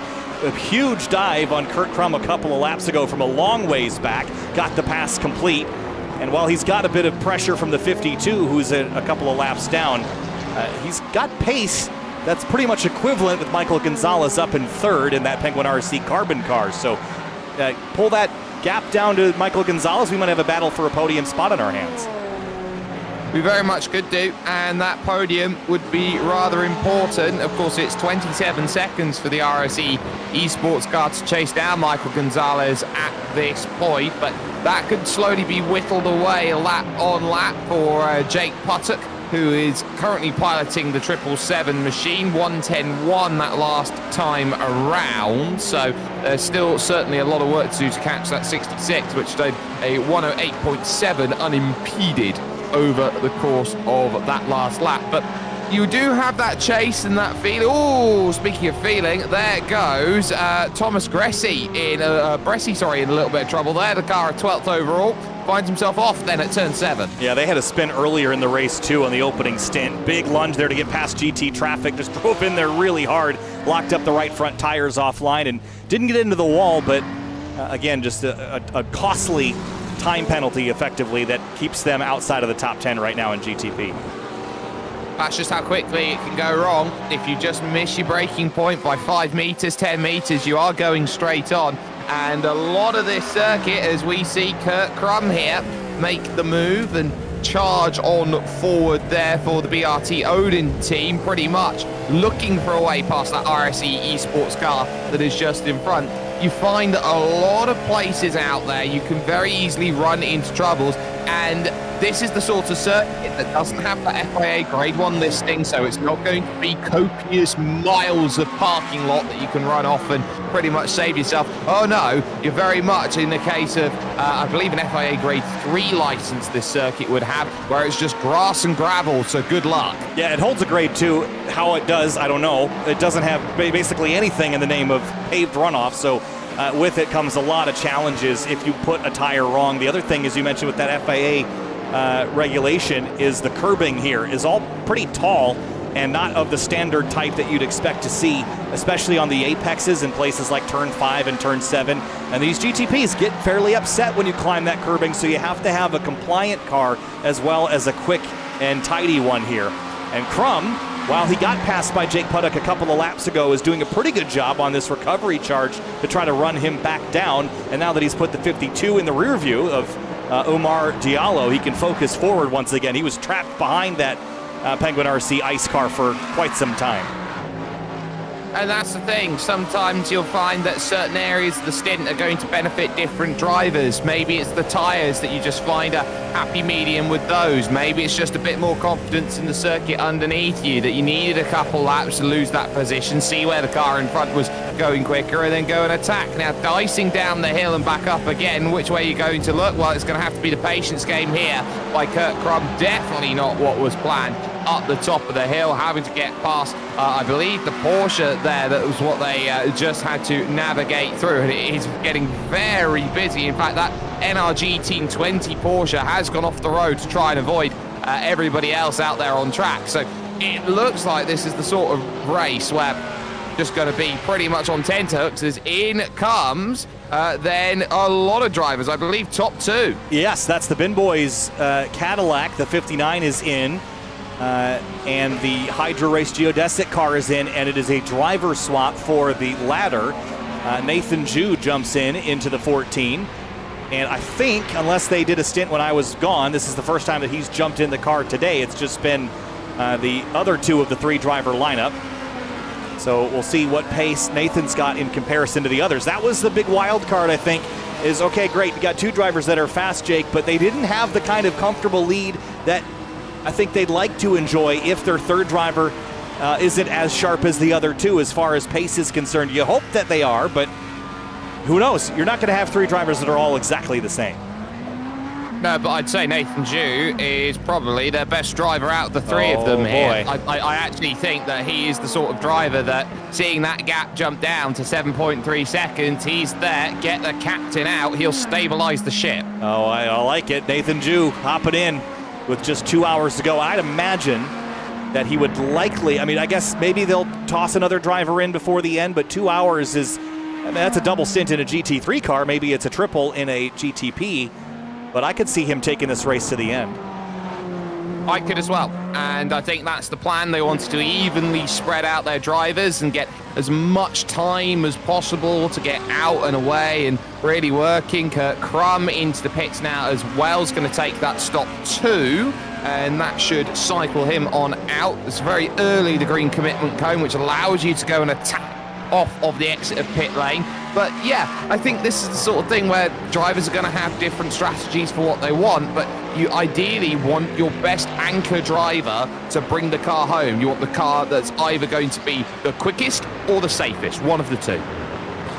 So that is going to maybe open the floodgates potentially for some more pit stops. Jake Puddock in the 777 has had a pretty frantic stint. He has made up a lot of time on his competitors.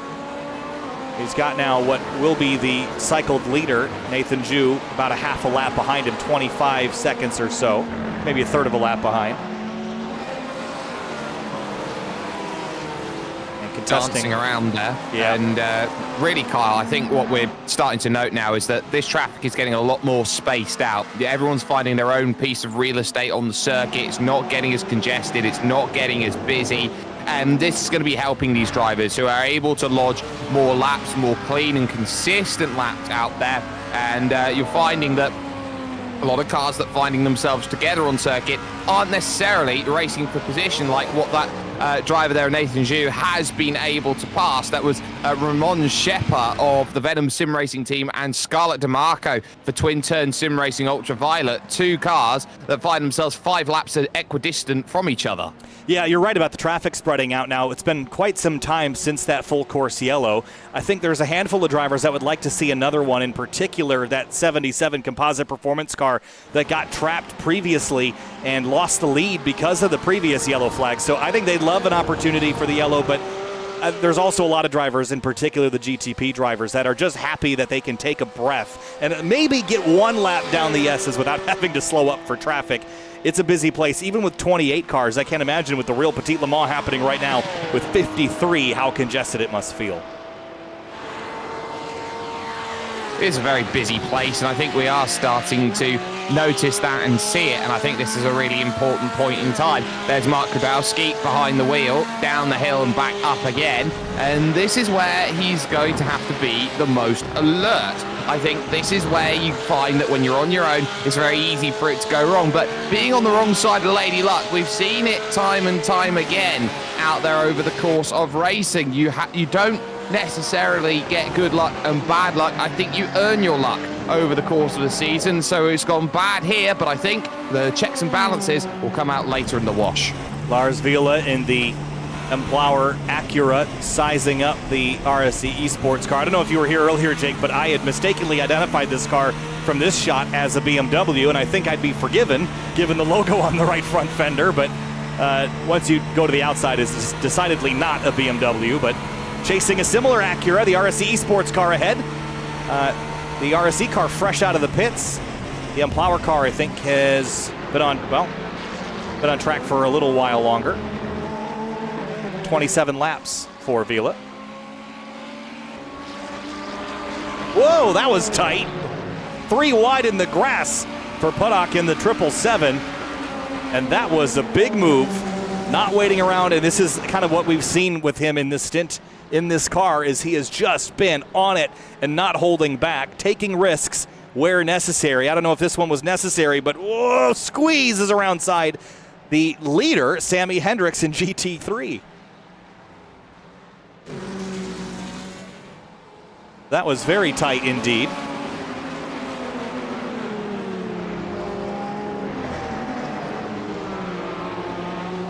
And now up onto the back straightaway once more. 2 hours and 5 minutes remaining here. The weaving now from Puddock, trying to keep Vila in the rear view.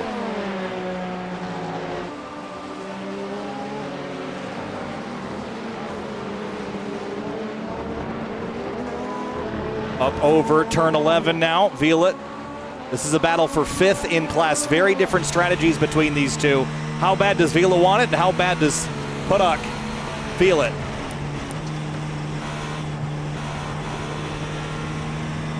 That is really dicey stuff there for position. So down the hill here, entering turn 5. The battle for 5th continues.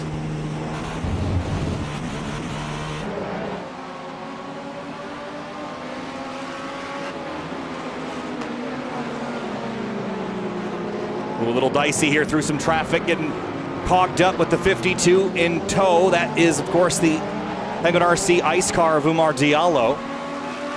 Kind of packing in the ice there through turn 7.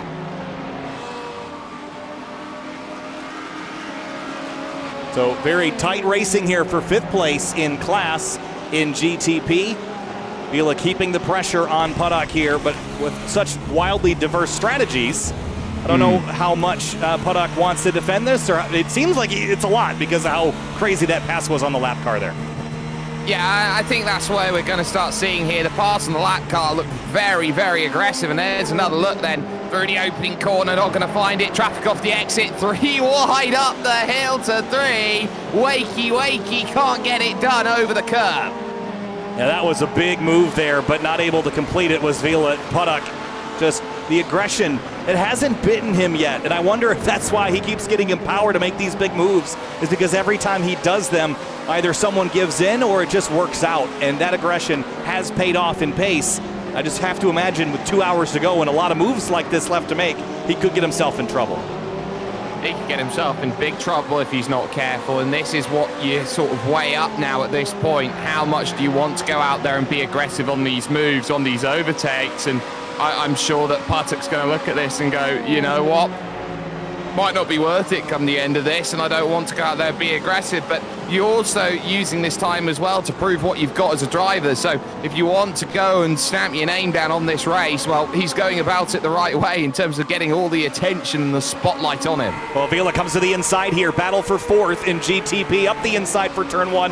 High commitment corner. Does Patek give in? He has to. Tucks in behind now. Crosses over to the left for turn three. They touch.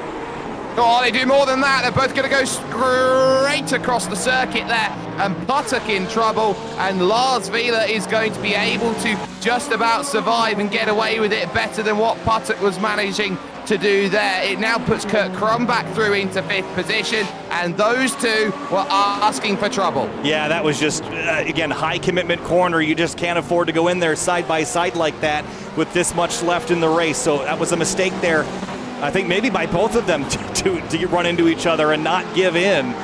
There's a give and take in sports car racing, and both of them were trying to take there on that big crossover move. And Kurt Krum will be the driver that will steal at least fifth place away and still has some time up to Vila, who was able to keep his Acura straight. But is there any damage on the rear end? It was pretty light touch there, but they're pretty fragile vehicles, especially in that rear aero, that tunnel underneath the car that generates all the downforce. Look, the key is, where does the road go?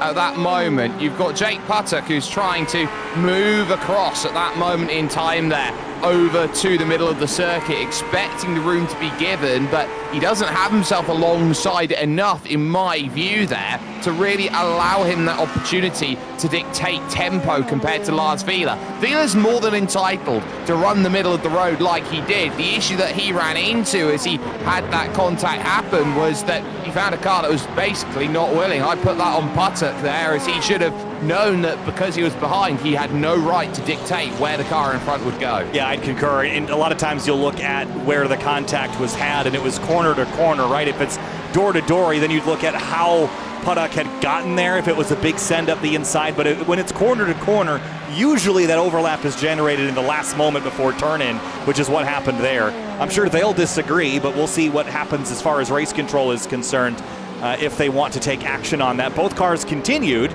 but certainly contact that lost a couple of positions for both. So something worth noting. 2 hours to go here, though. The final third, Jake, of the 6 hours of Road Atlanta for the MTEC Endurance Series. It has been fierce in GTP, and I think for the better for the GT3s, they've had a relatively quiet day with some exciting moments here and there. Yeah, so you are starting to sense, though, that with 2 hours to go, it's been a very important 4 hours that have gone through. I am listening to the radio communications with the Chief of Race Control, Ben Bream, who has been dictating what is happening right now. There's 5 minutes, apparently, for the RSE esports team, or a member of them, to lodge an appeal out there at this moment in time, and they have certainly got themselves all over the top of the instant that is there. So this is going to develop, and it's going to be the next big story over the next 10 to 15 minutes. Yeah, top 10 running car in GTP getting flagged with a penalty here late in the going, and I would consider this late in the going. There's still a lot of time left to go, but what there is not a lot of time for is to undo mistakes at this stage. There's a lot of time to make them, not a lot of time to recover from them at this point in the race.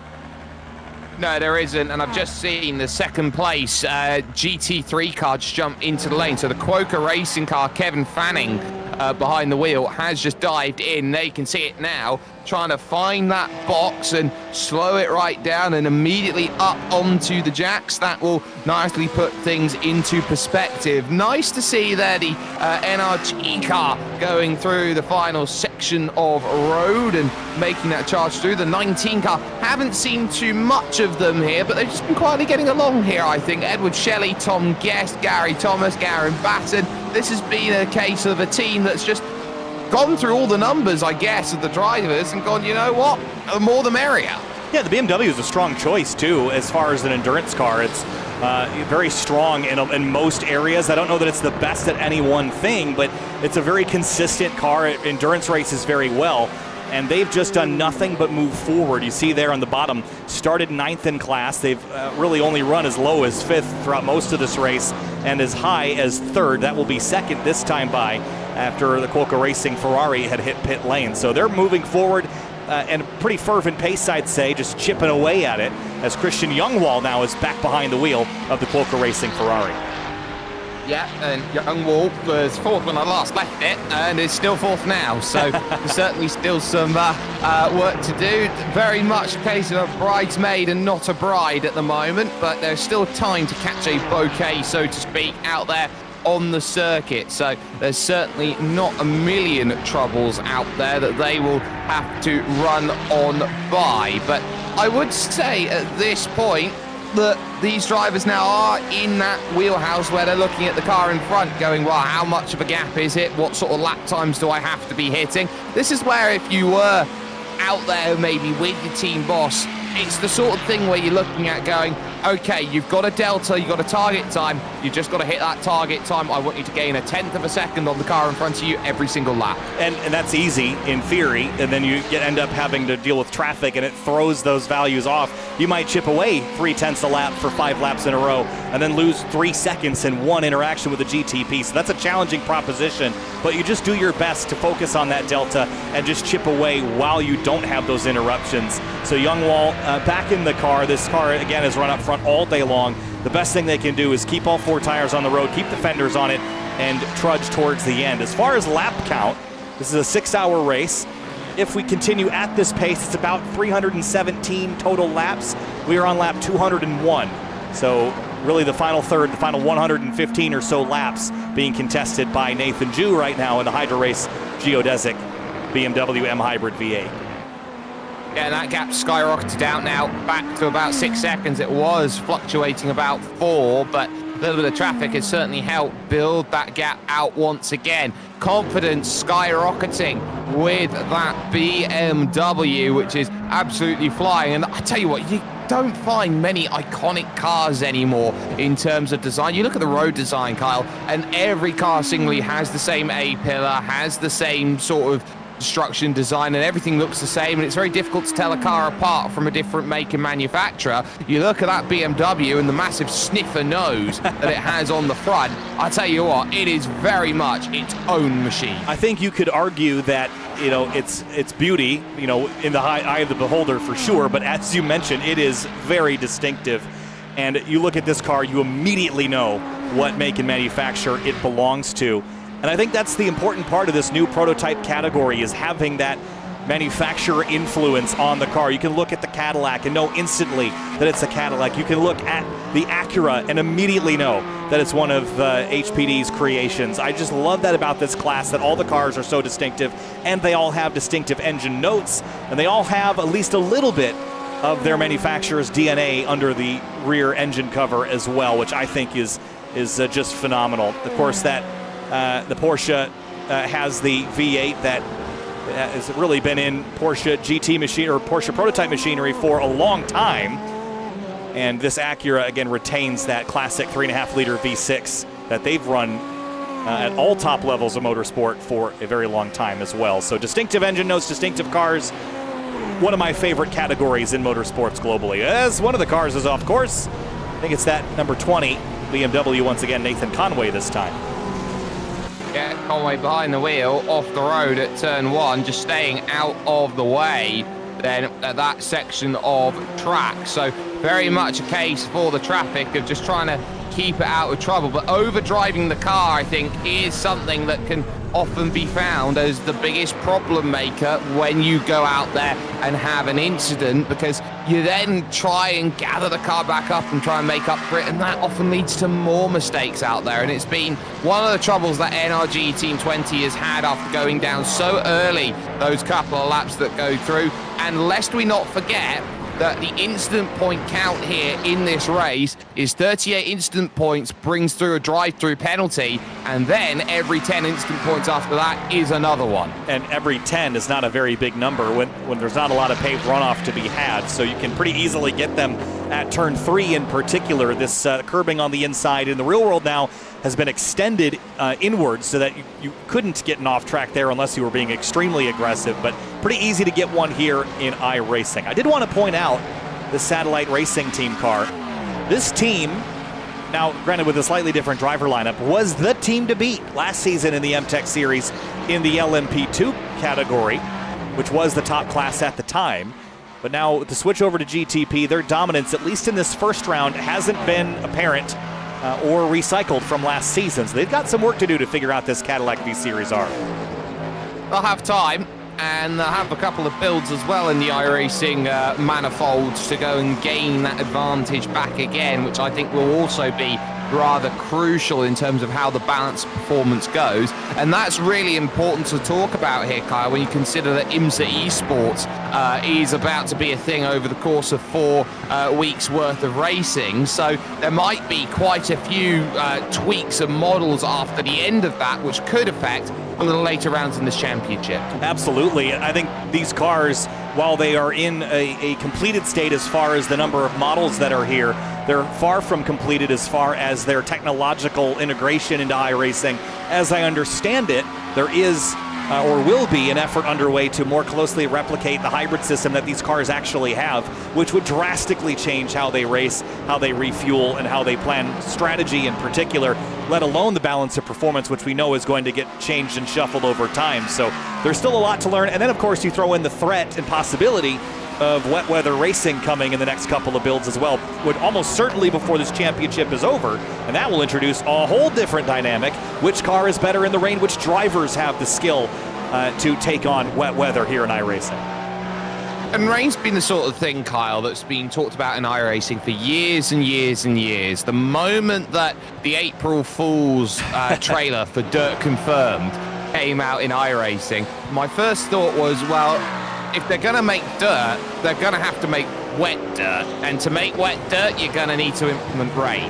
And so to have that sort of understanding of how they've wanted to go about it for about 5 years on this, I'm honestly looking at iRacing Rain as going, they are not going to release that until they feel it's in a state where it's absolutely right, absolutely authentic, and absolutely troublesome for drivers out there. It's not going to be this sort of easy thing, oh, it's just rain. It's not going to be just rain. It's going to be an absolute monster for drivers who will struggle in that to adapt to it to begin with. This is not going to be something that you pick up iRacing for the first time and go, oh, I'll try it in the rain. Oh, why am I backwards? Yeah, exactly. And in rain racing, I actually got yelled at on the way to Sebring a couple of weeks ago because I had been wishing for the GR Cup series, the Toyota GR Cup North America series, to have some wet weather racing because it's so entertaining to watch. But everybody in the paddock was like, why'd you wish that upon us? Because it is a nightmare to a driver who is not maybe accustomed to it, and in particular to the teams that have to stand out there and get wet all day. But there's so much nuance to rain racing, how the dry and wet lines form, how the water collects in the curbing, how the paint gets slick. All of those things are going to have to be an adaptive factor. And you throw in a new tire compound into iRacing with potentially intermediates and, of course, the wet weather tire. How is that going to play into tire wear, to strategy? It's just going to add a whole new dynamic that we've been missing here for a very long time. And if we get it this December, I guarantee that by round 3 we'll have a little bit of weather on the way. And if it ends up in March, we'll get at least one round with it, I'm sure. I'm sure it's also something where you look in the real world and when they see the weather report out there by the weatherman or the weather lady, and oh, that was close. Oh no, oh bye-bye. That's a big straight across the circuit. Everyone just avoids the Penguin car. There are Brion Sohn.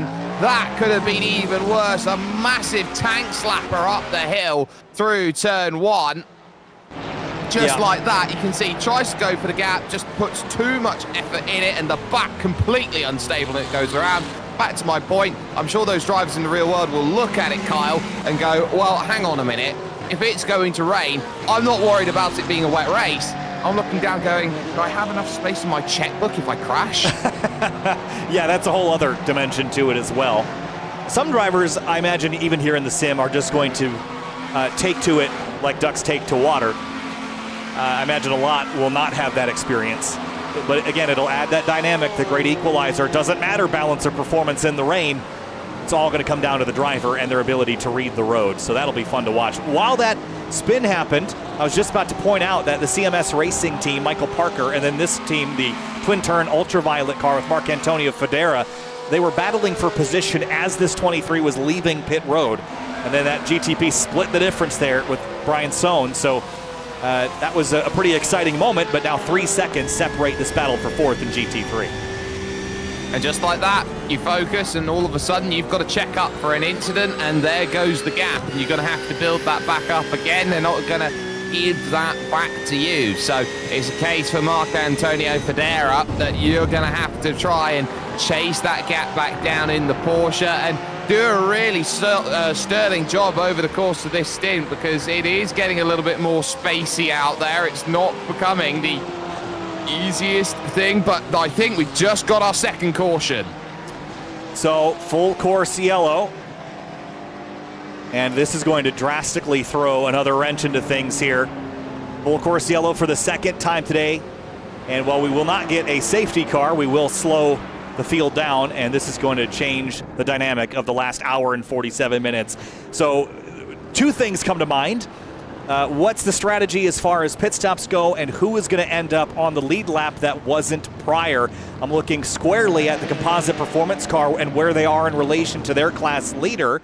Are they ahead of them? They are not. They were so close to getting a wave around position.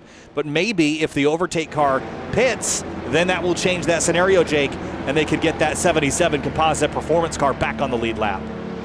Well, that's the key. Basically, if that lead car dives into the pits, you don't. It's a case of doing the opposite of what the car does in front. But every time they're going out and localizing the caution here with the Hydro Desert Racing car in its full control at this moment in time, every time they're looking at it and putting that control in, it's time that they are saving. It is also fuel that they are saving, because they are limited to about 70 kilometers an hour. So there's not really much more that they can do or say about it. They are very much in a fuel save mode, and if their strategy plays into their hands, well, right now they've only got one choice: do what the other car in front is not doing.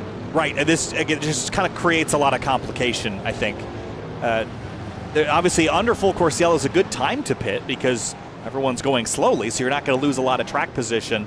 Let's think about this for a second. If you're in GT3 and you pit now, you won't have to pit until about 45 minutes to go, so you'll still have to pit twice more. That's a pretty standard time split there, so I think that's up to the drivers. They're going to have to pit twice anyway. You might as well do it now. The GTPs, this creates a bit more of a dilemma because they don't have that 1 hour even fuel window that the GT3s have. It's closer to 40 to 50 minutes. And that creates a bit more of an interesting split here. Yeah, because we're on an hour 45 minutes at this point in time. It pretty much puts the scenario down that they're going to be needing about 15 minutes somewhere in the stint, but it's going to be not perfect for them, but depending on how long this caution period lasts, they might actually get themselves in a range where they got it where it's needed to be. So it's going to be a gamble for some of these drivers, but it might be one that pays off.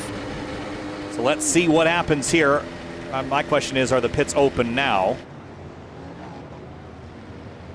And the geodesic car will stay out, will not make that turn onto pit lane. This field is still kind of getting bunched up behind, so he might go around one more time.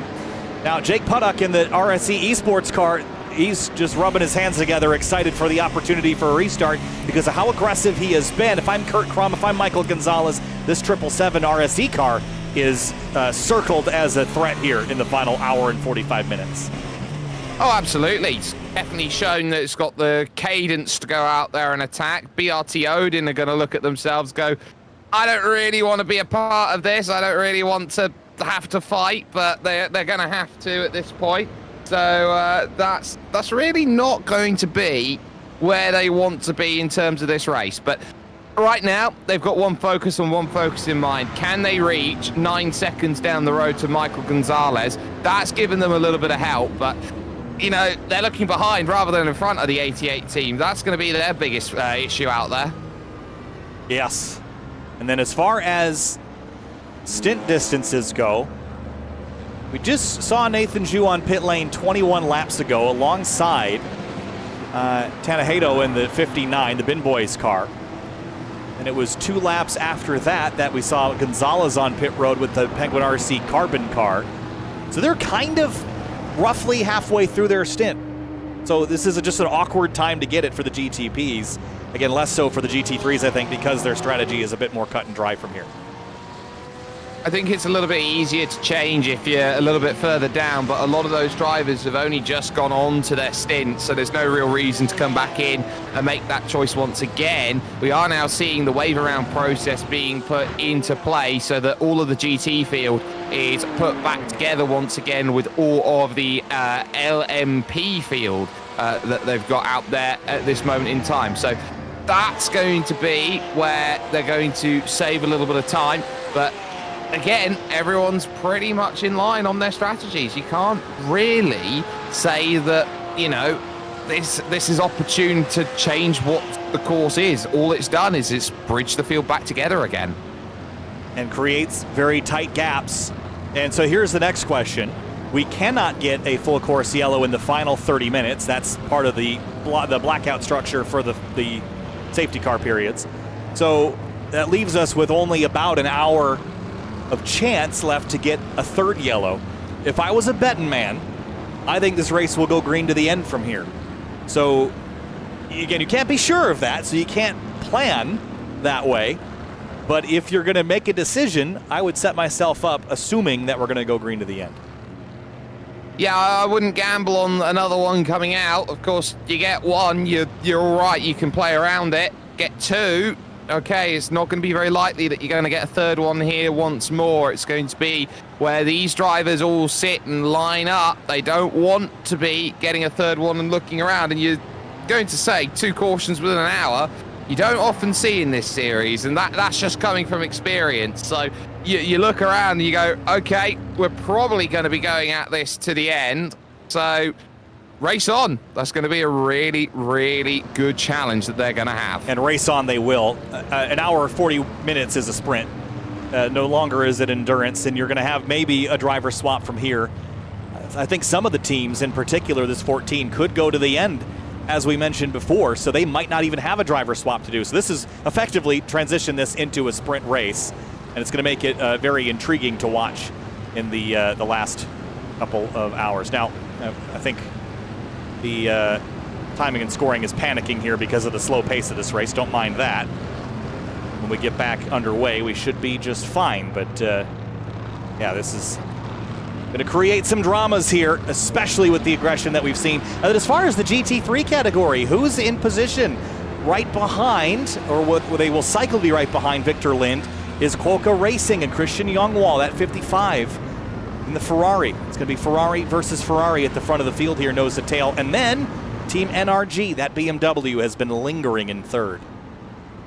It has been lingering, and it's quietly brought itself into play. So BMWs there will try and challenge the 2 Ferraris up in front. But I tell you what, it's been about consistency at the front of the field, and that's where you've seen the top 3 get themselves to the top. They've been probably the most consistent drivers I've seen out there, not putting a foot wrong, getting on the right side of the strategy, and now they got to do it all over again. Oh, there's big checkups that have gone through as Youngwall actually got a massive tap through. So too did BRT Heimdall car run into the back, so that could have been some damage that have just picked up for pretty much the entirety of your GT category. Yeah, looking back in the center of your screen there's that stack up. Don't know if there was any significant contact, but definitely a slow checkup as everyone works their way down the hill there, Jake.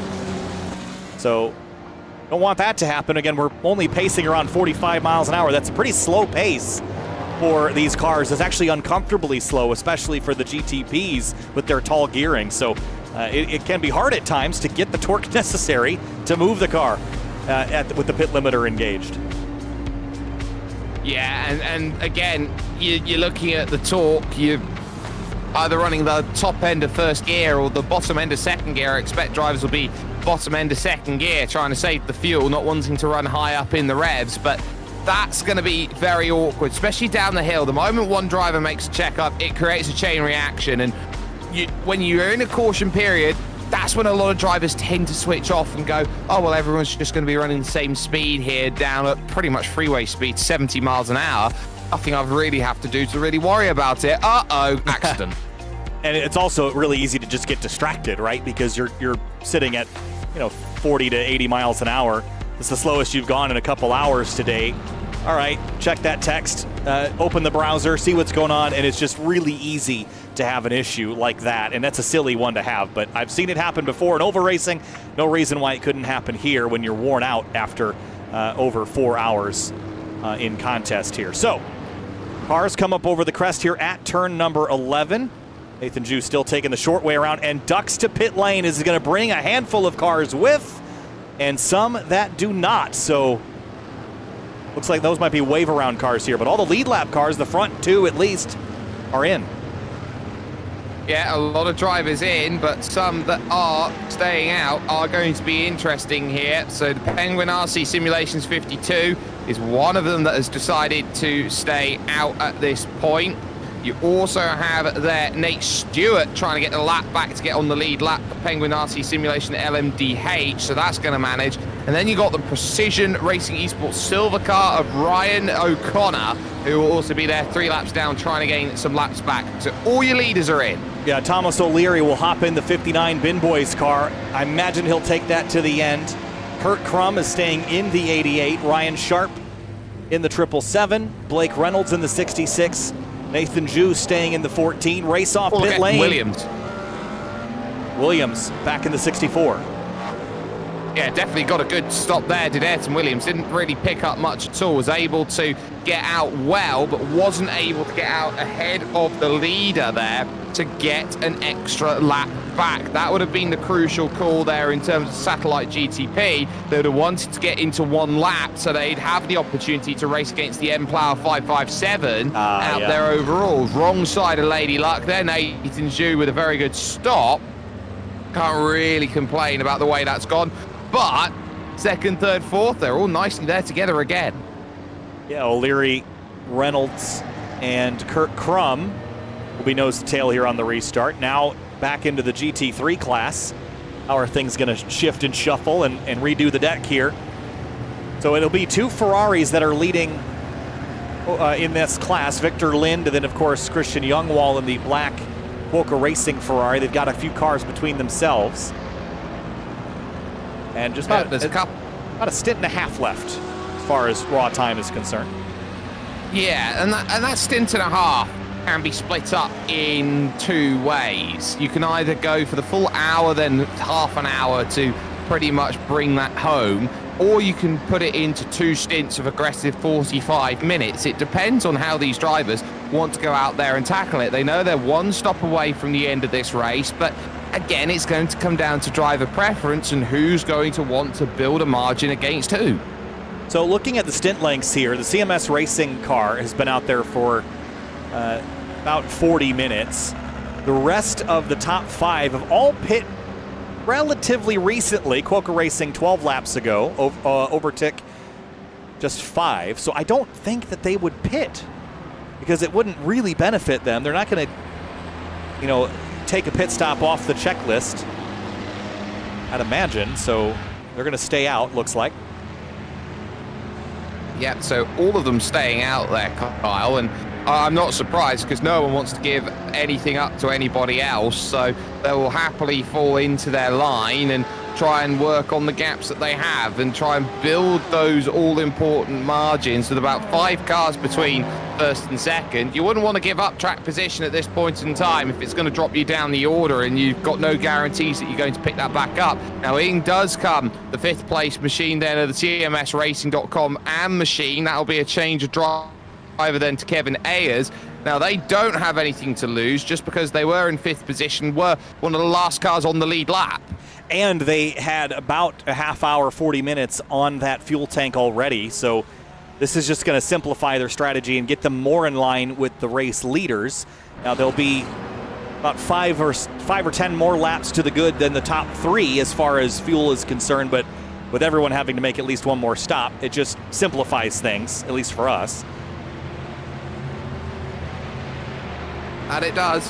And I wouldn't expect them to be a million miles away now here, Kyle, from getting back underway and going again. It's not often that you sense how it goes through. Everyone circles through. They, of course, get the wave around sorted. Then the pit stop side window opens as drivers come in. That then closes, and then once everyone is together, they wait for that opportunity to really go out there and drive. The good news there for the Hydro Race Geodesic team is that they will have effectively a rear gunner for the start of this race. They're not under immediate threat from the bin boys.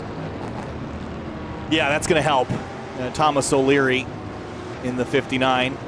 Just behind, and Blake Reynolds in that Penguin RC carbon car. And again, curious as to the timing and scoring there. Obviously, we've got an hour and 32 minutes to go, but it is decided with the slow pace of this race that it wants to be done. We'll see if that recovers or if we'll have to make a change there. But down through 10A and 10B, Nathan Zhu still leads the way as the overall race leader. And I'd expect relatively soon is the engine off. Clutch is pushed in on this number 14. And that's just wise, I think, right, Jake? I mean, no reason not to shut the thing off and coast for a bit, save a little bit of that precious fuel. Yeah, it's a really important phase of the race right now. You're trying to give yourself as little to do over the final stops out there, and this is what Nathan Zhu is trying to mastermind as much as anybody else. In 3rd gear, trying to keep the revs down to about 300 revs, as you can see on the Cosworth steering wheel. Just does not want to go any quicker than necessary, and I think that's going to be the crucial matter of fact that you're going to find out here. These drivers are in full fuel save mode. They're trying to give themselves as many weapons as possible later on in this race. Thomas O'Leary's got the same situation there, got the clutch in. The leader was shutting the engine off, though. At least I heard it shut off, even though it was displaying 300 RPM. O'Leary's car still idling on the downhill. Well, here's the issue, Kyle, on that. Surely by shutting off the engine, you're going to burn a lot more fuel by turning the engine back on again. Yeah, I guess I suppose if you're using the starter, but if you're bump starting it by having the clutch in and then just turning the ignition back on and then releasing the clutch, the engine should start itself. I just don't know that shutting the engine off is all that vastly different than idling, at least in iRacing. So it's something that on the oval side, I would shut my engine off just because it's easy. I don't know that it's any better or worse. I think a lot of the fuel consumption is done mostly by throttle position and RPM in relation to that. Because typically, when you're letting the engine run, you're idling in gear. You have to, if it's not, the clutch isn't pushed in, you have to still feed the engine with fuel to keep it running, assuming that you're not coasting downhill. Whereas if you shut the engine off, it should stop injecting fuel, but that's a detail that I don't know how much that matters, to be honest. I think we're going over this with a very fine-toothed comb, Yes. knowing that this is a race that could be won on a very fine-toothed comb style of drive. Yeah, I think that's the clarity we're getting out of all this. I mean, once the green flag drops again, it's going to be hammered down. And you've got that hybrid system to play with. Again, it's additive here in iRacing, so you can add a little bit more of that hybrid boost to assist, but it's not necessarily used in a fuel-saving capacity as it would be in the real version of the car. So take with that what you will. Extra boost. I think that's the key. It's an extra boost. It gives you more tools. It gives you more utility to go out there to attack, to defend. It's a big boost button that they've effectively got, and I think we're just about ready here to get ourselves back off and ready again. It looks like Eric Mickey is in control of the race control and is giving directions and orders. So that will mean we're coming back to the restart here, this time by, and it's Hydro Race Geodesic leading the way. Now there's a couple GT cars that are up the road here. Now how is this going to work? We've got GT3s ahead of the GTPs. Looks like we're going to reshuffle the deck here, it looks like. Yeah, they're going to put the prototypes here in front of the GTs, which I think is a very wise decision. Yes. And they're going to want them in line before they go out there and do anything, Kyle, too untoward. The last thing that you're going to want on a restart is, hey, look, we're going, and now you've got to trip over everyone. You're right. That wouldn't. I was wondering about that, and there is a procedure, but it's a very detailed one. And in the moment, looks like everyone's getting it sorted out nicely here. The tail of the line there's just at the top of the hill. But Nathan Ju is in command here in the GTP category. 1 hour, 28 minutes to go. Not sure that we're totally sorted at the back of the field just yet.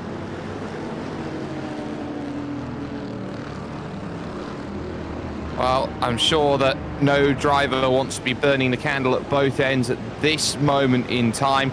They are very much going to be out there and trying to do everything they can to build that hour and 25, hour and 27 minutes that's left in this race and really go out for it. Now, the good news that they've got is they're able to extend their stint, because the longer that they stay out there, the less they have to worry. It's also a thing for the Hydro Race Geodesic Racing team that the longer that they stay in this caution period, the less time they have to worry about being overtaken. Yeah, I mean, that's simple math, right? The less time that you've got in the race, the less time you have to get past. And for everyone else, the less time you have to pass. And as we mentioned, this is now a sprint race. This is a 90-minute sprint from here with a pit stop somewhere in the middle of all that. So it's going to be aggressive. I don't think anyone's going to be holding back punches now. If they were being patient before, that patience goes out the window, especially now when they get back to traffic. We've only had 2 cars out of the race, Blue Chip Racing's LMDH team and the Composite Performance 13 involved in an incident earlier in this race. Otherwise, the rest of the 26-car field is still rolling with minimal damage. So all I'm saying is that we haven't had a high rate of attrition, and 85 minutes or so left at Road Atlanta with 26 cars. I think that we could plan for some more.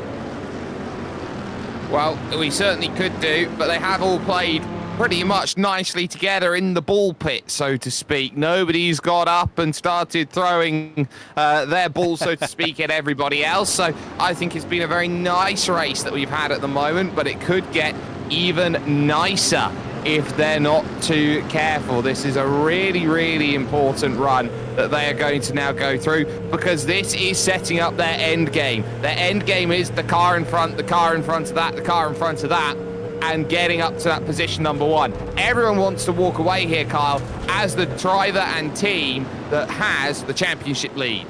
Nathan Ju for Hydro Race Geodesic leads the field out of turn 11 and 12. The MTEC Endurance Series, 6 hours of Road Atlanta with 1 hour and 25 minutes remaining. Green flag back in the air. We're back underway here at Mission Raceway Road Atlanta. Big moves here in the background in the GTP category and in GT3. 3 wide into turn 1 here with overtake on the outside, Quokka Racing on the inside of the Ferrari. Oh, this is brilliant stuff, but back up the hill, it's still going to be as you were, status quo. Driving through the rights and the lefts of the S's up the hill, go your GTP field, but then what's going on right now? Got a second group that's trying to line astern, put themselves in the position. There's a couple looked up the inside, but it's a nice breakaway by those at the front. Work to be done then on the chase. Quokka Racing, Christian Youngwall close together here, and the twin Ferraris out front. Bit of a slip there by Victor Lin. Dropped a tire that will leave him vulnerable to Youngwall here in the 55, accelerating that twin-turbo V6 power plant up to the rear bumper of the race leader. Here we go, battle for the lead in GT3, but he lifts. Patience here. Well, it was a choice, left or right, left or right. He's chosen neither at this point, and that's going to put the BMW into play. Not going to want it. I wonder whether this is going to be a game of I'm going to beat you outright on strategy. And for GTP, for second, Bin Boys under fire here from Blake Reynolds in the Penguin RC car, very tight through turn 3. Side by side, down the hill, you cannot do that. Blake Reynolds forces his way ahead in the 66. What a pass.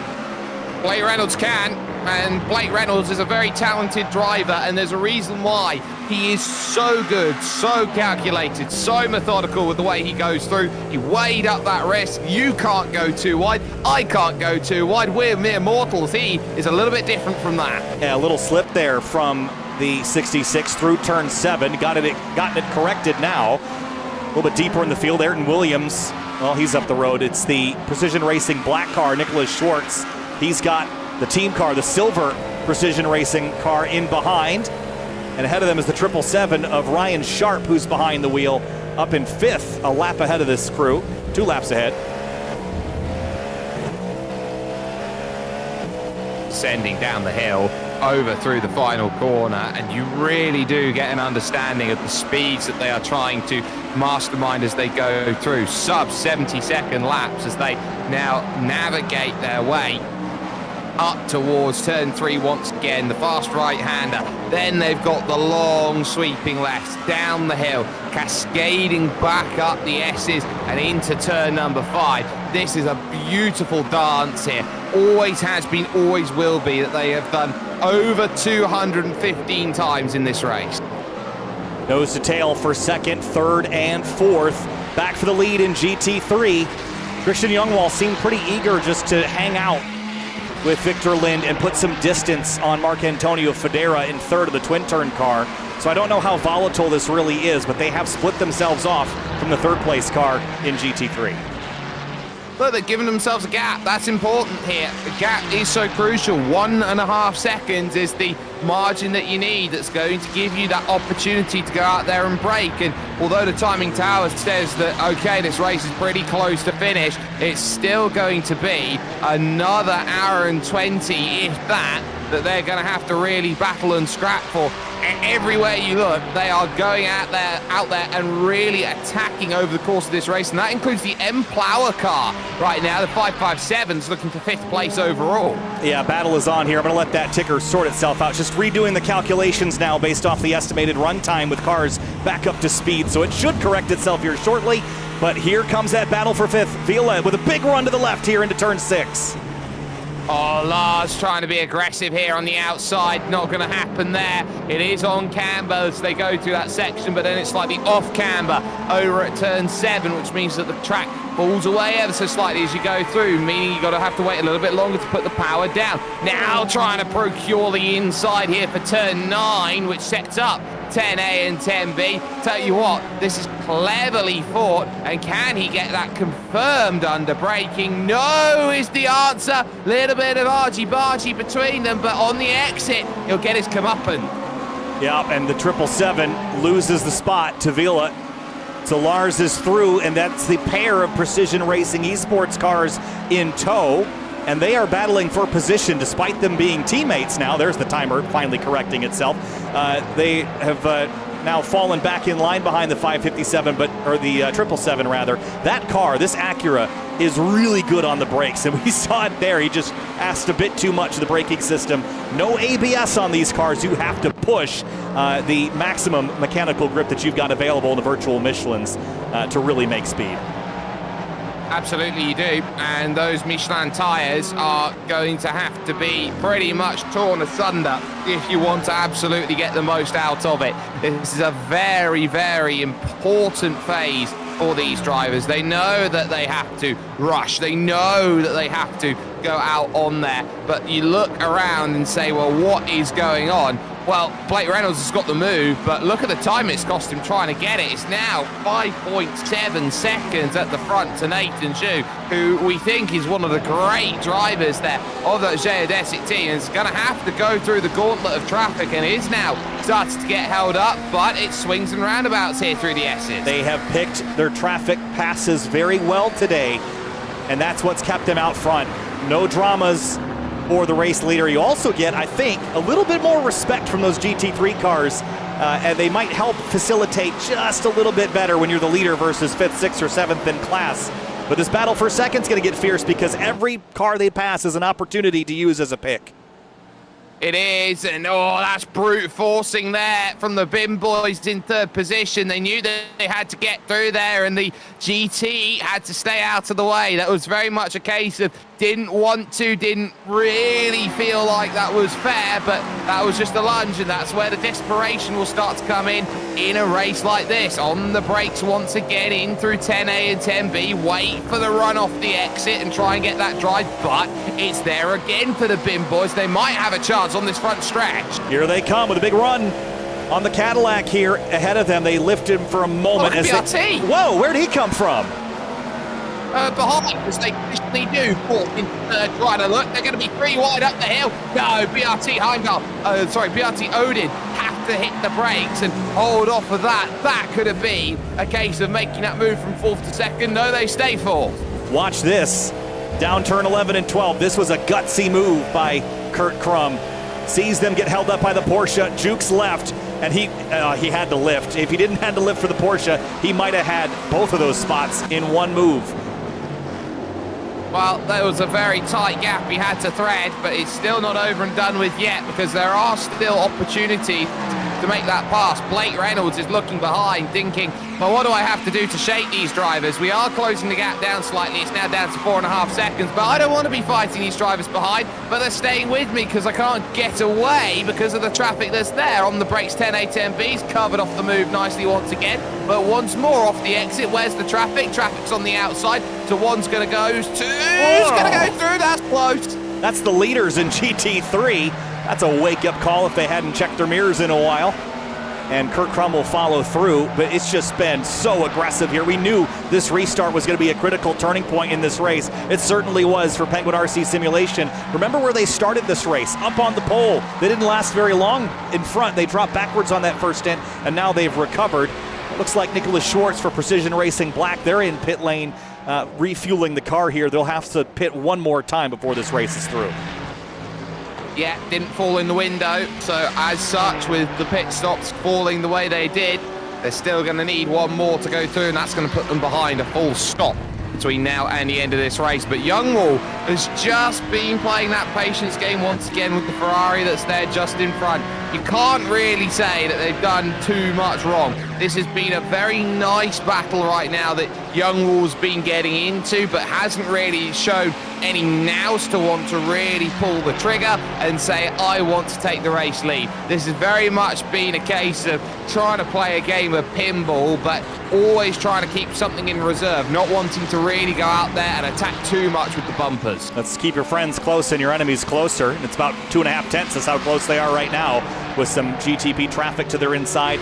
Just be within striking distance, right? If you've got pace to lead this race and you know you're going to be in the car to the end and you know the guy ahead of you is going to be in the car to the end, what's the rush, right? Keep them in your sights and let them set the pace, and you can just wait in tow for that last opportunity. They still need to pit one more time, and they're within about 15 minutes of that pit window, and I wonder if we'll see anybody come in on the long end of that and just be done with pit stops and run all the way to the end. I think it's going to be a game of who outlasts who. I think that's going to be the way that strategy is going to play, Kyle, because if you pretty much come in with an hour to go, what happens if it goes wrong? You've got not much. Now we're getting more drivers jumping in, and that will include the likes of Ryan Sharp there for RSE Esports there, the Acura 777 in 7th position. Lucky number for somebody maybe, getting down in on the lane. But I think that if you have a mistake out there, it just leans nicely, if you haven't made a pit stop, to just go and take your pit stop.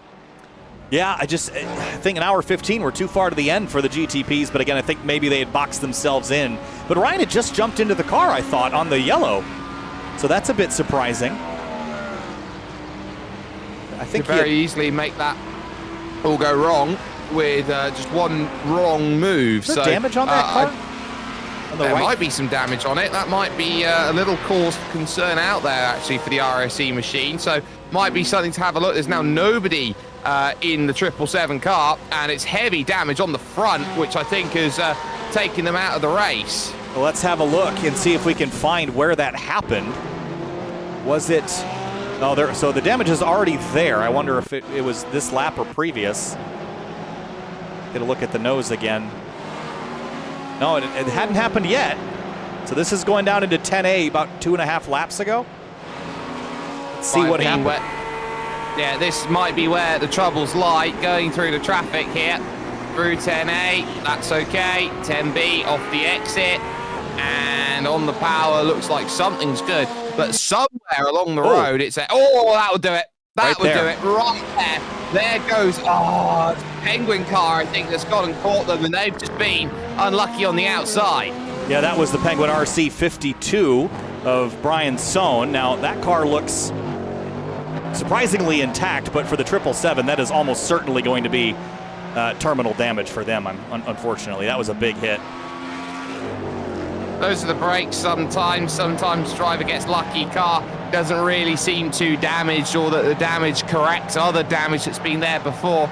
Not really what was the plan for the 777 RSE Esports team, but that massive chunk that's taken out of it then on that front stretch, I'm sure that they'll be ruining that one then after 4.5 hours of driving. Yeah, that's unfortunate too, because they were moving forward with such great pace, and with Ryan Sharp behind the wheel, they were just sitting in catbird seat for at least top 5, but this is going to drop them out of the top 10 even, because we've only had 2 retirements thus far. This would be the 3rd.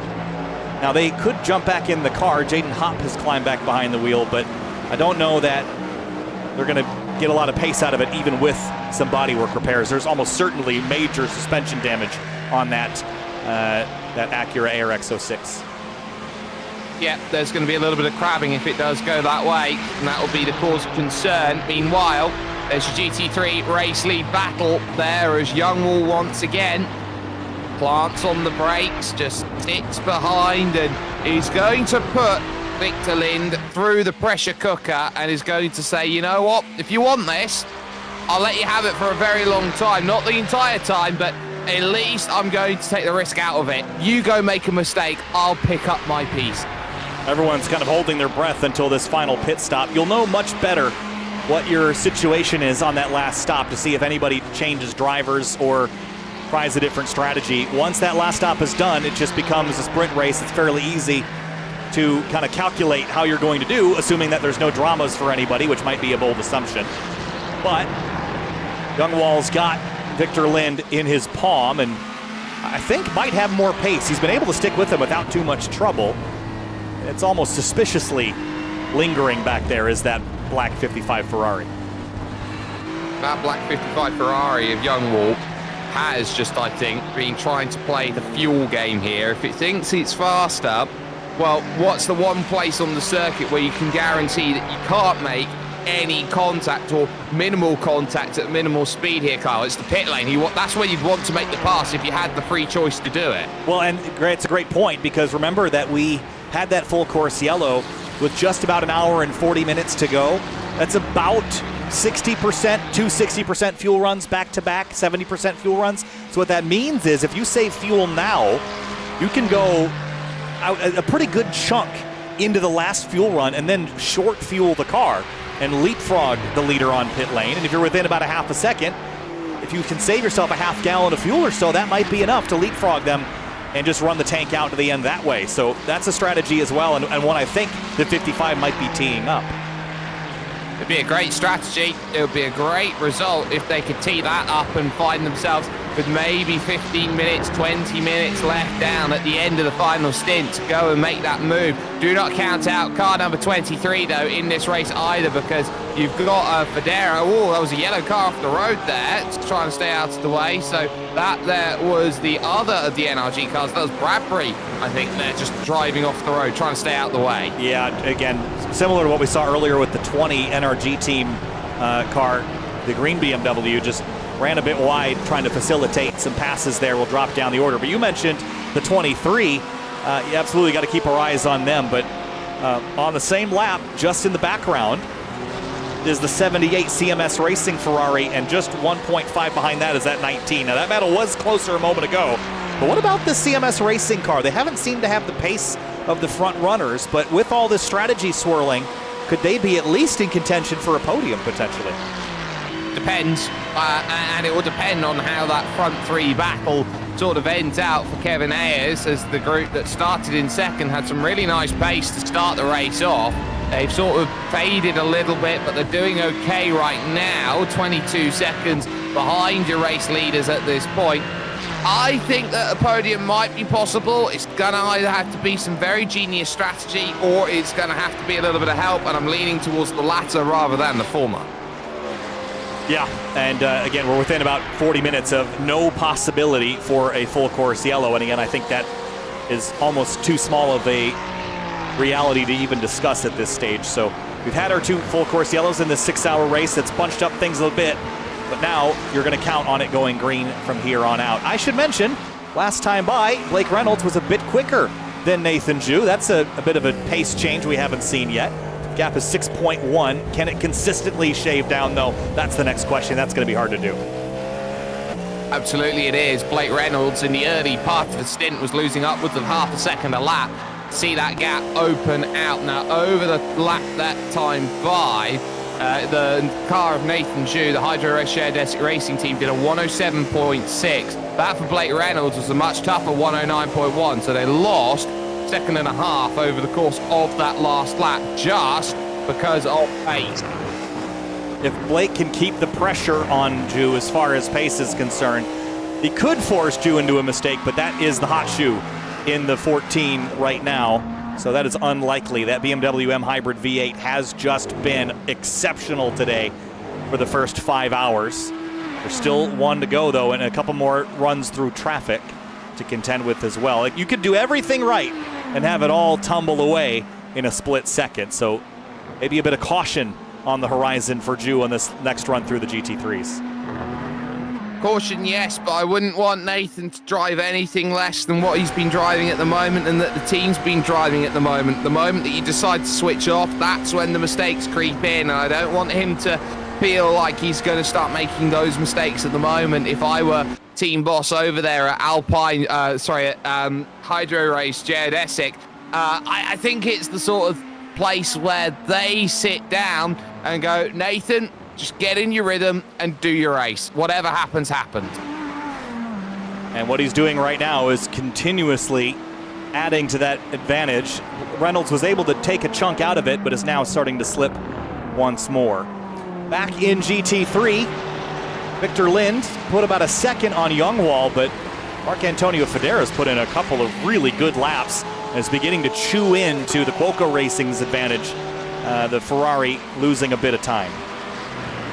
Yeah, so Youngwall in second position is now starting to sense that Federa is there, and it's not a case of Federa getting quicker, it's a case of really looking at the laps going, well, that 19.8 really didn't quite help too much. The 19.1 of Marc Antonio Federa for Twin Turn Sim Racing Ultraviolet, this is what's driving them into play. They're keeping the overtake car in very much check, and was actually the fast three over that last lap. They are gunning for a race win.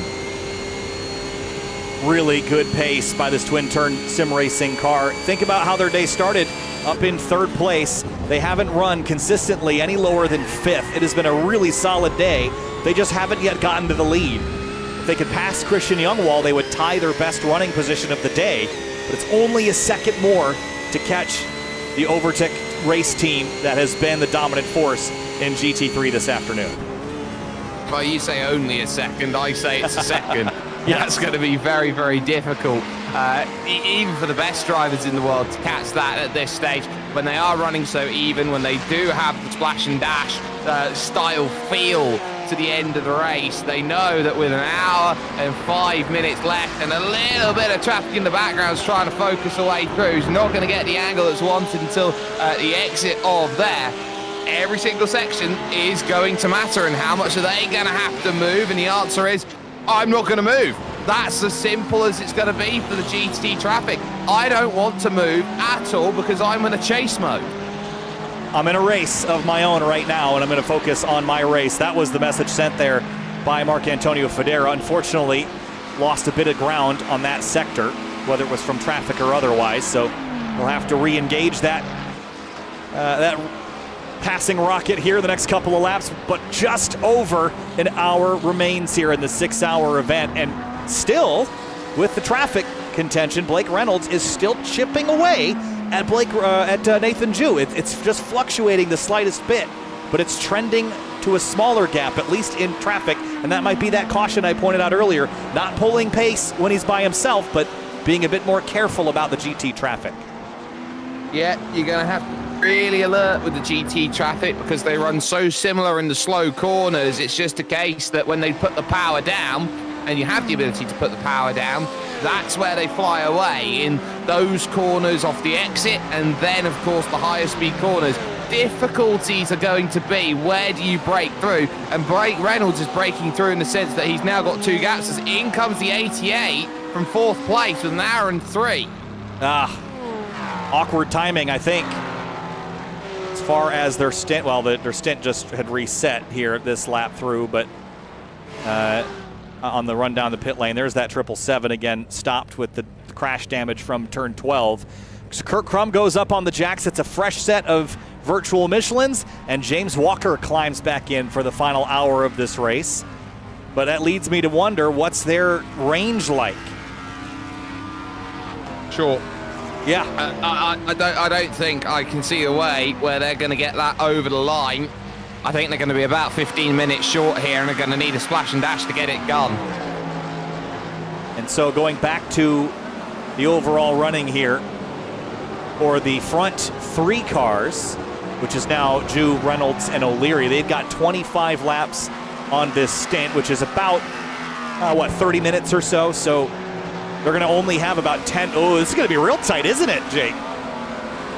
Got 5 minutes here or there. Yeah. It might come down actually to who's actually going to back out of it and try and save 5 minutes. You talk about how important 5 minutes is around here. 5 minutes is the equivalent of 5 laps, unfortunately. So can you save 5 extra laps of fuel out here?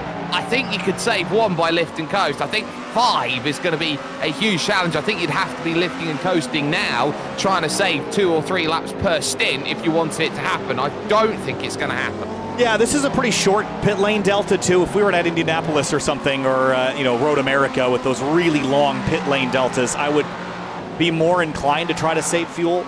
But here, I think you can get a splash and dash done pretty efficiently, and without a minimum pit stop time or anything of the sort. I would just come in and take that splash and dash and keep pushing it 100%. That feels like the strategy to me. It also feels kind of risky, because what if someone manages to save that much? It's a tall order for sure, but not impossible, I don't think. I think we'd probably pretty clearly circle who was doing that, though. They would drop off pace quite a bit, and everyone is in the 108s, 109s right now.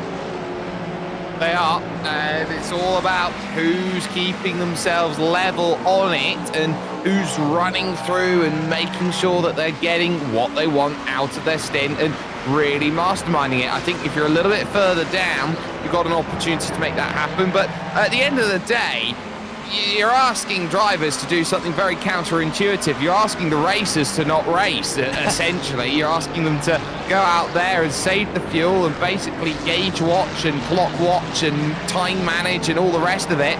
It's not what they're built for. They're built to go out there and race and overtake and have fun. And looking at the clock, it's so counter to what every racer wants to do. 1 hour and 50 minutes to go.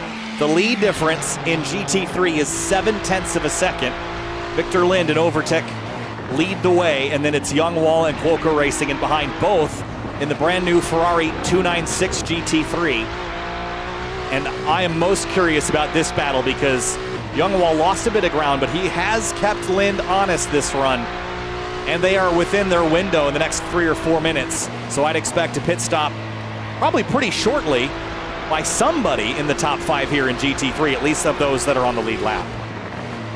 Yeah, so you'd say that they're going to be heading towards the button mark. 1 hour left to go in this race. And the moment that ticks over here, Kyle, they know, right, I've got an hour to try and do as much as I can. And there is the tick over, which leads itself very handily in. What you also have to remember is there's that orange banner over the top of the car there of the 327 of Victor Lind. That indicates that this is an amateur category car in the AM Cup that is there leading everyone. What a statement that would be in the AM Cup if you could win of all the cars in your class in the first event. That would be a statement for sure, and I think everyone would be circling that car as a threat moving forward if they haven't already, with how dominant it's been in this race. Now, the way the drivers are rated in the MTEC Endurance Series is by their iRating. So as far as a measurement tool, if you race a lot of official iRacing, that's a great measurement tool. Maybe not the best if you're a league racer for life. So that creates a bit of unknowns as far as some of these bronze and silvers are concerned. They might be holding something up their sleeve and really be a threat for the overall in that GT category this season. Look, I love iRating as a measure and a metric of official racing, but a lot of drivers can be very deceptive with their iRating, just as you said, Kyle, because they can be eternal league racers. We've seen it so many times before, where there are certain drivers that you look at and go, there's no way that you're a 1500 iRating guy. You're at least a 3000 with the way that you drive and the pace that you've got. It comes down to time commitment and how much fun you're having, and not everyone's going to want to go out there on a public lobby and decide to put their iRating at risk. You see it at the top end now that a lot of sim racers have a second account at the top end professional because they don't want to risk their iRating on their main bulk account. So what do? You go out there, you have fun, and at the end of the day, iRacing is a fantastic way to measure a driver. Another way that I would do it personally is I'd have myself a practice session, and however they line up at the practice session, you use that with iRating to go, yeah, you're probably this. Yeah, just like the real world, there are some games at play.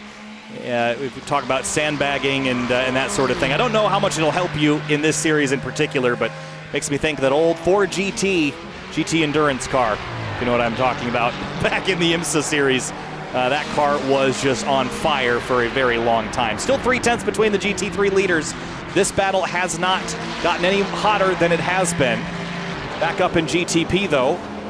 Nathan Ju beginning to stretch the gap on Blake Reynolds once again. In traffic, he gave up some time. Now that he's in clear air, gained that time back. 9.1 is the differential. It's just great driving here by the number 14 team, and Nathan Ju is proving once again why he is so good. But Blake Reynolds will look at Nathan Ju's driving and go, yeah, he's an absolute demon in this style of car. I'd say in most cars I'd take Blake Reynolds over Nathan Ju as a driver, Kyle, but the issue you're going to have is that Nathan Ju's ready built for prototypes. It's just in his DNA. And turns out that they're in prototypes for the season. So now the next question is, does everyone get a pretty good, clear indication of the ferocity of these teams' championship fights from this track alone?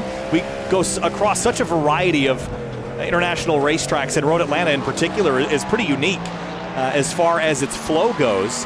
So when we get to some of these larger, faster racetracks, thinking of Circuit de la Sarthe or even Sebring, which is bumpy but flat, how much is that going to shift and shuffle the teams that find their way to the front? Or is that driver talent persistent across all types of tracks? I think driver talent actually stands for quite a bit. I think that a lot of drivers will know that they will go around a season and they will have opportunities to go out there and prove what they can do. At Daytona, they'll have all of January's 24-hour efforts to go through. They'll have the Sebring 12-hour efforts that help them out at Sebring. There's always opportunity out there, Kyle, to go out there and really show that, yes, I've got myself a dress rehearsal to go forward, just like they would have had here at Road Atlanta with the likes of the VCO Petit Le Mans that was out there, and they'd have the ability to go and run in that. So I think we're sat in a position where these drivers are being afforded that opportunity, and of course there is that pitfall in terms of series design of this championship that they are absolutely going to mirror the real world as much as they can. That's what MTEC has done, that's what the major series has done for a number of years, is that they will fall in line with what is already in and around in terms of the real world series. So I think we're seeing that. I think it would have been a truer test in terms of team composition and track dynamics if the calendar didn't so much mirror the real world. If there was, say, some different circuits that we went to and challenged as enduros, I think that would have been more of a challenge out there that could have maybe seen different types of skill put in. At the moment, it's all about muscle memory. So you're saying that we should do a 12-hour race on the New Hampshire road course is what I'm hearing. And I'm on board. Yes, so long as you also do Homestead. I love that track, and I've gotten to race it, or at least broadcast a lot of races there with the Full Send Sims Spec Miata series. They're a Florida-based sim company that runs a league, and they've called Homestead Miami Speedway their home base. I really enjoy that track. I actually really miss the mid-2000s Grand Am track lineup, which was just every weird roval, and then like Watkins Glen and Daytona 3 times a season. That was a really fun season. Iowa roval, Homestead roval. I think they did Charlotte back in the day, or at least Speed World Challenge did. Just a really interesting championship back in the mid-2000s with those Proto-Turtle Daytona prototypes. How much things have changed in the last couple of decades? Let me ask you a question, Kyle. Would you say that Zandvoort is technically a roval? When you put it like that, I would no, but I see where you're coming from. But I like Zandvoort a lot, and I think we should go there. So, if that answers the question. Yeah, I love the internal struggle that you just had there for about because I was trying to consider if rovals you have to touch the banking in at least 2 corners, but I don't think that that's true, because the Homestead you don't touch it at all, really, if you run the B configuration. And at Iowa you certainly don't run NASCAR 3 and 4, and even at Daytona, I guess at Daytona you run both ends. So, yeah, anyway. You definitely do. Pit stops. And that's the first real one that we've seen there. That was from 4th position, and they're going to put their quick driver back in, so that'll put Parker back behind the wheel to go and chase down the end of the race. Yeah, I like that move, putting Parker back behind the wheel with that 78, the CMSRacing.com entry. Drops off the jacks, and they should be clear to leave here pretty shortly. But they have not elected to, they're filling it up with fuel. There they go. There's the timer, 30 seconds. It's a decent stop. It's going to now have to bring it on home with 52 minutes and 20 seconds it was at the time, going across that line. But that's where the race stands at the moment in your GT3 category. They have dropped Marc Antonio Federa by about 6 seconds. It was looking really promising for a moment, but I think traffic has really shaken things up. And those 2 Ferraris, which have that weight on the front, aren't really struggling at the moment with the understeer, basically, that we're expecting them to really go about. I think the oversteer for Federa, especially with track conditions the way they are at the moment here, Kyle, track just started to cool back down again, down to 30 degrees. I think this is more and more falling in the Ferrari wheelhouse. Yeah, they've just set themselves up in such a great way. They've effectively, if they keep on this pace, they've eliminated a fight from behind, so they can settle it amongst themselves here. 2 sparring teams. These are not team cars, but they are running similar machinery and have run a similar strategy. So as far as to the end, they're going to be fighting, but it's only amongst themselves. They only have each other to worry about. That simplifies a lot of the challenges of sports car racing. I always liken this stick and ball sports. You go to the Super Bowl, you go to the what's the baseball one? The World Series, oh boy. And you're playing one team, but here you're playing 12 or 13 in this case in GT3. So, things get complicated, and if you can just narrow it down to one team you have to beat, that makes the math a lot easier. It's like going to the Scrabble World Finals and realizing you've got to play 4 people at once. Yes, exactly. It's hard. There's a lot of moving components. It's a lot to keep track of, and these teams, they might have a team engineer, but more realistically, it's just a couple of buddies, and one of them is acting as a pseudo-engineer when they're not in the car. It's hard to keep track of everyone's movements and pit stops and everything, so you can only really focus on 1 or 2 cars at a time anyway. And that, again, simplifies this battle to the end between Lind and Young Wall. That's a very inventive game of Scrabble that you've just depicted there. It'd be pretty interesting to play. Really, any board game, if you're playing with 12 people, that would get pretty complex. Yes, I think it very much would. You'd have to tag in and tag out at that point, and I'm sure that would be great. I'm still looking, though, at these 2, first and second, and I'm just thinking that Youngwall is just sitting and waiting and saying that the race will come to me, and I will not go to the race. Yeah, I think that's a smart idea, though. Again, with so much time left to go, well, so much time relatively, they still have that pit stop to do. Edward Shelley in and out of the pit lane in the 19 for NRG. And all the while, a bit of a battle beginning to formulate here in GTP between Nate Stewart and James Walker. Now, did Walker and their pit stop, they still have to do a splash, but they're 2.3 back and just outside of the top 5. So just hoping that they cycle back to the front in the last 50 minutes of this race. They're within, they can go another couple of minutes. I think they're in their pit window. Yeah, another 2 minutes, they're going to be fine. But you would argue right now that you're always trying to scrap for it. And lest we forget as well that Nate Stewart is pretty much sitting in terms of this race with Nathan Jew trying to get that lap back. Yeah, they're still not on the lead lap. There's that to contend with. They've still got a bit of time left to reshuffle the deck, but when will the leaders make their pit stop? It looks like the leader is in for GT3. Victor Lind has come onto pit lane, and that will be the final stop of the day for Overtick team with Lind behind the wheel. Will he exchange? He will. Sammy Hendricks climbs behind the 327 car. That was very scary there from Edward Shelley pulling back onto the line just as Nate Stewart was taking his braking marker, was committed to the brakes. He would have had to have really got up on the binders there and got it stopped. No contact between them, but Edward Shelley taking a gamble there with the faster traffic. Yeah, here's a look at it from onboard Nate Stewart here. Watch the 19 move back across the road.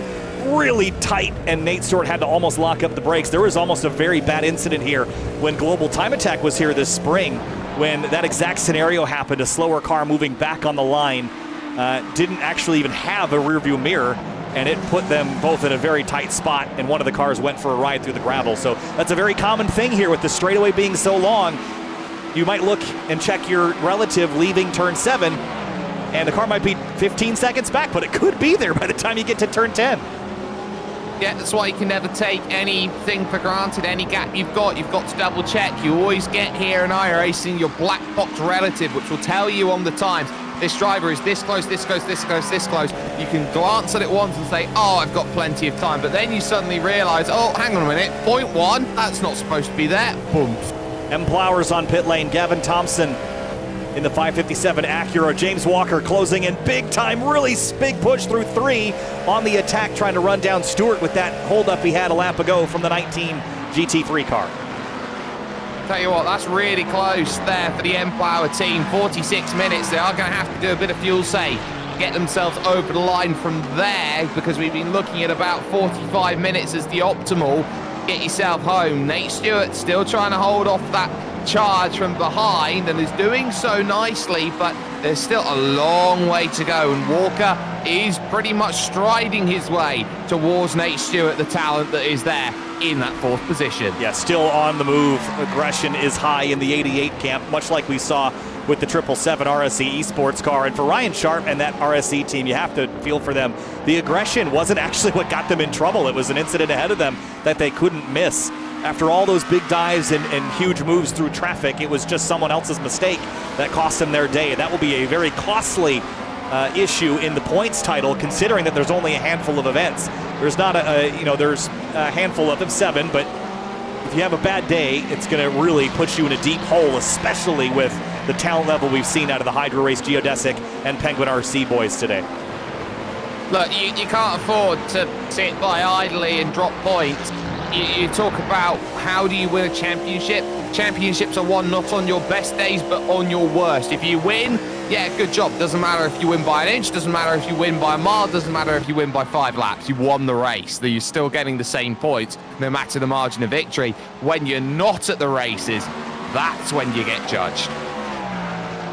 45 minutes to go, so that is effectively pit window open for the GTPs. Now, Nathan Jew's got a 10.6 second advantage. If you've got some more fuel, you'd like to go a little further. And Jew's going to do just that. He's going to stay out another lap. But I'd expect these cars on pit lane within the next 5 minutes. I would as well. because there's always the difference makers that are going to be there. They're all staying on. There's one of the GT3 cars there dives into the pits then and makes a final stop for the race. So we are seeing drivers now starting to come in from both categories because they realise, well, hang on a minute, we're about at the limits of what we can manage here with the fuel loads that we've got. This is the critical one here. Christian Youngwall, the second of the two leading Ferraris to blink as far as the pit strategy goes. They have put a different driver in, just like Overtick did. Sammy Hendricks is in the 327, and it's Kevin Fanning back behind the wheel of the Quokka Ferrari for the last stint of this race. Here's the 327 down into turn 10. Fanning still up on the jacks here. It's going to be tight. Remember, the 55 was down by about a half a second to the 327. We'll see if they can leapfrog here. And now there's no holding back. It's go time. It is, and the car's still not gone off for the lane here. This is a long, long hold for Kevin Fanning, and only now does it go. And I think that's a very telling sign that Sammy Hendricks has put a little less in the car. In comparison, that is not the stop that was asked for Quokka Racing, and now they're going to find themselves a very long way back, if not maybe 8 seconds. Yeah, it's at least going to be 7.5 or so, especially since I think they put tires on as well, and they'll have to wait for those to come up to temp, which takes a couple laps on the Ferrari. Hendricks already has his up to operating temperature. That is a huge gap in a 43-minute race to the end here, so that was not the direction that they wanted to go. And that was backwards in a significant way.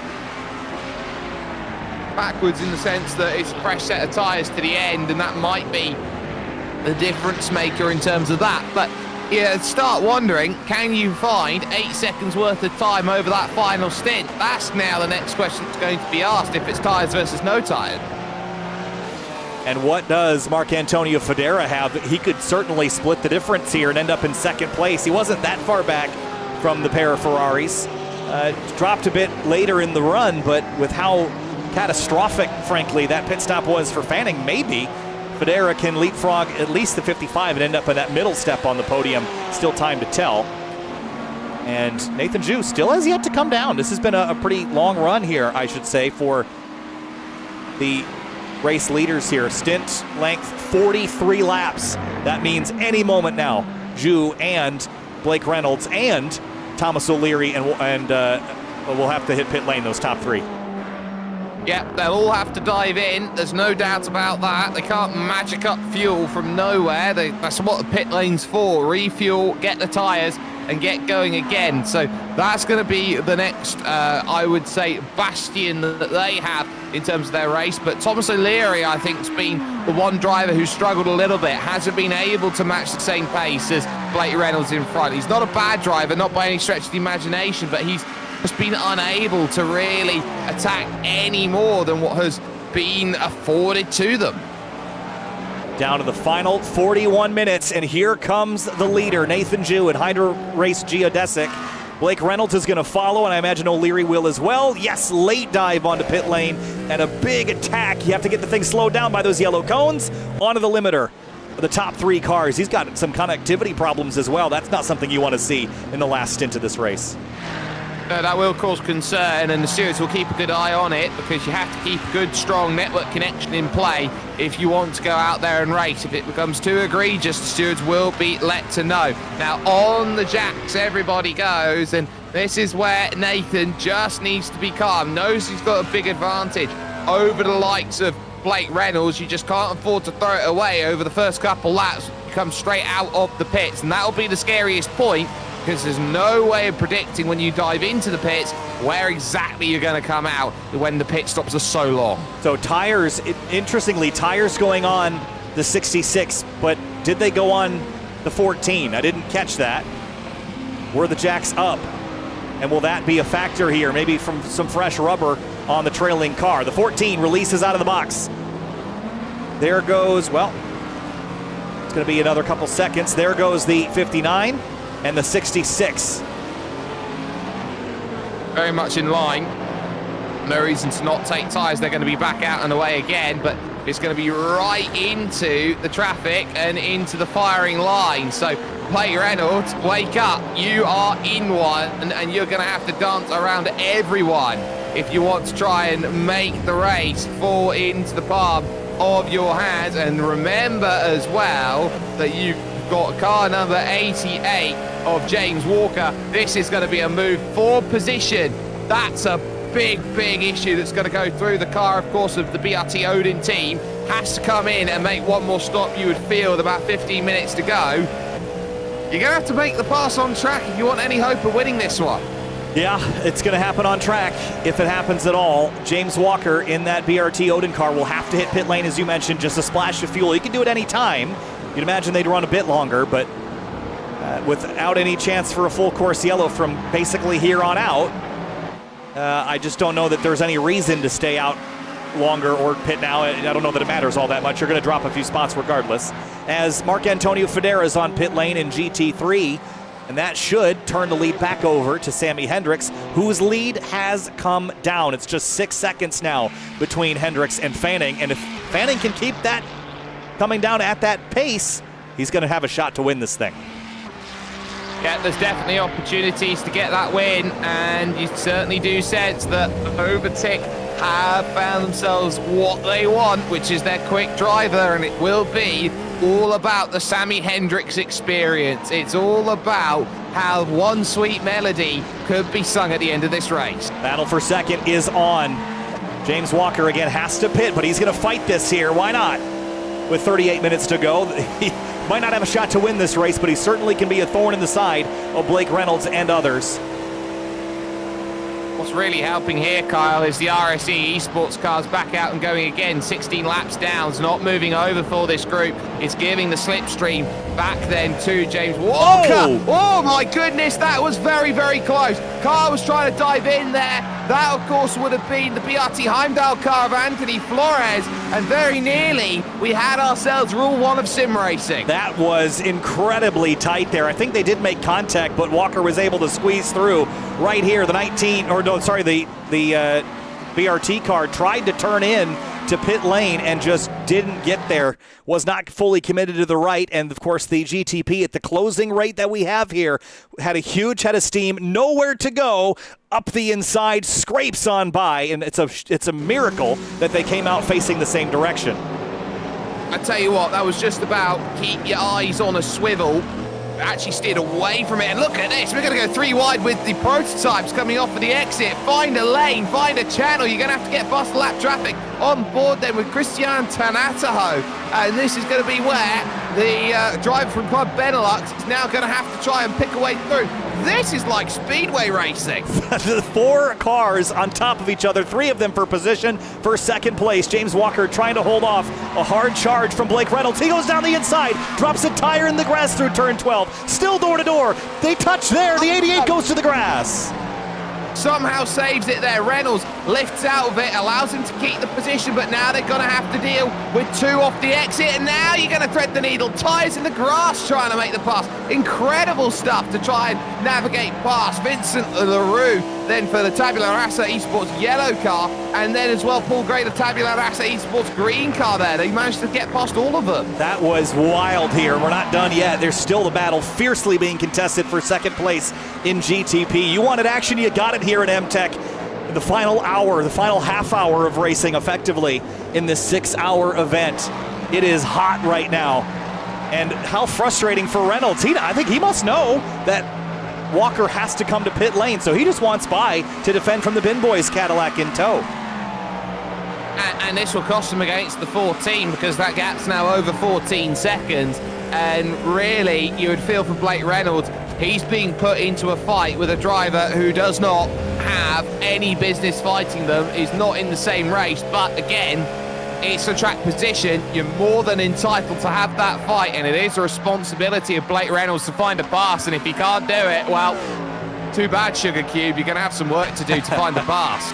35 minutes, and it's going to feel like the longest 35 minutes of James Walker's life, and the shortest for Blake Reynolds. That battle continues all the while. I'm keeping my eye. I'm not going to go there just yet, but the GT3 battle for the lead is getting very close indeed. 1.7 between Sammy Hendricks and Marc-Antonio Federa, who did split the difference on the leading Ferraris and is now trying to close in on that leading 327 Ferrari 296.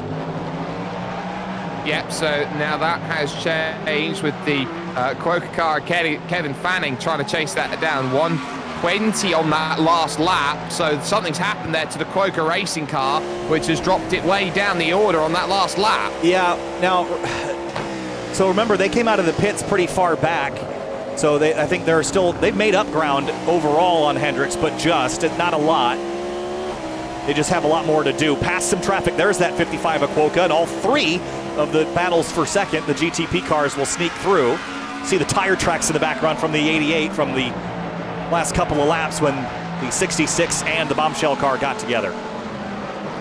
Yep, so there's certainly that, and you're definitely starting to sense here that in the prototypes it is very much a powder keg that is waiting to explode as it's second, it's third, it's fourth, it's a chance over towards this next section, turn 6. They go past the traffic there of Federa and they manage that. Now next up, where do you find the pass on Hendricks? There's one. Where's the second off the exit? There it is. But now it's going to open up the chance here once more for the very, very important team there of the bin boys to go and find themselves top bins. Yeah, who's got the lower drag setup at this stage? Road Atlanta's a pretty hard racetrack to set up for. You're going to use downforce here quite a bit, but if you laden the car with it, you're going to be slow on that very long straightaway. So the major passing opportunity is down into 10 at the end of the longest straight that you're not setting the car up for. So pretty immense challenge if you've got a lot of downforce on the car and thus with it a lot of drag. So to overcome that seems to be challenging even in the slipstream for the bin boys Cadillac in fourth.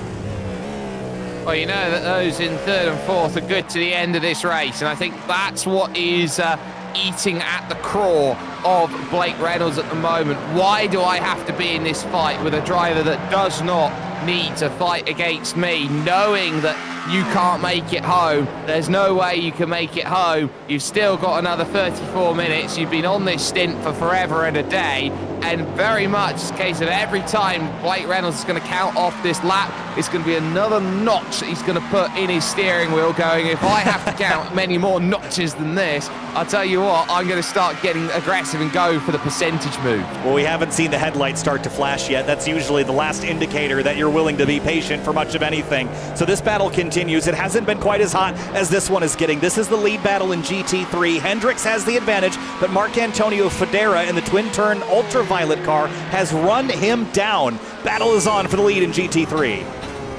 Well, the ultraviolet car might be trying to go in for a red at this moment to make this pass, to go up into the race lead. MTEC have done so well as an amateur category team in the AM Cup to hold that station and do well to keep that race lead, but it's just that at the moment, the race lead. It's not the race victory, and this is going to be a sweat. Marc Antonio Federa has quietly gone about business. And for third in GTP, back at it this time, the pick, the 19, allows the Bin Boys car to squeeze to the inside of Blake Reynolds. Pass for third complete, move Bin Boys up to P3. Well, this is a case of, well, what happened, Blake? You were looking for all the money in the world that you were going to go and get second. All of a sudden, it's now fourth. 180 plus miles an hour into the braking zone for 10, sweeps to the right. Big dive on the brakes on the outside. Can he keep the overlap here? But just has to back out. We saw that turn ugly earlier in this race into the S's, and Reynolds will have to give it up. That was an immense move there by the 59. Christian Tanataho into third place. Look, Christian did about everything possible to make Blake Reynolds have a panic attack in the car. That was just so difficult of a move to try and execute. It would have taken a minor miracle to get that pass sorted. So stays as they are, some great driving to stay out of the move at the last possible moment. But again, that number 66 car might be executing an order at this point in time. Try to make that pass because he knows that he's going to need all the help he can get. 5 hours and 30 minutes down in a 6-hour race, and the lead difference is 0.2 of a second here in GT3. Marc Antonio Federa is waiting in the wings. Now, this 327 MTEC car has had cars in its rear view all day long, in particular the last half of this race, first with the 55 Quokka car and now with the twin-turn ultraviolet car. When is anyone going to make a move here? as the 52 splits the difference there. When is anyone going to make a move, or are they just waiting for the right opportunity?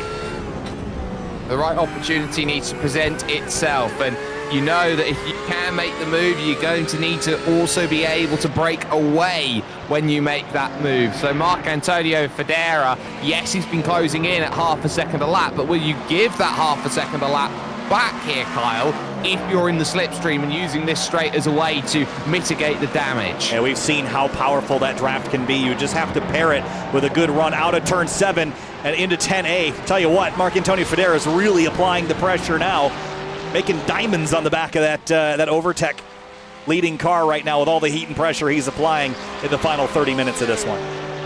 Hey, look, if you keep making diamonds like that, the car's going to get heavier, Kyle. That's a good advantage. And also more expensive. Oh, mostly yes, heavier. I wouldn't want to put that in a rack. And remember, the 23, in the first hour, they had some contact and got shuffled off track.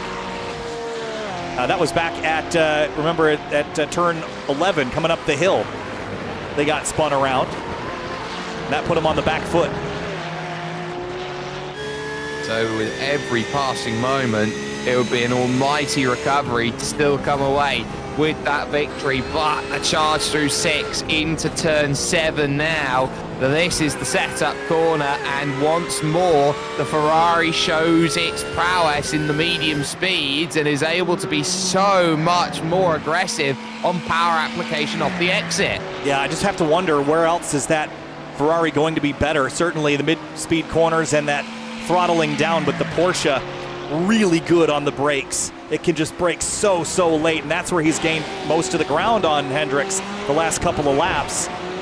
And that's a good advantage to have. If you can stay tucked underneath the rear wing of that Ferrari and be in position into 10A, I would take the car with the better brakes if I was going for the lead here from second.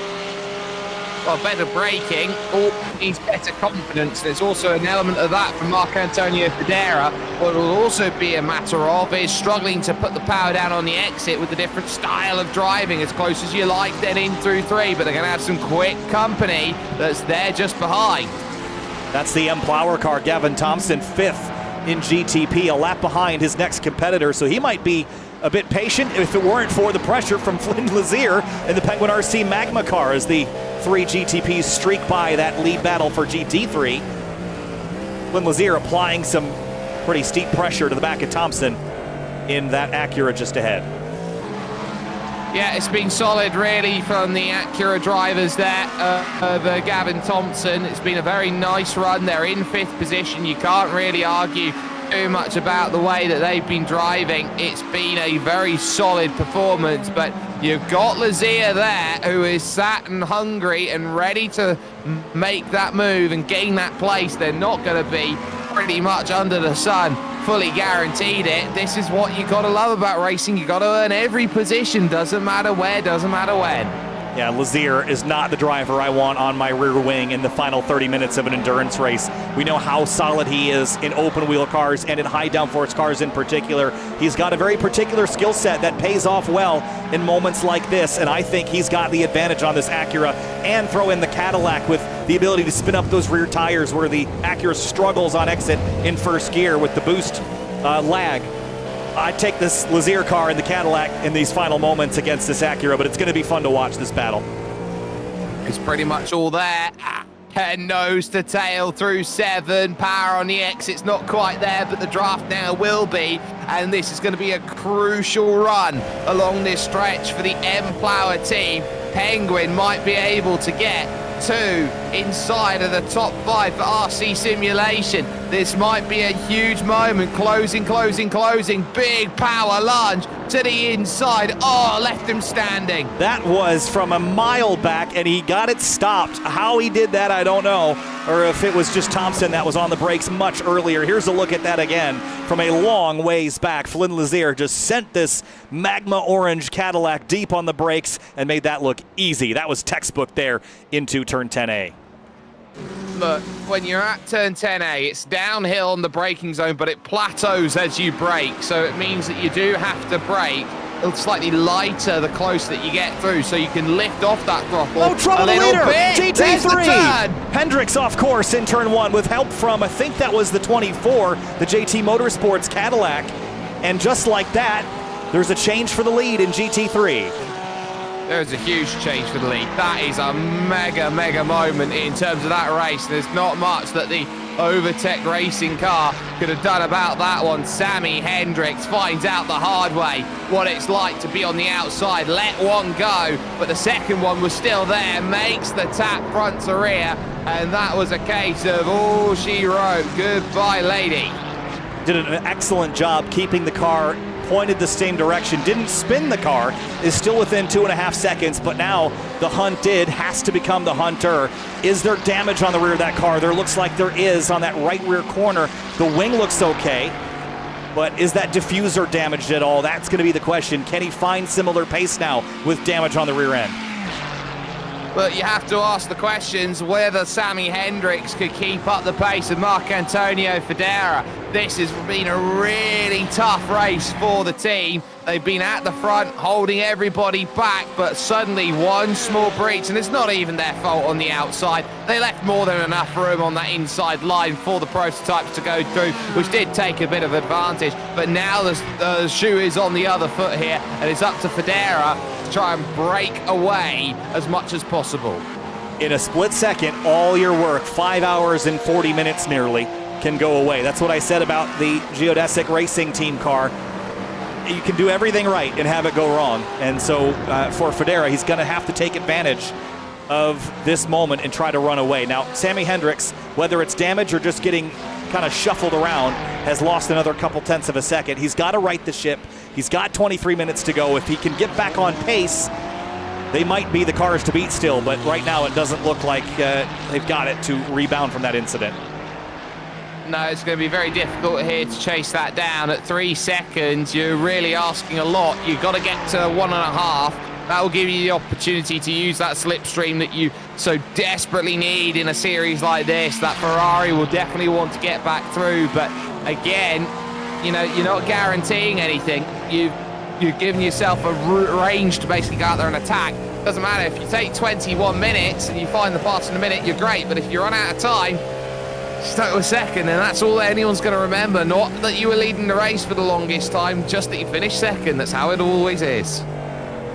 Blake Reynolds, big lateral push through turn 7, trying to make up some ground on the 59 Bin Boys Cadillac. They themselves are making up time on James Walker. Now remember that this car is still expected to have to come to pit lane, and just checking in on the amount of laps they've done on this set of tires. They've done now 35 laps.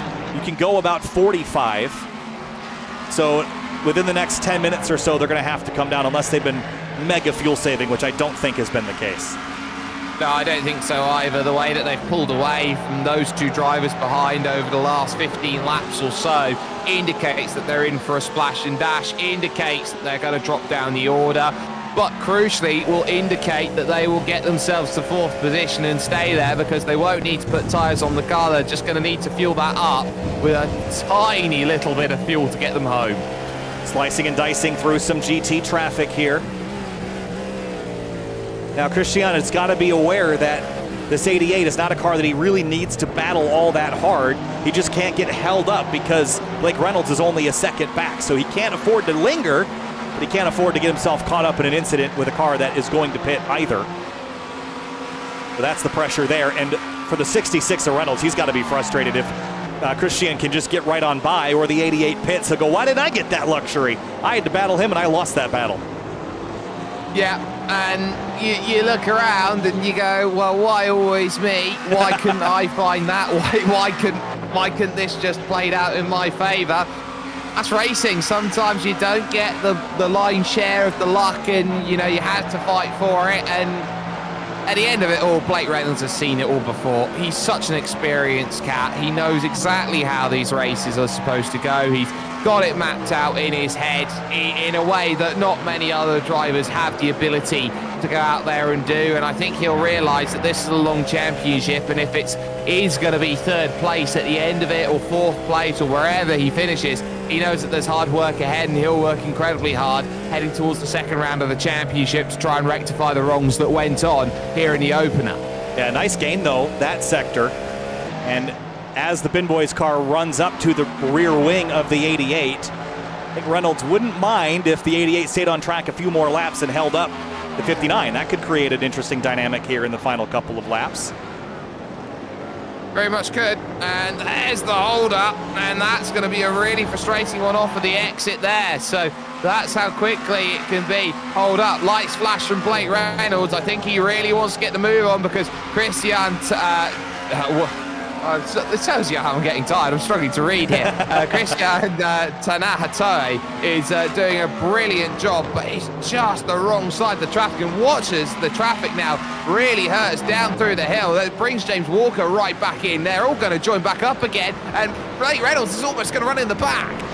Very, very tight here behind the 55 Quokka car. Only 19 minutes to go. Jake, hang on. For everybody, hang on. 18 minutes left. Who's got mistakes left to make?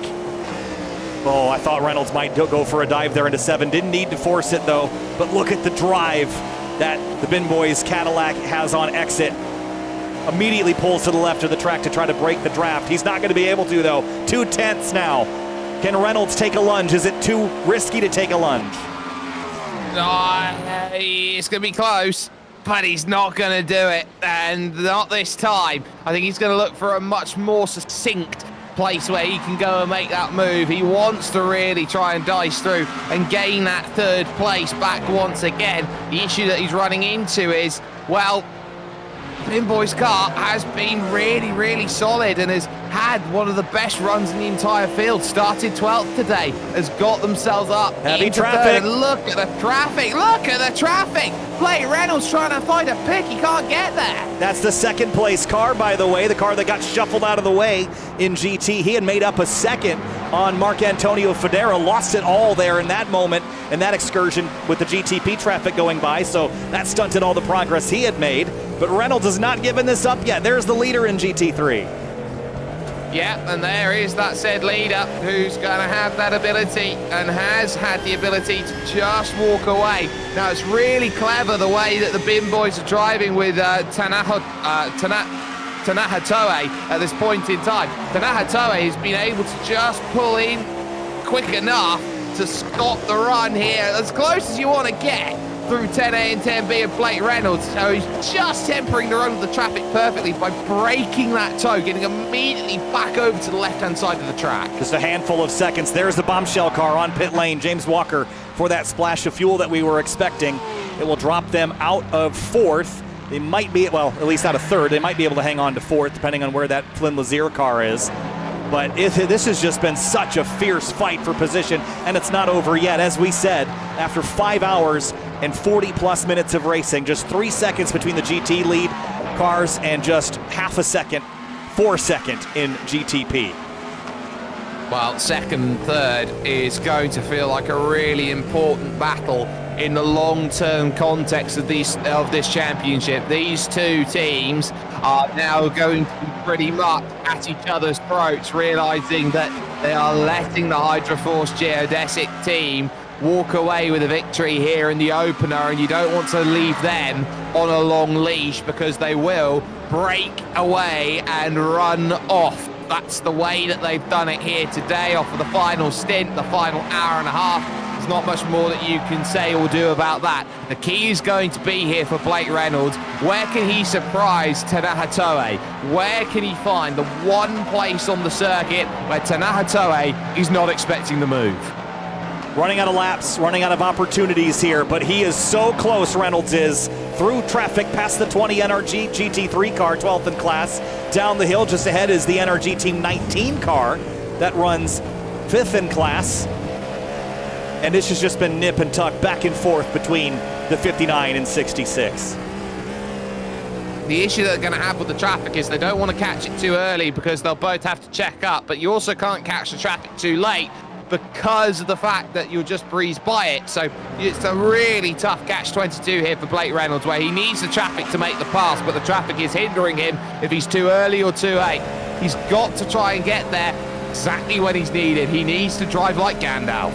Down into the braking zone for 10A. This is where this Cadillac, this trailing Cadillac, has been really strong.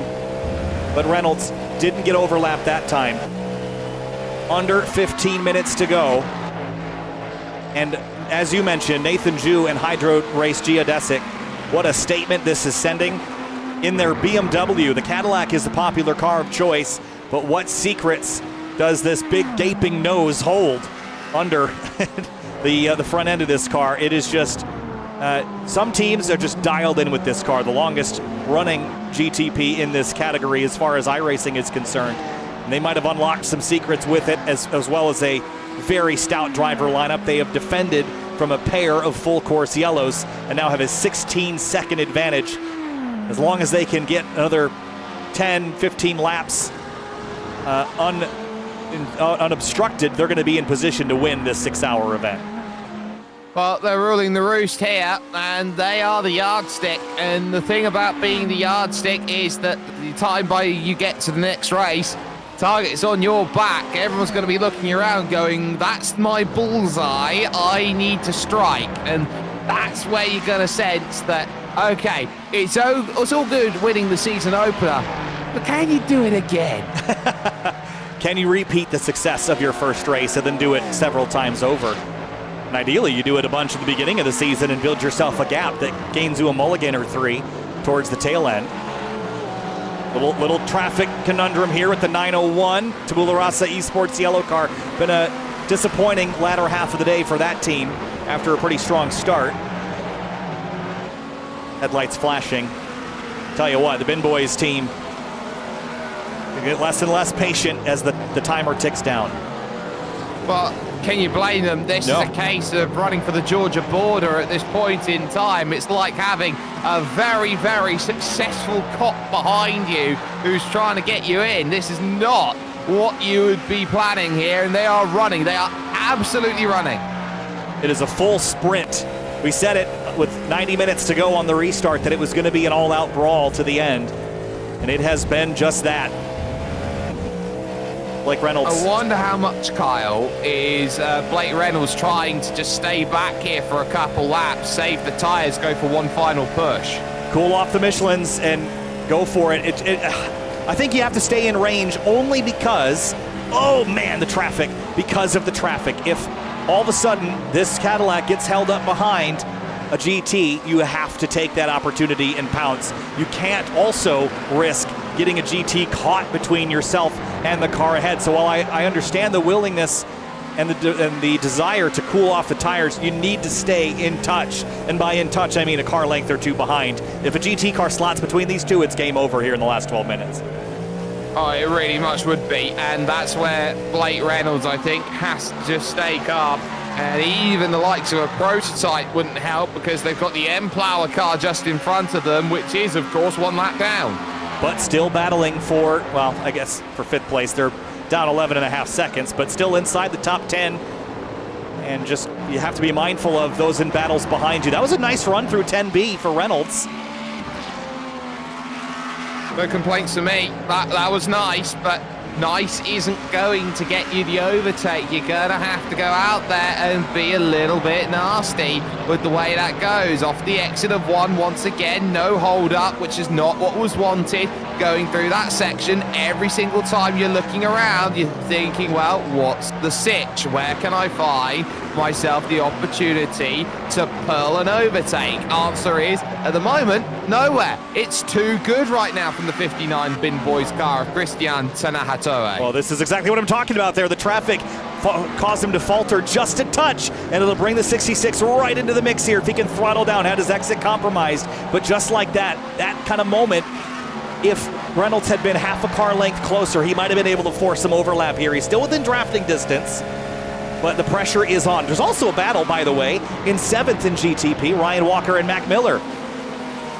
Yeah, they're both going at it too, so they've definitely got their eyes firmly set on that. But look again off the exit. The issue that you're going to start finding is it's up over the hill and then it's away. And it's that confidence down the hill coming out of 10 where the key is. There is the difference. It's still 2.8 out there in terms of your GT battle, which makes me think that Sammy Hendricks could have fought that one all the way to the end, as there goes 2nd and 3rd flying by. Yeah, he facilitated that, had to downshift there and let those cars on through, but it's going to be at the expense of maybe another run here. Lost another full second in that, and I think they're seeing that lead and the opportunity to win a race that they dominated the latter half of slip away. Here comes more passing past the class leader there, Mark Antonio Federa in GT3, and up the back straightaway one more time with 10 minutes to go. Tell you what, this will be an almighty hole for the bin boys, who would be up 10 spaces over the course of the race. It's what they'd be looking for, that have been gambling on, and they might, just might, get what they want. And again, they rush on through, and they rush 10A and they rush 10B like it's a game of Counter-Strike. And now down the hill they go and look to try and push out then of the final corner and over for another lap. Their 283rd revolution of the circuit, flying through turn one. Again, that gap opens up, not to the tune of Blake Reynolds' ears. Slip! Just one mistake from the 59. Here comes Reynolds to the inside. Contact down the hill. And just like that, you blink, and there's the issue that comes along. Chances there go a-begging, but now, wake up. Here comes the chance. Reynolds with a little look here. Will he go for it at 6? No, not close enough. Well, he's got the 59 Bin Boys car on his heels. A little bit of damage to the right rear fender of that car. Accelerating now down the back straightaway. It's going to be a draft battle. Here we go, Jake. Here we go indeed. What a run by Blake Reynolds. He's now going to have the chance to pull alongside, but Tanaha Toe is going to fight him every single stage of the way. Track veers off to the left. That'll be advantage there on the outside, but here's where the paradigm shift. To the inside goes Blake Reynolds. He's going to take it. What a pass by Blake Reynolds. Now, does Sanatoe have anything left for him? The tires are hot. He hits pit lane. The pit, that will do it, because there is a black penalty flag for too many incidents. Oh my goodness. What a turn of events in the battle for second. And this will open up the opportunity for a podium for James Walker. Now he's still 32 seconds back. I'm not sure that they're going to get there, but what a disastrous final 10 minutes for the Bin Boys. Looking at a podium, and it might just slip out of their grasp. It will depend on where BRT Odin are in comparison. They've just got back out and away. Yep, that's comfortable, so they will remain in third place, but the BRT Odin team not going to be close enough. Bin Boys were looking at second place, and I think they're going to be very hard done by the fact they've got a penalty like that. Yeah, and exactly like that, because the 66 forced the issue there, and that's where the contact happened at the top of the hill in turn 3, and that was what triggered the penalty for the 59 team. Now, you could look at that two ways. You could point fingers at the 66. Certainly the incident's their fault. You also have to point it slightly at the 59 team, though. They had that number of incidents in the first place. So, you kind of have to use those like a non-renewable resource, and I would have saved a bit more than that for the tail end of this race.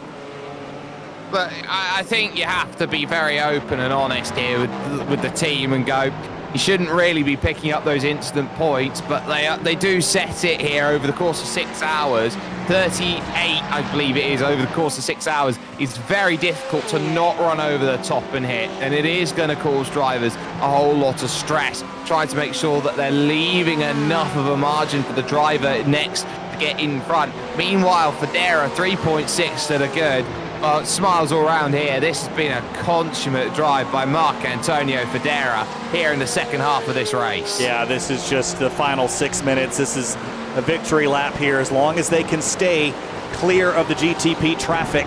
3.7 back to Sammy Hendricks, who has done his best to keep pace. And remember the contact at turn 1 with Hendricks and this 327 Overtick race team car had led basically 2 of the last 3 hours, and it was contact at 1 with the 24 JT Motorsports Cadillac that damaged the rear bumper of this car and sent them for a half spin. They have been unable to recover from that, so you have to feel for them here, but they just couldn't find the pace to run the ultraviolet team Porsche back down. Well, there's nothing wrong with that. They'll still take some very, very strong points and be the leading amateur team, heading over, of course, to the second round of the championship a couple of weeks, I believe it is, from today at Watkins Glen. So no real qualms from me. That's just a really nicely driven race that's just had a little bit of misfortune that's going to cost the overall victory. They'll live from that, they'll learn from it, and most crucially, they'll come back stronger and hungrier for that race victory. I think you're right about that. I think the biggest surprise to me, if you had asked an hour and a half ago which two cars would have been at the top of the podium, it would have been the Ferraris of Overtick and Quokka. But it was a poor pit stop for the 55, and then that incident with the 327 that has led Marc Antonio Federa and Twin Turn Sim Racing Ultraviolet through to the lead. So just a really nice drive forward by that Porsche crew, and they put themselves in the right spot at the right time. They absolutely have. And this is all about consistency over the course of a race, over the course of a season. They have been the most consistent team. They've been consistently quick and consistently picking off drivers one at a time. They weren't really anywhere at the start of this race, but they certainly have just about pulled together an almighty drive to get themselves to the front, and they know they are not a million miles away from that success being a very richly deserved round one win. Just off the podium in GTP, this 88 BRT Odin car with James Walker. You see the war-torn vinyl on the nose of this thing, just completely peppered with virtual Michelin rubber. And you have to wonder, where did the strategy fall apart, right? They had so much pace, and it was just that extra pit stop that pulled them off of the podium. You have to circle back to the full course yellows. This will be a learning experience for this team.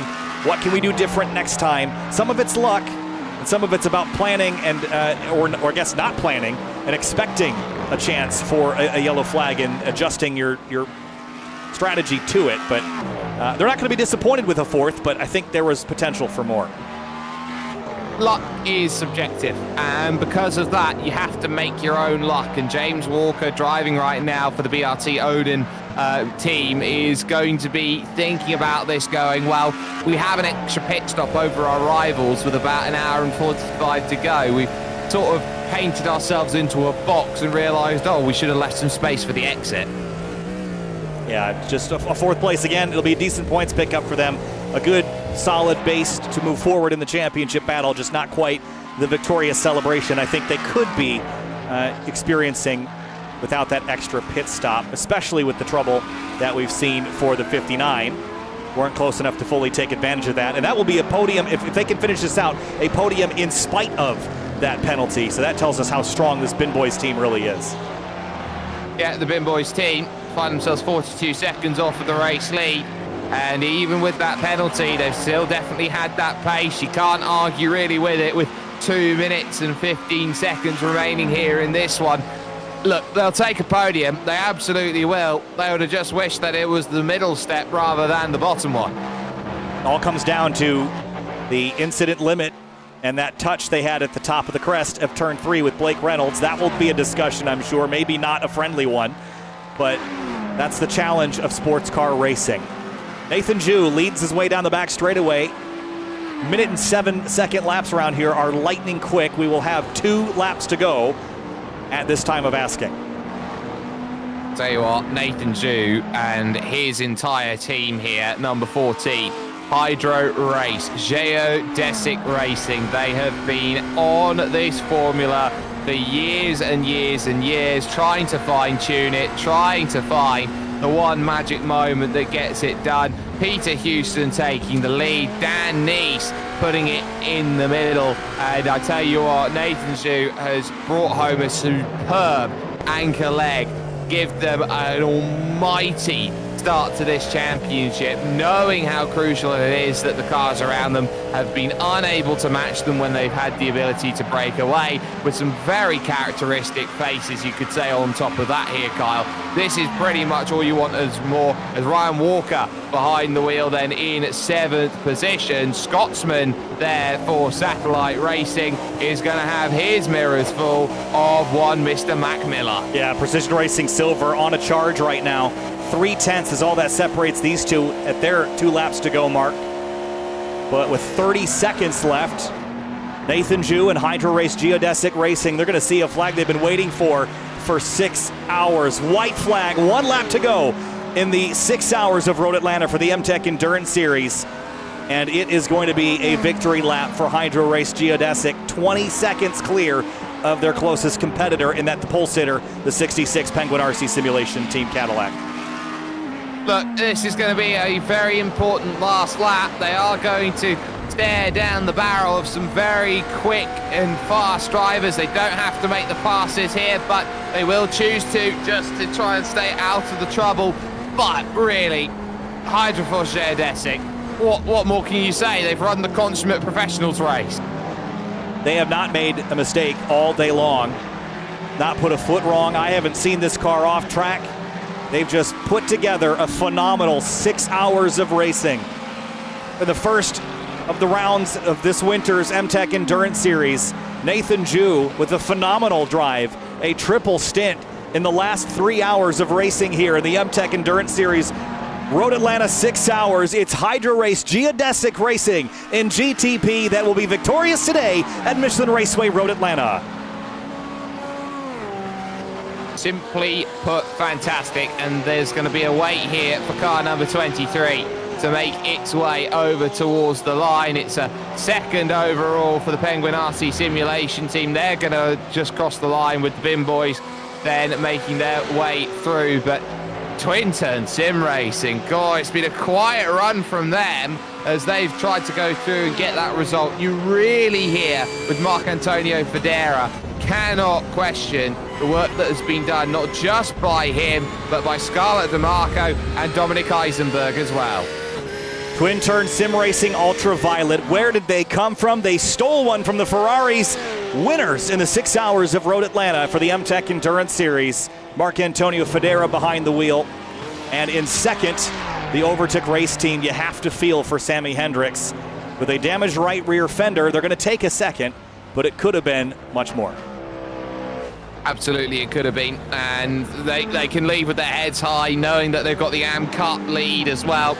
But they could fight for the overall championship there with the way that they've driven. And this could be one of those days which they will look at, go, okay, that was solid.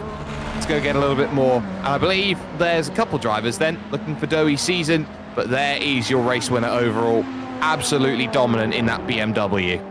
Nathan Ju, what a drive. Was in that car for over 2.5 hours at the end of this thing. When he climbed in, I figured that they would probably send him into the end, and that they did. But with the race complete, let's have a look at our race results here. What a drive from everybody. A great, clean, fair fight, at least for the top runners. Nathan Ju is going to bring Hydro Race Geodesic Racing in with their victory in the BMW M Hybrid V8. What a drive for the BMW and a win on the season for the Bavarian make. And then it's a quartet of Cadillacs, second through fifth, with Penguin RC Simulation, Carbon, the Bin Boys, Bombshell Racing Team Odin, and then Penguin RC Simulation's Magma Team. How about Penguin RC rebounding all three cars in the top 10 after a shaky start? Very solid result for them. That top 10 looking great. They got the M-Plower team as well, the Solar Cura inside of that top 10. And you also have over the page as well the 13 that managed to find themselves through. The two Precision Racing Esports cars have to go back to the drawing board with RSE Esports. But Twin Turn Sim Racing, Ultraviolet picking up the victory ahead of the Overtech race team 2, who will feel like they should have been number 1 instead of number 2 in this race. They got very unlucky, about 25 minutes away from the end of this one. Quokka Racing will take third, and then you got the CMS Racing team then in 4th position. NRG first, the BMWs in 5th with Composite Performance 77 6th, and then Tabula Rasa find themselves with that 7th position with the 999 car. Yeah, looking down the rest of the order, there were 2 early retirements for Blue Chip Racing's LMDH team and the Composite Performance 13. A day to forget for sure, but there's the remainder of your GT field as well. Venom Sim Racing, BRT Heimdall, the Tabula Rasa Esports yellow team car. But all in all, what an exceptional drive, an exceptional race. But before we go, let's talk to a couple of our winners, our top runners here in the GTP category. First, let's start with Peter, the opening driver in this car, the BMW M Hybrid V8 for Geodesic Racing. Peter, take us through your opening stint. It seemed like you guys were able to put some distance on the rest of the field and just focus on clicking away laps.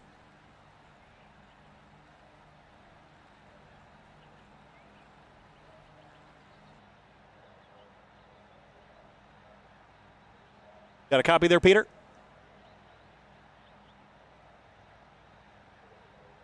Doesn't look like it. Dan, you got a copy? Yeah, I think he's trying to turn on push to talk. Got it. All right, Dan. Hey, well, we'll talk to you in the meantime. An excellent drive by your entire team. And as far as the race went, it was almost flawless throughout the whole 6 hours. But traffic management, a huge deal here at Road Atlanta. How did you guys end up on top besides having just phenomenal pace? Honestly, just doing a lot of practice for Petit. I think that really helped us a lot. And it was pretty awesome that the first race was one that we just did 10 hours a week before, so it really helped out a lot. Nathan, you ran a pretty sizable stint to the end of the race there in the number 14 for Geodesic. Take us through your drive. It got very busy at times, especially towards the end, but you were able to grow a gap that you could kind of lean on in those closing minutes. How helpful was that so that you could focus on just finishing out the race and not having to battle anybody directly behind you? Oh, the push talk getting everybody today. Yeah. All right, Peter. How was your first stint? It was good. I was kind of surprised to see Brian really slow off the start, but I was able to get past him on the first lap and then just pull away. There was some scary incidents with traffic in front of us, but it all ended up fine. And Nathan, coming back to you again, it was a long stint to the end of the race, managing traffic, using that gap your team had built. Take us through that. Those last handful of laps, there was a lot of drama in the rearview mirror, but none out the windshield. Yeah, I mean, I was kind of oblivious to it, to be honest. I think there was a lapped car behind us on that last restart, which I think helped. But yeah, I mean, we had a good pace, so didn't really need to take many big risks in traffic. And yeah, it was just nice and easy bringing it home, you know. Didn't want to squander all the good work that Dan and Peter did, so was just trying to keep it safe. Well, it was a job well done for all three of you guys. Congratulations. It's going to set you off in the right foot for the championship battle here this season. I know it's been a long day, so get some rest, and thanks for talking to us. Thank you. All right, so Dan, Peter, and Nathan had a very strong event. Let's talk to our winning team in the GT category. Let's start with the race finisher. Now, if you guys don't have push talk set up, you'll have to set that up briefly. Mark Antonio Federa getting it done in the 23. What a last stint. That got wild up there for a moment. And, of course, the 327 had some dramas. You were able to slip by it. Take us through that last stint out the windshield of your 23 Porsche. That's all I gotta say. I don't know. I was just in the zone. I mean, I was kind of held up by the guy. No offense to him, but he had a pretty good pace with that. But at the when I saw what happened right in front of me, I was just like, oh my gosh, is this really gonna end this way? And thankfully, it didn't. I was able to snake through by the first corner, and just kind of steal that overall spot, you know. And Dominic, in the race today, things got pretty exciting. Road Atlanta is a very challenging racetrack to manage traffic.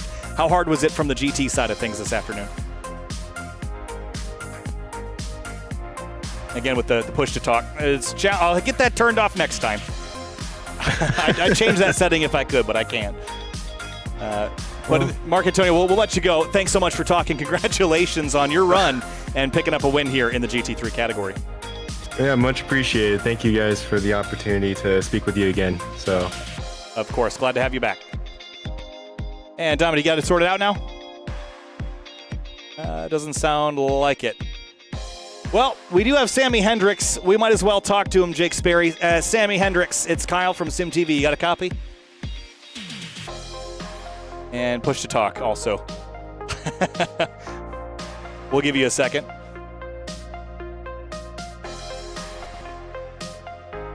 A frustrating way to end the day, certainly, but still a podium for the 327.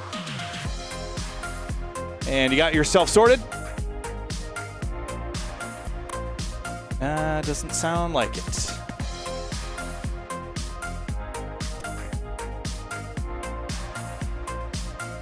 All right, well, we're going to bail out on that then, I suppose, Jake Sperry. But that was quite the exciting race, I'll say that. 6 hours in, and we were still talking about battles that were separated by just a couple tenths of a second, all the way down to the wire. What a battle, what a race, Jake. Final thoughts here on this MTEC 6 hours of Road Atlanta. Really exciting stuff. Yeah, absolutely fantastic. And the perfect starter then for the MTEC Endurance Series. You couldn't really write it much better than that. There were some dominant drives out there in the field, but everybody knows that you're going to have to stretch those out over the course of a long season. It's not going to be a guarantee that you've got it under lock and key just because you were the quickest in round one. A lot of people will feel a little bit sore after this one, a little bit hurt after the result that they've got. They've got to bounce back, and they've got to bounce back properly, and the best place to do that is a couple weeks from today. And we're headed, I think, next to Watkins Glen, are we? So that's going to be a really fun one. My home track, I grew up in upstate New York, about an hour away from the twists and turns of New York's Thunder Road, as they used to call it. But with 6 hours down, there are still plenty to go in the season. The MTEC Endurance Series, round one complete from Road Atlanta. Thanks so much. We'll see you next time here on SimTV for the MTEC Endurance Series.